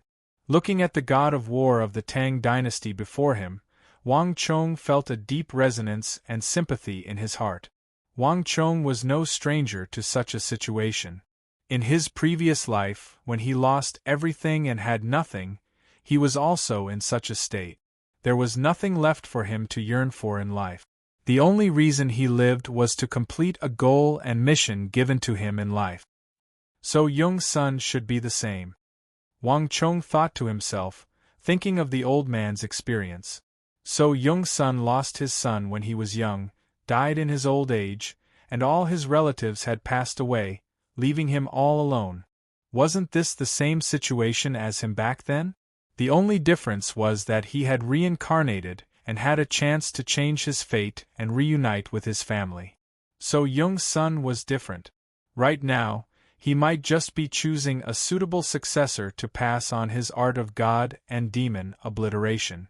Or perhaps, as the god of war of the Tang dynasty, he would fulfill his mission and protect this country in silence and solitude until his death. Even though Emperor Taizong, whom he had once been loyal to, had left behind a golden edict that forbade the successors of the Tang dynasty from using this god of war, and also forbade him from leading an army again and having any contact with the army. Thinking of this, Wang Chong became even more determined. No matter what, he had to change this old man's fate. He had to let him walk out of his isolation and live out his life happily, instead of letting the tragedy of his previous life repeat itself and letting him die in loneliness and solitude. Old man, victory and defeat are common in war. Why don't we play another game? Wang Chong suddenly grinned. So Young-sun raised his head, and a strange look flashed across his eyes. It seemed that Wang Chong's attitude was a little strange. However, he did not object and nodded. The chess pieces on the golden chessboard were quickly swept clean. The two of them sat opposite each other and started a new game. Unlike before, this time it was no longer a single stone a day. Instead, the two of them faced each other and played a complete game of chess. So Young-sun originally wanted to choose his successor through a game of Tai-e chess, but Wang Chong's realm was obviously far beyond this level. Even so, Young-sun couldn't beat him. Clack, clack, clack. It was quiet near the square. The wind blew past, and the huge crown of the locust tree shook.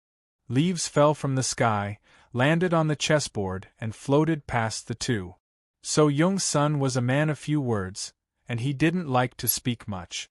Ever since he agreed to Wang Chong's request, he had been sitting upright, as though a spear was stabbed into the ground. His posture was meticulous, reminiscent of the iron bones of a soldier. Wang Chong wasn't inferior to So Young-sun either. In his previous life, he was also a Grand Marshal of the Central Plains who looked down on the world. It was just that Wang Chong would often restrain himself and not intentionally reveal his true nature. On top of that, his 15-year-old body and his low cultivation made it hard for Wang Chong to assume the disposition of a Grand Marshal of the Central Plains. In fact, Wang Chong even intentionally slowed down and relaxed his body so that the atmosphere wouldn't be as tense. Instead, he treated it as an ordinary game of chess. So Young-sun's mastery of the art of war was undoubtedly high. However, it was a pity that his opponent was Wang Chong, the future greatest war saint in the history of the entire Central Plains. The two of them controlled their respective armies and fought against one another on the crisscrossing chessboard. So Young-sun's army was already formidable, but before Wang Chong's army, it was a pity that they were still met with defeat. So Young-sun's white stones gradually decreased while Wang Chong's black stones increased. Even though So Young-sun tried his best, Wang Chong would always have a new trap waiting for him. Unknowingly, So Young-sun was faced with the same predicament from before. There were only a few spots on the chessboard that he could place his stones on. So Young-sun was once again surrounded by enemies from all sides. The wind rustled as Su Zhengchen held the white stone tightly in his hand, and a deep frown appeared on his forehead. Staring at the chessboard, he fell into silence once more. The surroundings were silent. Wang Chong smiled. He didn't rush So Young-sun. Looking at the chessboard, he waited silently for So Young-sun to make his choice. Again, after a long period of time, So Young-sun finally placed down his stone and said two words. This was the first time he took the initiative to speak, after which, he closed his lips tightly, not saying a single word. All right. Wang Chong chuckled and didn't say anything. Putting away his stone, he started another round. The two of them fought on the chessboard, creating a bloody battlefield. Unknowingly, the sun was setting in the west, and the night had already fallen. Old master, it's getting late. Why don't we head back first? We'll play another day. Suddenly, behind the locust tree, an ordinary-looking black-haired old man walked out. He bowed and lifted his head, looking at So Young-sun with a worried expression. Looking at this skinny old man, Wang Chong felt like he was being pricked by a needle. His pupils shrank and his body trembled. He was so excited that he almost shouted. He had met an old friend. Wang Chong recognized this person. His name was Fong Hong. He was an old servant of the Su residence. He was the child of an old servant of the Su residence and grew up in the Su residence. So Young-sun lost his son and grandchild, and most of the maids in the Su residence were dismissed. Only this loyal old servant stayed and served So Young-sun until his death. The main reason why Wang Chong knew him was because this old servant told him about So Young-sun in the future. But Wang Chong reacted quickly. Although he recognized Fong Hong, this old servant might not recognize him. "Old man!" Wang Chong called out. He quickly calmed down and pretended nothing had happened.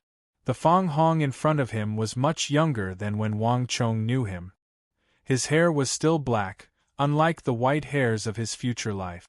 Moreover, He was different from the future life when he lost his master and was forever immersed in sorrow.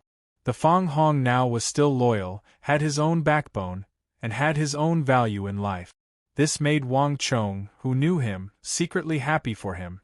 At least, that tragedy had not happened yet. Old man, it's getting late. I have to go back now. Why don't we fight again tomorrow?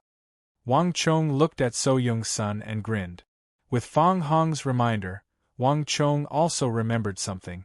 So Young's son had a rule when he went out.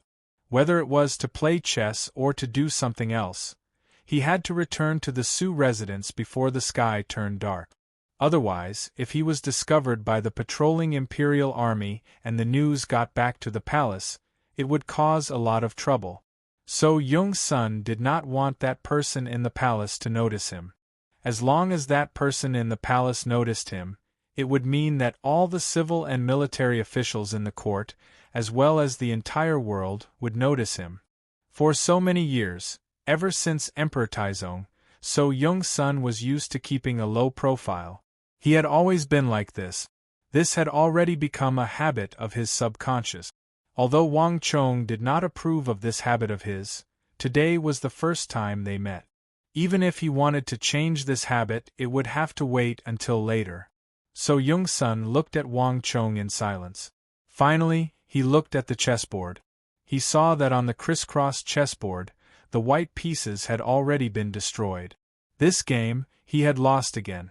A great war god who had dominated the battlefield had lost to a teenager in front of him. It was inconceivable, but this was indeed what had happened. Wang Chong's fight again tomorrow was just right, leaving him some face. Looking deeply at Wang Chong, So Young's son finally stood up. Fang Hong, we're leaving. With these words, So Young's son flicked his sleeves, turned around and slowly left. Seeing So Young's son's departing figure, Wang Chong smiled and also stood up to leave. Rome wasn't built in a day. It was not an easy task to have a sealed-off person slowly open his heart and face the world. If Wang Chong wanted to change So Young's son, to have him walk out from that gloomy, sealed-off Su residence, it was not something that could be done in a day. But there was always a first step.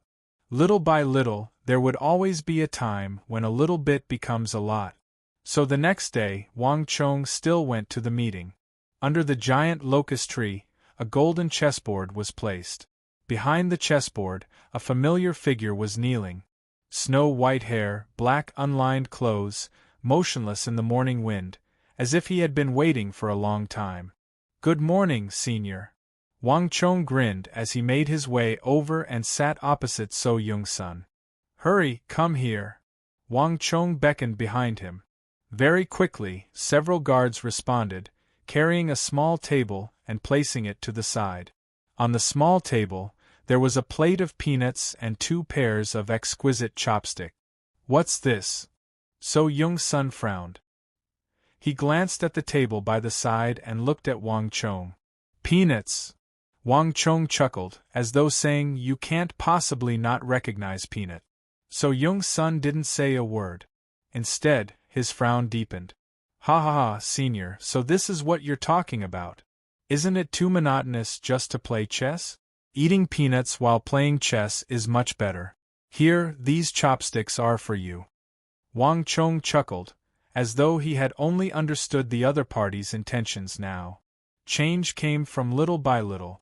Facing this old man, the only thought in Wang Chong's mind was to make the other party happy. He was the war god of the Tang dynasty. For this empire, for the Central Plains, and for the people of the world, he had dedicated his entire life. Such a person deserved swift retribution, and he deserved to be happy. The world owed him too much, and he didn't owe the world anything. Wang Chong wanted to obtain the art of god and demon obliteration, but Wang Chong wished for this old man to live out his remaining years happily. A plate of peanuts was just the beginning. Wang Chong believed that one day, this old man would walk out of his past, walk out of the shadows, and return to his original self. The surroundings were silent, and only the rustling of the locust tree leaves could be heard. Chapter 147. So Young-sun didn't eat the peanuts that Wang Chong brought over. However, it was already a great improvement for him to allow Wang Chong to bring the table to the side of the chessboard. Once something started, it was impossible to stop. So Young-sun didn't stop Wang Chong, and things went out of control. On the second day, Wang Chong brought a plate of braised beef. On the third day, Wang Chong brought a few side dishes. On the fourth day, Wang Chong finally brought a pot of wine. What's this? This time, So Young-sun finally couldn't hold back. He frowned and looked very displeased, as if he was very averse to wine. So Young-sun had seen all kinds of ambitious and powerful people in his life, from Emperor Taizong to the holy monk of the Great Snow Mountain Temple in the west of Uzan, to the Sun Holy Land in the north of Turkgrad, and then to the famous generals and ministers of Goguryeo, Uzan, Turks, Abbasid Caliphate, and Karak's Spazinu. There was not a single person who didn't behave themselves in front of him, and there were very few who didn't behave themselves like Wang Chong. Putting aside the peanuts on the first day and the braised beef on the second day, Wang Chong became more and more outrageous in front of him. Not only did he bring all kinds of side dishes, he even brought wine. A chess match that should have been very quiet, elegant, and charming was forcefully changed by Wang Chong. Wine, Wang Chong said, as if he couldn't see the displeasure in So Young-sun's eyes. As he spoke, he placed a wine cup in front of So Young-sun and poured a cup full of wine. I don't drink. So Young-sun frowned and didn't even look at Wang Chong's wine cup. You're the descendant of a family of generals. Don't you know this? So Young-sun's eyes were cold. Although it had been decades since he handed over the empire's military power, he had long been far away from the center of power. So Young-sun still maintained the habits of the army after spending half his life in the army. He didn't mind Wang Chong bringing peanuts or braised beef, but he absolutely couldn't touch alcohol. Hee, old man, you're joking with me again. I'm just a child, and you're not a famous general on the battlefield. You don't need to lead an army to the battlefield, so what's there to delay? Wang Chong said casually. So Young-sun's eyes were very cold, and he gave off a feeling of authority without being angry. The pressure accumulated from years of military life was not something an ordinary person could withstand. If it was anyone else, they would have been filled with fear and trepidation. However, Wang Chong was not affected in the slightest. Not only that, but Wang Chong even drank his own cup as he spoke. The wine was very light and the alcohol content was very low. After Wang Chong drank the wine, he picked up a tender piece of braised beef and slowly chewed it in his mouth. So Young-sun froze for a moment, then suddenly fell into a daze. Yes, it had been so long that he had forgotten. He had forgotten that he was no longer that So Young-sun, that he no longer had any dealings with the military. Right now, what else could he delay? For a moment, So Young-sun was a little dazed. Emperor Taizong's removal of his armor and return to power had always been the deepest concern in his heart. Senior, it's fine if you don't want to drink. At this moment, Wang Chong spoke. If you can lose 3 fewer points than yesterday, you don't need to drink. Otherwise, you'll be punished with a cup of wine. What do you think? Impudent. So Young-sun's expression shifted, and he inadvertently revealed the dignity of a great war god. Although times had changed, how could a habit he had cultivated for decades be so easily changed? Grandfather, you're being shameless. Grandfather, you're being shameless. If you're willing to bet, then you have to accept the bet.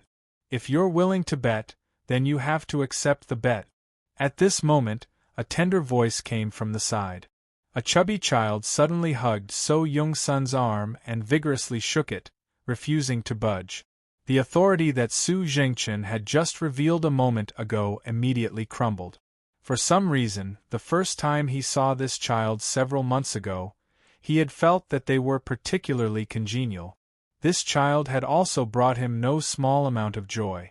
In front of this child, he could no longer put on any airs of dignity. Fine, I agree. Just agree. Su Zhengchen said helplessly as he was being shaken violently. He felt that Dai Jianjian was congenial, but Wang Chong, this child's talent in the art of war was simply breathtaking. In his decades of life, he had never seen anyone like Wang Chong, who exuded such formidable talent. Not even he could defeat this child. He had no way of hardening his heart against these two children. The chessboard was laid out, and the chess pieces were all over the place. A few hours later, the white pieces on the chessboard were scattered all over the place. This was the first time that Su Zhengchen had suffered a crushing defeat in the past few days. Looking at the chessboard in front of him, So Young-sun's face alternated between green and white. Finally, he let out a long sigh, grabbed the wine cup on the table, and drained it in one gulp. But perhaps because he had not drunk in decades, he choked on the wine, his face flushed red, and he coughed several times. Seeing this scene, Xiao Jianjian laughed heartily, thinking that this big brother Wang Chong was very interesting. Wang Chong also couldn't help but laugh. There were many things that, once started, could not be stopped. Although a few days ago, when Wang Chong brought over peanuts, stewed beef, and side dishes, this war god did not touch any of them. But Wang Chong knew that, after drinking this mouthful of wine, the next cut would be completely different. In the distance, under the eaves of an inconspicuous house, the old servant Fang Hong silently watched this scene, and he couldn't help but smile.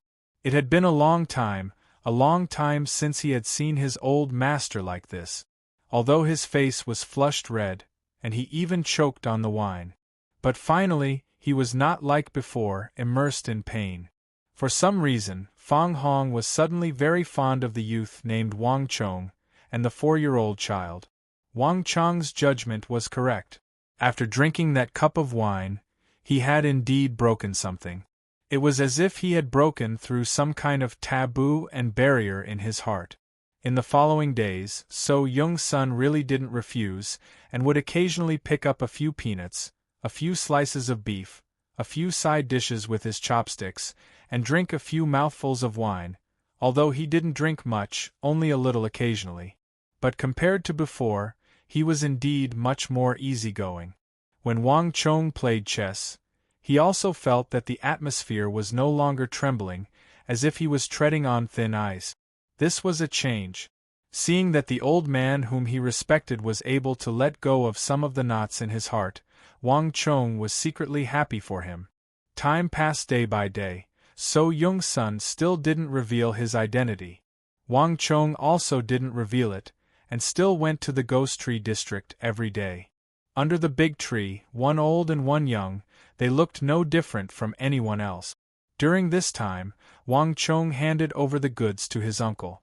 The amount of 300,000 taels of gold really surprised Wang Chong. Wang Chong also didn't expect that the Death's Abyss could be sold at such a terrifying price. This also strengthened Wang Chong's decision to walk the quality route. With the 300,000 taels of gold, Wang Chong completely made up for his previous losses. However, at the same time, Wang Chong's search for the evil emperor was in a deadlock.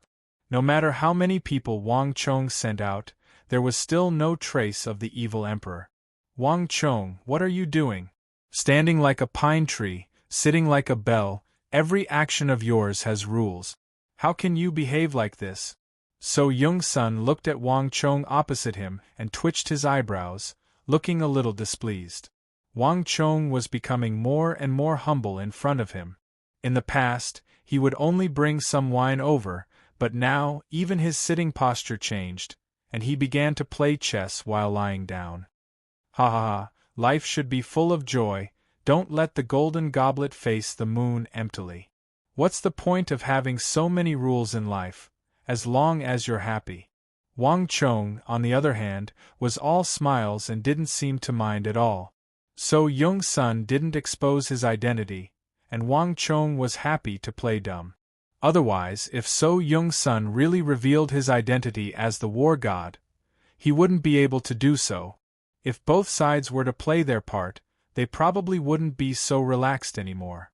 So Young-sun frowned, but didn't say anything in the end, and continued to look at the chessboard. On the golden chessboard, the white pieces were scattered all over the place, and he was about to lose again. Cough, cough, cough. Just as the two of them were playing chess, a violent coughing sound suddenly came. While the two of them were playing chess, Xiao Jianjian somehow found his way to the cloud-pattern table that Wang Chong brought. He secretly picked up a piece of braised beef and took a sip of wine. The braised beef was nothing, but when he drank the wine that Wang Chong brought, he couldn't help but choke and cough violently. Cough, cough, cough, it's not good at all. It's not as good as the charcoal wine of the Zhou clan in the east of the city. Xiao Jianjian cried out bitterly as he patted his chest. Seeing this scene, both Wang Chong and So Yung-sun couldn't help but laugh. Little guy, who told you to drink secretly? So Yung-sun scolded jokingly, but his eyes were filled with love, as if he was looking at his own son. That's right, you're so young, but you don't learn good things, and you even secretly imitate others to drink. Wang Chong also couldn't help but scold him jokingly. But the next moment, as if a bolt of lightning flashed across his brain, Wang Chong suddenly froze. Little guy, what did you just say? Wang Chong suddenly looked at Xiao Jianjian and asked. At this moment, he felt as if something had stirred him. It was as if something that had been forgotten for a long time was about to rise to the surface. Humph, I said that your wine tastes terrible. Xiao Jianjian crossed his arms, a look of displeasure on his face. Not this, the other one. Wang Chong said anxiously. What? The charcoal wine of the Zhou clan in the east of the city? You think I haven't drunk it before? Humph, that's not it. Rumble. As if a bolt of lightning had flashed across his mind, Wang Chong's entire body trembled. Wang Chong suddenly remembered. The Zhou clan in the east of the city, the Zhou clan in the east of the city. That's right, how could I have forgotten? At this moment, Wang Chong's heart was incomparably agitated. He suddenly remembered. About the evil emperor, about that mediocre expert who used the great Yinyang heaven creation art. He remembered everything. That's right. About that expert, the wealthy family that he had worked for was the Zhou clan in the east of the city. He had only heard this name a few times, but there was no doubt about it. And Wang Chong had vaguely heard from those people that the Zhou clan in the east of the city seemed to know how to brew a type of wine. This wine was not famous among the aristocratic families, and almost no one knew about it. But among the commoners of the lower classes, it was a household name. That wine was the Zhou clan's charcoal wine. If he found the Zhou clan in the east of the city, he would find that expert. If he found that expert, he would find the evil emperor. At this moment, Wang Chong knew that he had really found him. Chapter 148. Wang Chong left under the astonished gazes of So Yung-sun and Xiao Jianjian. By the time he left, Su Jingchen had suffered a crushing defeat once more. The white stones on the chessboard were scattered all over the place, leaving this war god with a deep frown on his face. After leaving the Ghost Tree district, Wang Chong drove to the east of the city and asked a few people for directions. Even though few among the nobles of the Tang dynasty knew about the charcoal wine, it was still very famous among the common folk. In just a short while, Wang Chong found the Zhou clan. A huge courtyard was surrounded by a wall. On the wall, a long flagpole was erected. On top of the flagpole was a huge wine flag with a red background. Zhou Ji charcoal wine. The wine flag fluttered in the wind. From afar, the red flag was dotted with black spots. It was obvious that it had been around for a long time. Even after such a long time, the owner had never changed the wine flag. Clearly, they were very proud of their brand. I didn't think that this would be the place where that person worked. Half a street away, a carriage was parked. Lifting the curtains, Wang Chong gazed at the Zhou clan winery through the window, and he couldn't help but sigh. He had heard many stories about that person and knew that he used to work in a wealthy family. But this was the first time Wang Chong had seen the place where he worked.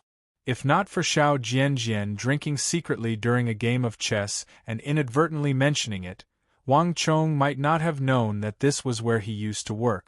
Young master, I've investigated it. There's indeed someone called Zhou here. At this moment, the door of the carriage opened, and a guard of the Wang clan walked in with a respectful expression. I've asked the others as well. They all said that they know of this person. They said that he had worked for the Zhou clan for many years. He was born in poverty and had an old mother. However, he was a dutiful, honest man of few words. He kept a low profile, but he was very diligent. The people around him had a good impression of him. Wang Chong nodded. This was completely in line with what he knew. Before the age of 27, Zhou was no different from an ordinary person. He lived his life diligently. He didn't have any talent, but he could still rely on his own hands to support himself. The one who truly changed his fate and made him become that person in the future was still that person, the mysterious, the evil emperor. He had relied on his own strength to turn an ordinary person with mediocre aptitude who was unwilling to fight into a powerhouse that many people would look up to in the future. Did you ask him when he'll be off work? Wang Chong sat in the carriage and nodded slightly. I've asked. Because he has to take care of old mother, he goes back on time to cook for her. Therefore, he got up to work much earlier than the others.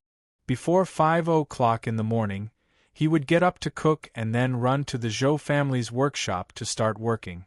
By the time others start working, he has already been working for more than 4 hours.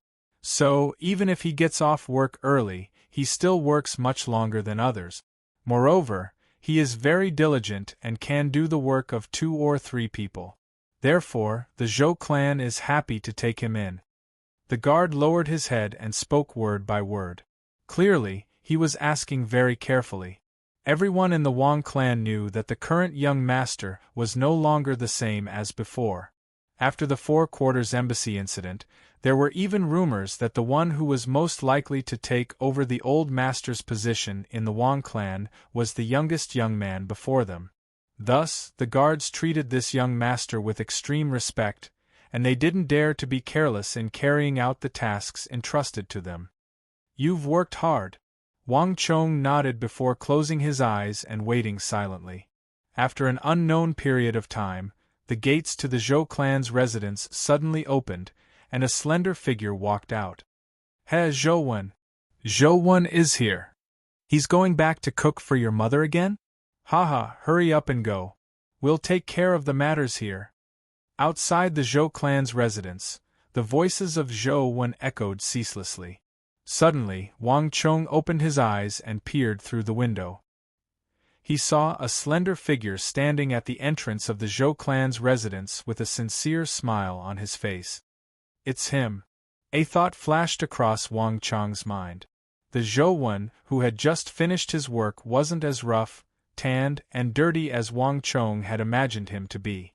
On the contrary, he was dressed in a plain gray robe, and his entire body was neat and tidy. His face had been washed, and his skin was fair and clean. He didn't look like someone who worked in a winery. Instead, he carried the disposition of a scholar.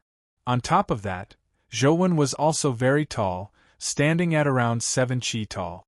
This made him stand out among the Zhou family's employees like a crane among a flock of chickens. But even so, Zhou simple personality and honest smile allowed him to blend in with the workers and wine merchant. Wang Chong could tell that the people around him were very fond of this tall man. After greeting the people around him, Zhou carried a bag on his back, and without much thought, he headed back home. Follow him, Wang Chong said. The carriage moved slowly, following behind Zhou at an unhurried pace, maintaining a distance that wouldn't raise any suspicions. The sky was getting dark. Perhaps he was worried that his mother would be hungry, but Zhou walked very quickly. Although it was a normal pace, it was equivalent to a jog for many people. Wang Chong followed him through the streets, alleys, and alleys. Some places were too narrow for the carriage to pass, so Wang Chong abandoned the carriage. Although it was a little inconvenient, It made it harder for him to follow Zhou. As he followed Zhou, Wang Chong saw him purposely make a turn, and at the corner of the street, he took out a copper coin and placed it in the bowl of a blind beggar. At a spot where a banyan tree was planted, Zhou took out the lunch that he couldn't bear to eat in the afternoon and fed it to a few pigeons with a smile. His smile was very happy. When Wang Chong saw this scene from afar, he couldn't help but sigh in his heart. He had once seen the Zhou from afar. His face was stiff, and there was no smile on his face. It was like a person who had lost his soul, living only for a certain purpose. Anyone who saw him could tell that he wasn't happy. For those who had seen him before, it was hard to believe that this person could be like this, smiling so happily. It was so simple, yet so fulfilling. Strength wasn't always better. Some people were willing to exchange everything for strength, but others were willing to exchange everything for everything. Wang Chong believed that if that person saw this scene, he would definitely be willing to exchange everything for what he had now. What is that guy doing? He's getting faster and faster. He's running. Did he notice us? Suddenly, a sound reached their ears. The guards looked into the distance in shock. Zhou had been walking at a constant speed. But after feeding the pigeons, he suddenly sped up. In the end, he even started running, as if he had discovered something and wanted to shake them off. He was delayed on the way. He's rushing back to cook for his mother, Wang Chong said faintly.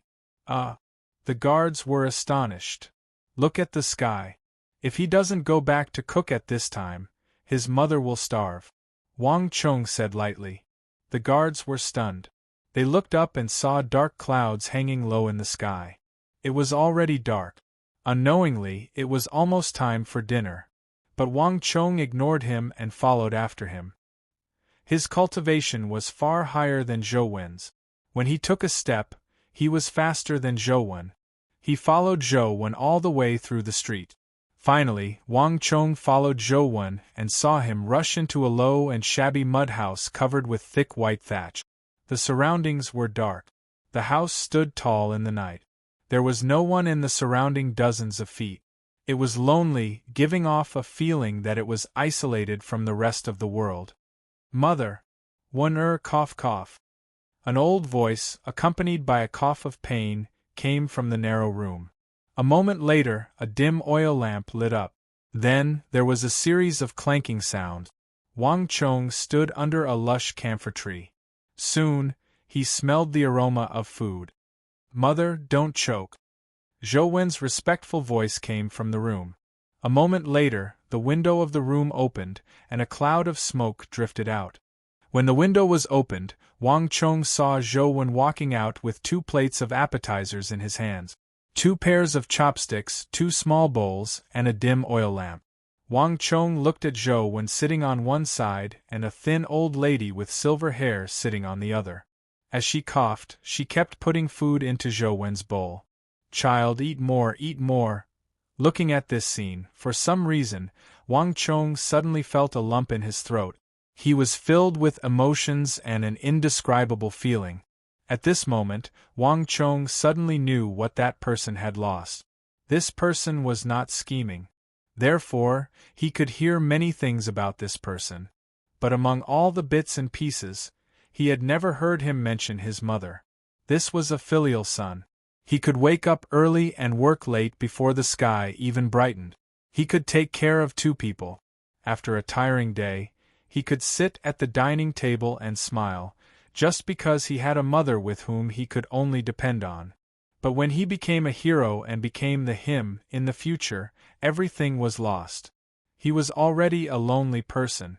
A person had lost the most important thing in his life. Wang Chong suddenly remembered a rumor that he had heard a long time ago. It was said that the reason why that person's temperament changed so much and he started a massacre was because his mother was killed by a group of thugs. This rumor had no origin and nowhere to go. It only spread among a few people and was quickly forgotten by those who said it. Wang Chong did not care about it. But at this moment, Wang Chong suddenly understood. If he was not mistaken, all of this was probably related to that, the evil emperor. Such a filial son would not attract any thugs. The only possibility was that the evil emperor who had been plotted against others, fortuitous encounters, might be a disaster for others. Chapter 149. Young Master. Just as Wang Chong was deep in thought, footsteps sounded behind him. Shen Hai, dressed in an embroidered robe, walked out of the darkness. I've checked, and there aren't any strange old men in the area. There isn't anyone else in this room either. Shen Hai said. Behind him were a few guards of the Wang clan. This operation was split into two groups. One group was led by Wang Chong, while the other group was led by Shen Hai. Even though the route was different, Shen Hai still managed to find his way here. It seems like the evil emperor hasn't appeared yet.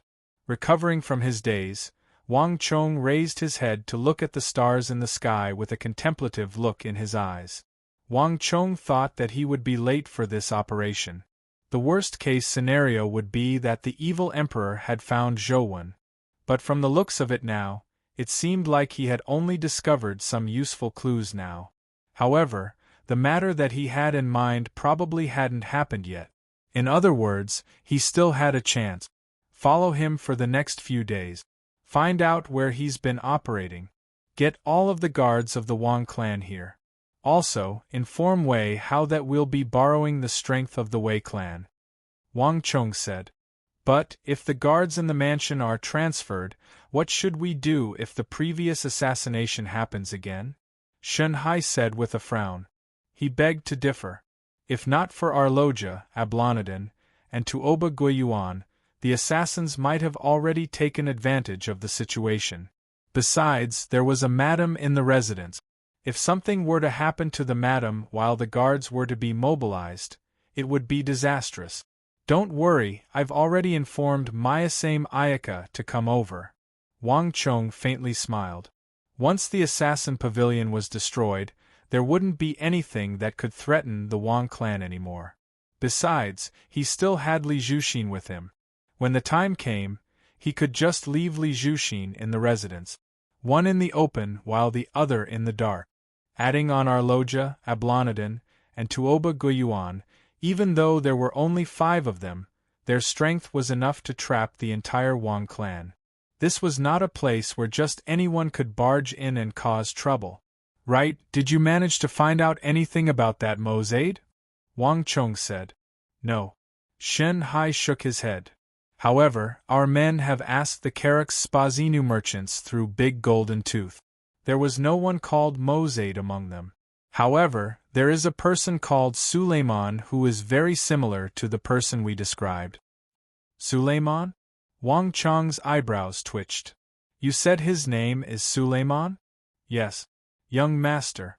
However, I heard that he left the capital more than a month ago and returned to Carax Spazinu. Shen Hai said, thinking that Wang Chong hadn't heard him clearly. The night was quiet. Wang Chong looked up at the sky, a strange expression on his face. There was an indescribable feeling in his heart. Without a doubt, the assassination that night was carried out by the Carax Spazinu merchant, Mozaid. Wang Chong wasn't sure what kind of person Mozaid was, but Suleiman, if he didn't remember wrongly, in his previous life, this fellow was the one who brought Wuzi steel weapons to the Central Plains and sold them for an astronomical price. Currently, the Hyderabad ores had just been excavated from the mountain range. Carax Spazinu and the Abbasid Caliphate probably hadn't forged true Wuzi steel weapons yet. It wasn't the right time for Suleiman to come to the Central Plains. Not only did he not sell his weapons, he even participated in the Bluebottle Pavilion auction that he organized. A person who would bring Wuzi steel weapons to the Central Plains in the future actually came to the Central Plains to buy his Wuzi steel sword. In fact, for this, he even sent assassins to steal and assassinate the sword. The mysteries of fate were truly unfathomable. Humph. Consider yourself lucky to have escaped. Wang Chong thought. Suleiman didn't have any good intentions. He wanted to sell the Wuzi steel swords to the Central Plains to strengthen the Central Plains. Wang Chong knew that selling the swords was just a pretense, and it would be exposed in the future. This fellow actually had another mission, and that was to gather intelligence and spy on the Central Plains. In the future war between the Abbasid Caliphate and the Tang dynasty, this person's intelligence had contributed greatly. However, this fellow was simply too cunning. Even Wang Chong didn't expect him to do so. Long before he started selling the Wuzi steel weapons, he had already infiltrated the Tang dynasty, and he even went by the alias of Mozaid. Wang Chong was a profligate scion in his previous life. He had only heard of this Suleiman, but he had never met him in person. Furthermore, this fellow was extremely vigilant. The moment he failed, he would immediately flee 1,000 li away, not giving him a chance at all. It wasn't without reason that this fellow would become the head of the Abbasid Caliphate and Karak Spazinu in the future. The next time I see you, it will be the day you die in the Central Plains. A cold glint flashed across Wang Chong's eyes, and he quickly tossed this matter to the back of his mind. Dealing with Suleiman was a matter for the future. At the moment, the evil emperor was of utmost importance. In Wang Chong's plan, the great Yinyang heaven creation art was an extremely important part. Without this unparalleled technique, it would be hard for him to reach the level he had reached in his previous life in just a few short years. Without Tao Tian's cultivation and peerless martial arts, it would be very difficult for him to have the ability to control the situation in the future, to intervene in it, to change the world, and to change fate. Thus, to Wang Chong, the great Yinyang heaven creation art was a must. Only by obtaining the great Yinyang heaven creation art and Elder Su Zhengchen's art of God and demon obliteration would he be able to swiftly squeeze his way into the ranks of the top-notch experts of the world, with the two of them complementing each other, such as strength and technique. These two techniques were the most crucial and important parts of Wang Chong's plan after his reincarnation. Only with the support of the great Yinyang heaven creation art, the art of God and demon obliteration, would it be able to display its unstoppable might. On the other hand, the great Yinyang heaven creation art could only be paired with the art of God and demon obliteration to display its terrifying might. It was extremely difficult to obtain these two techniques at the same time. In his previous life, no one had ever succeeded. To most people, this was an insane feat that they didn't even dare to dream of. However, Wang Chong knew that there was a possibility of such a thing happening. Furthermore, this was the only way he could break through his shackles and accomplish what he failed to do in his previous life, completing the mission he carried. In the future, he would save the world from the great calamity that would engulf the world. Shunhai, there's something else I need you to do, Wang Chong said. Young master, please ask. Shunhai said without hesitation. Tell Wei how to discuss this with the Zhou Ji's family head. No matter what methods he uses, he must poach Zhou Wen into his family. Find him a well-paid job, cure his old mother, and send a few guards to protect him in secret. Let him live a peaceful life, Wang Chong said. In the end, Zhou Wen was still a mystery, and he was somehow connected to the demonic Emperor Old Man. If he didn't get rid of Zhou Wen, no matter how many guards he sent, no matter how much he tried to stop him, there was still a chance that Zhou Wen would be able to save the evil emperor.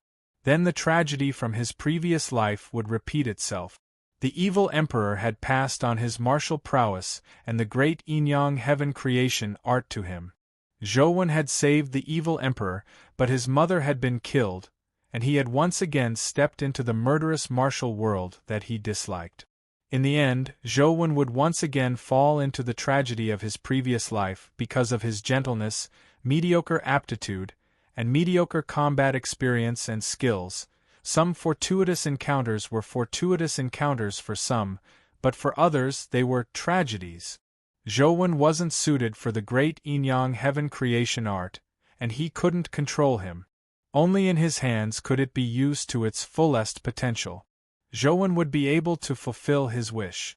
He would be able to lead a peaceful life with his mother, and he wouldn't have to kill people that he disliked. And he could use the great Inyang heaven creation art to complete his unfinished mission. This was the best arrangement. Shun Hai was puzzled. It was understandable that he wanted to help Zhou. After all, he was a filial son. But what was the meaning of sending 2 guards to protect him in secret? What did this Zhou have that was worthy of young master's attention? Shun Hai was getting more and more confused. But even so, Shun Hai's reply was very straightforward. Yes, young master. This subordinate will do it right away. Without another word, Shun Hai turned and left without the slightest hesitation. After arranging all this, Wang Chong didn't alert anyone. He entered the carriage and quietly left. Patriarch, this is the last piece of high-quality iron ore that our Zhang family has. All that's left is inferior ore. And in at most 3 months, our Zhang family's last ore vein will be completely excavated. When Wang Chong left the eastern part of the city, a group of Zhang family elders were sitting in a circle in the Zhang family residence, their faces full of worry. In front of them was the last piece of first-grade ore from the ore vein. This piece of ore also represented the Zhang family's current predicament. The ore vein had been excavated, and the weapons business was being suppressed by the Qing, Lu, Huang, and other clans. The once glorious Zhang family was now about to suppress the other clans to the point of no return. If the Zhang family wanted to break out of this predicament, they had to find a new large ore vein. But how could this be easy? Currently, all the ore veins in the Tang dynasty had been explored, and the other large ore veins were already in the hands of other clans. The Zhang family had also thought of excavating a new large ore vein, but this was easier said than done. Ore veins weren't rocks that were exposed on the surface, but hidden in the depths of the earth. To accurately find a new large ore vein in the vast central plains was no different from searching for a needle in a haystack. Furthermore, they didn't know if there were any new ore veins. After all, after so many years, all the places that could be explored had already been explored. Chapter 150. Clanhead, I think that we should negotiate with that Wang clan's Chong Gongzi. Even if we don't earn any money, we can still hire him to work with us. The reputation of Wuzi Steel is currently at its peak. If our Zhang clan were to successfully obtain Wuzi Steel, we would surely be able to suppress the other clans. As for the matter regarding the mine, we don't have to worry about our clan's market share being squeezed out by the Qing, Huang, and Lu clans. An elder of the Zhang clan said. To the prestigious clans, a high-quality mine wasn't as simple as earning money. Rather, it was their lifeline. If they were to lose an advantageous mine, their market share would surely fall. The other clans wouldn't let go of such an opportunity. Once their market share fell, it would be difficult for them to recover. The competition between the prestigious swordsmithing clans was for market share. More importantly, this matter would lead to a chain reaction. Once their market share fell, the swordsmiths in the clan would have nothing to do and would leave the clan to join other clans. Once such a situation occurred, the clan would truly fall into decline. Even if the clan still had a large amount of money, it would be useless.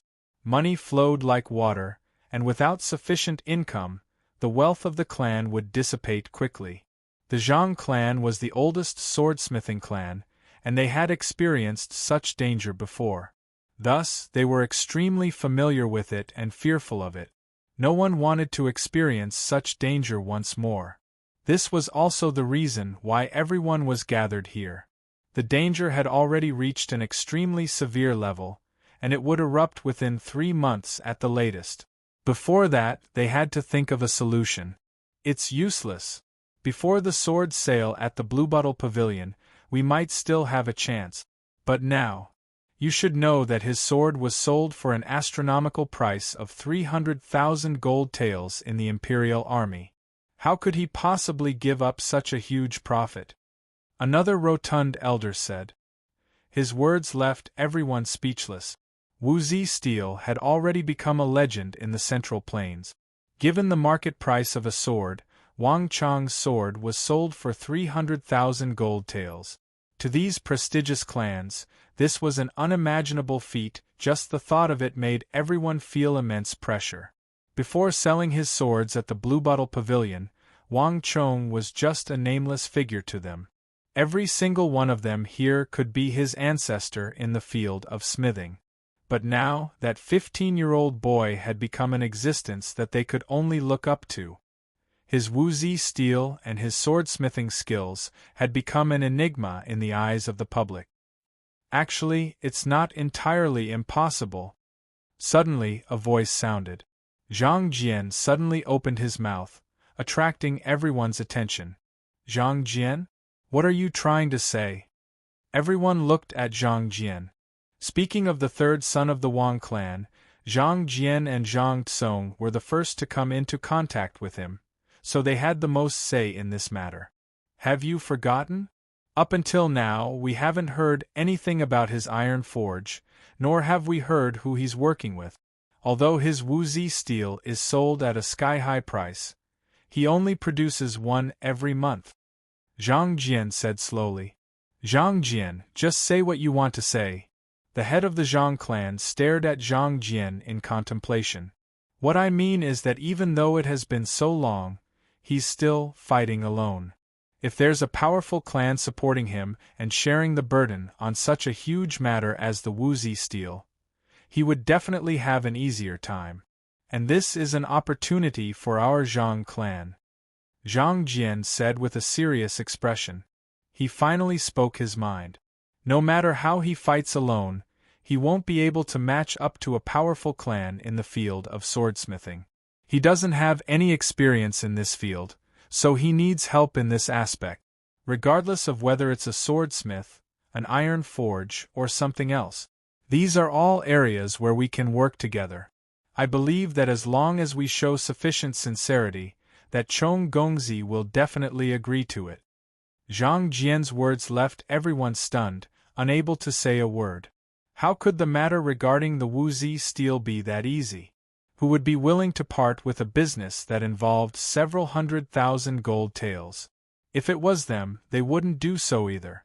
But at this moment, they didn't have much of a choice.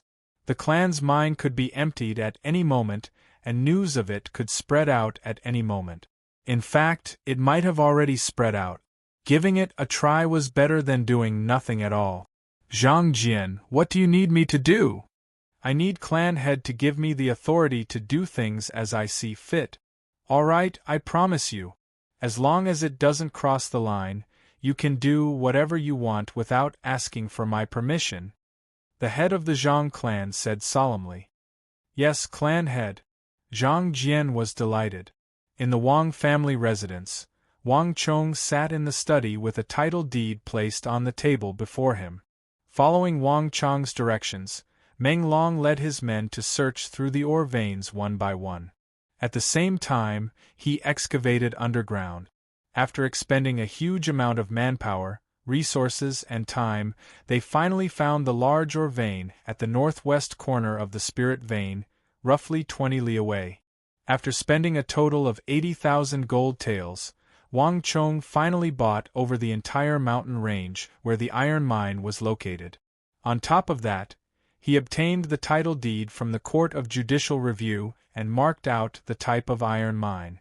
Just like that, unknowingly, Wang Chong received yet another huge sum of wealth. However, amassing wealth wasn't Wang Chong's goal. Wang Chong didn't intend to use this massive iron mine to earn money. War was a huge consumption of both manpower and material resources. And in all wars, the consumption of war machinery could be considered as a crucial factor. And this massive iron mine in Wang Chong's plan was to be used to forge war machinery. In a war, in a situation where both sides were of equal strength, the side with superior equipment would be able to gain a huge advantage. The Arabs' Wuzi steel sabers and swords were sufficient proof of this problem. A man who calculates in his temple before the battle has to calculate more. A man who calculates less before the battle has to calculate less. Calculating more wins and calculating less loses. How can it be better to calculate nothing at all? This was the content of Sun Tzu's Art of War. A war had already begun long before it began. No one knew better than Wang Chong how many wars this world would face in the future. Regardless of whether it was the Hyderabad ores or the massive iron mine, to Wang Chong, everything was for the sake of war. Only by making preparations now would he be able to better deal with the calamity of the future, even though no one knew about it other than him. However, there was a very real problem. Even though he was sitting on a massive amount of wealth and the massive iron mine, Wang Chong didn't have the ability to develop it, let alone forge it into a massive amount of war machinery in a short period of time. Wang Chong was able to forge the jaw-dropping Wuzi steel saber, the Abyss of Death, which was worth 300,000 gold taels. However, the forging of war machinery required a massive scale and manpower. This wasn't something that Wang Chong specialized in. Perhaps I should look for those swordsmithing clans, Wang Chong thought. In the capital, there weren't any better swordsmithing clans than the Zhang, Qing, Huang, and Lu clans. Regardless of whether it was the scale, manpower, or resources, they weren't something that a lone individual like Wang Chong could match up to. Young master, the Zhang clans Zhang Tsong and Zhang Jian request to meet you. Just as Zhang Xian was deep in thought, a voice suddenly sounded in his ears. Turning around, Shen Hai walked in respectfully with his head lowered. Ha ha ha, great. Speak of the devil and he appears. Bring them in. Wang Chong's eyes lit up and he abruptly stood up from his seat. Wang Chong met Zhang Tsong and Zhang Jian in his lounge. After several months, Wang Chong hadn't changed at all. However, before Wang Chong, Zhang Tsong and Zhang Jian started to feel a little restrained. Time had passed, and people had changed. At this moment, it wasn't Wang Chong who needed them anymore. Instead, it was they who needed Wang Chong. Wang Gongzi, we are here for the Hyderabad ores. May I know if Wang Gongzi is willing to cooperate with us?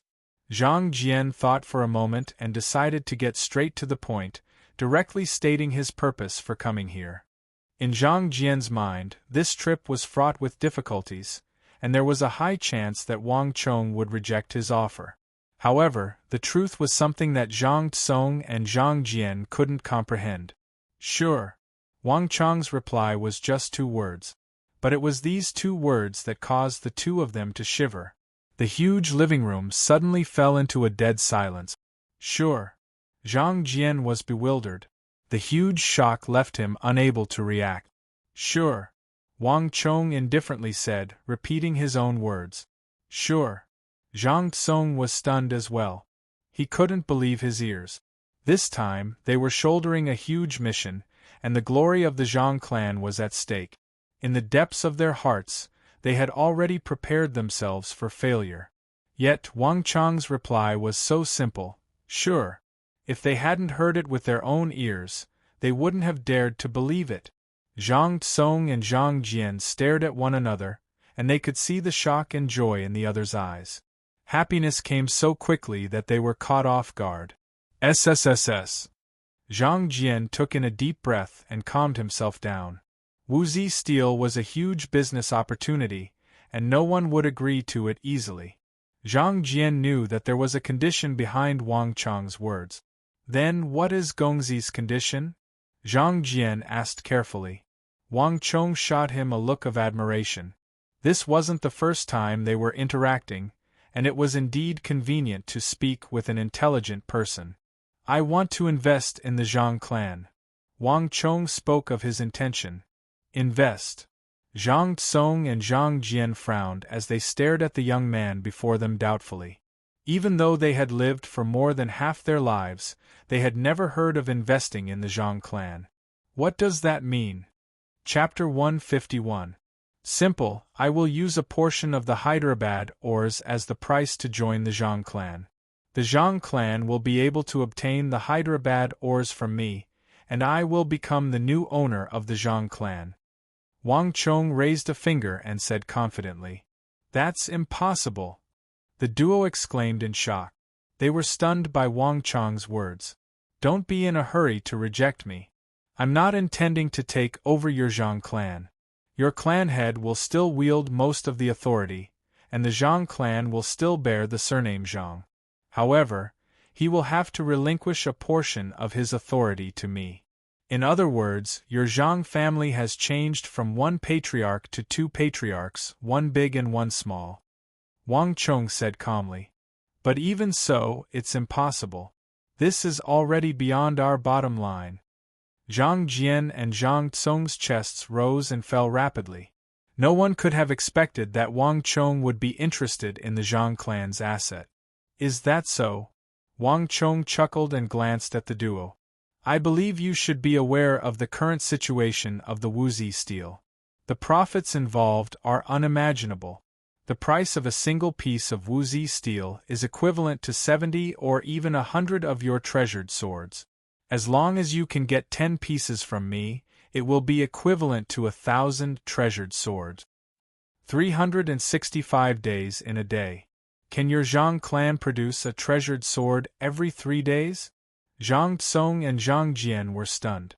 Indeed, Wang Chong was walking on the path of the high end. The profits generated by his Wuxi steel was something that the Zhang, Huang, Qing, and Lu clans couldn't hope to match. The annual profits of the Zhang clan probably couldn't even match up to a few of his weapons. If they were to accept Wang Chong's proposal, in terms of profits, the Zhang clan might not suffer as much as they had imagined. In fact, to a certain extent, the Zhang clan might even benefit from it. However, exchanging wealth for authority as the clan head was still unacceptable. No, Chong Gongzi, your proposal is too much for us to accept, Zhang Jian said solemnly. Even if the iron mine is about to run out, is it still hard to accept? Wang Chong took a sip of the fragrant tea on the table and said casually. Rumble. Wang Chong's voice was neither loud nor soft, but when it entered their ears, it was like a clap of thunder that struck them, causing their faces to turn pale, their bodies to tremble, and their bodies to be incomparably cold. The two of them stared at Wang Chong in horror, as though they had seen a ghost. It was as if the deepest secret in one's heart had been exposed. Chong Gongzi, Yu Zhang Tsong's lips quivered, and his eyes widened in disbelief. It hadn't been long since the news of the Zhang family's iron mine came out. Everyone had been ordered to keep it a secret. However, Wang Chong actually knew everything clearly. Zhang Tsong and Zhang Jian, if I'm not wrong, they are both Zhang Tsong and Zhang Jian. Your Zhang family hasn't discovered any new veins yet, right?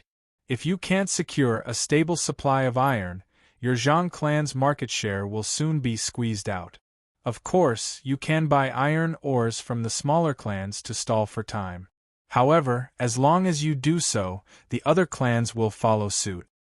By then, you will be squeezed out even faster, and your decline will be even faster. Am I right on this point? Wang Chong put down his teacup and said impassively. How do you know? The faces of the two were ashen, and they couldn't maintain their composure anymore. This was the Zhang clan's Achilles heel, and no one knew better than them that what Wang Chong said was likely to happen. If they were to purchase a large amount of iron ores from the market, it would be equivalent to telling the other clans that there was a problem with their iron mine. This was the most crucial point.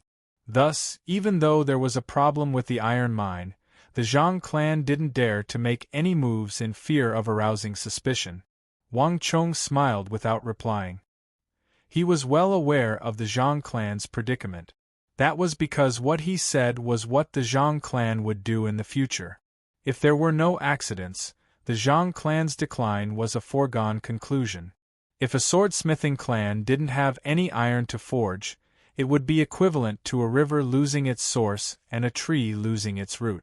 Wang Chong didn't think that he was taking advantage of the Zhang clan. On the contrary, he was saving the Zhang clan. I hope that you can consider it carefully. I believe that you are aware of the current situation of the Wuxi steel. The Zhang, Qing, Lu, and Huang clans have been pestering us endlessly. If the Zhang clan can receive my help and obtain the Wuxi steel, their reputation will definitely surpass the Qing, Lu, and Huang clans, and they will become the #1 swordsmithing clan. There are no free benefits in this world. Of course, I hope to benefit from the Wuzi steel. Ask yourselves honestly, what does the Zhang clan have that I'm interested in? Money? I don't think the Zhang clan earns as much as I do, right? You know that we don't have the authority to do so. Go back and discuss with your clan head. Come and look for me after you have made up your mind, Wang Chong said impassively. Even though the Wang clan hoped to enter the Zhang clan to strengthen their strength and achieve their plans, it was useless for them to do so. The only thing that Wang Chong was confident in was that the Zhang clan was indeed facing a crisis. The only reason why Wang Chong was confident in his plan was that the Zhang clan was indeed facing a crisis. Furthermore, it was an opportunity for them to resolve the crisis. Giving up a portion of the authority for him to enter the Zhang clan might seem a little embarrassing on the surface, but in reality, it wasn't something that the Zhang clan couldn't accept. On the contrary, they couldn't allow their interests to be harmed. Zhang Jian and Zhang Tsong left in the morning. In the afternoon, the head of the Zhang clan appeared before Wang Chong. Chong Gongzi, may I know what kind of authority you are intending to obtain by entering the Zhang clan? How much of the Wuzi steel are you willing to give to us? With a grim expression, the head of the Zhang clan went straight to the point. This was the first time Wang Chong was meeting the head of the Zhang clan. In his previous life, he had been a profligate scion, so he didn't have the qualifications to meet the head of a prestigious clan. Wang Chong carefully examined this future partner of his. The head of the Zhang clan was dressed in white, and he exuded a rather elegant air, yet he did not lose the bearing of a formidable figure. More importantly, his words and actions were clean and decisive. Wang Chong had just sent Zhang Tsong and Zhang Jian off in the morning, and in the afternoon, he appeared before him. It was unacceptable for a prestigious clan with 100 years of heritage to give up control of it to a clan. If it were any other clan, even if they were to reluctantly consider the matter, they would have to hesitate for a very long time. Yet, the head of the Zhang clan was able to make a decision so quickly. This kind of judgment, decisiveness wasn't something an ordinary person could achieve. Just this point alone made Wang Chong feel that his decision wasn't wrong. Simple. The edges of Wang Chong's lips curled up, and a glint flashed across his eyes. For the first time, he revealed his youthful ambitions before the head of a prestigious clan. I want half of the weapons forged by the Zhang clan in the future. As for the other half, I will be the one to purchase it from the Zhang clan, and you can only sell it to me. If we are able to come to an agreement, I want the Zhang clan to be at my service for the next 30 years. 30 years later, the Zhang clan is free to decide on their own. In fact, I can even withdraw from the Zhang clan and return all authority to you. 30 years. The head of the Zhang clan was taken aback. He couldn't understand what Wang Chong wanted to do with so many metal products. Even though the Zhang clan couldn't forge weapons like Wuzi steel, other than that, the Zhang clan's output was definitely one of the top. Given the capability of the Zhang clan, 30 years of continuous production would surely bring them to an astonishing level. The head of the Zhang clan couldn't understand why Wang Chong wanted so many metal products. No problem. Even though he was perplexed, the head of the Zhang clan replied without any hesitation. Wang Chong's request was much more relaxed than he had imagined. Furthermore, for some reason, the head of the Zhang clan felt that the control of the Zhang clan wasn't what this young man was concerned about. His true goal seemed to be the metal products produced by the Zhang clan. The so-called shares was just a service. This gave the head of the Zhang clan a strange feeling that he couldn't describe. However, is that all? Are there no other conditions? The head of the Zhang clan asked doubtfully.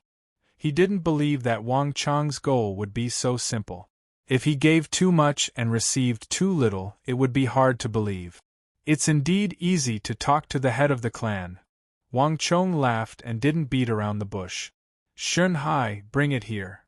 Under the doubtful gaze of the head of the Zhang clan, Shen Hai walked over with a wooden box. Opening the box, there were many drawings at the bottom. The doubt in the head of the Zhang clan grew. "Pick it up and take a look." Wang Chong extended his palm and made an inviting gesture. The head of the Zhang clan nodded as he carefully picked up the drawing at the very top. He could recognize this drawing. It was a drawing of a caltrop, but it was different from a traditional one. The caltrop in Wang Chong's drawing was long and sharp, as though it was an enhanced version of a caltrop. Just by looking at it, one would feel a chill down one's spine. He couldn't recognize the second drawing. It looked like a huge metal wall, but there were some strange edges at the four corners. The third drawing was different. There seemed to be some rivet-like objects on it. The fourth drawing was different from the third. There were many holes of various sizes on the metal wall. The fifth drawing was different from the fourth. Looking at the drawings one by one, the doubt in the head of the Zhang clan grew. As the head of a swordsmithing clan, he had seen all sorts of bizarre weapons and designs. However, other than the first drawing, he didn't recognize any of the drawings that Wang Chong had made. As for those strange objects that resembled a wall, the head of the Zhang clan had a feeling that they were part of some kind of huge machine. It seemed like Wang Chong had only broken them into parts. However, the head of the Zhang clan had no idea what kind of machine it was. However, there was one thing that he could be sure of. The objects in Wang Chong's drawings were definitely not pots, pans, and ladles. Needless to say, they weren't used for a duel. War machines.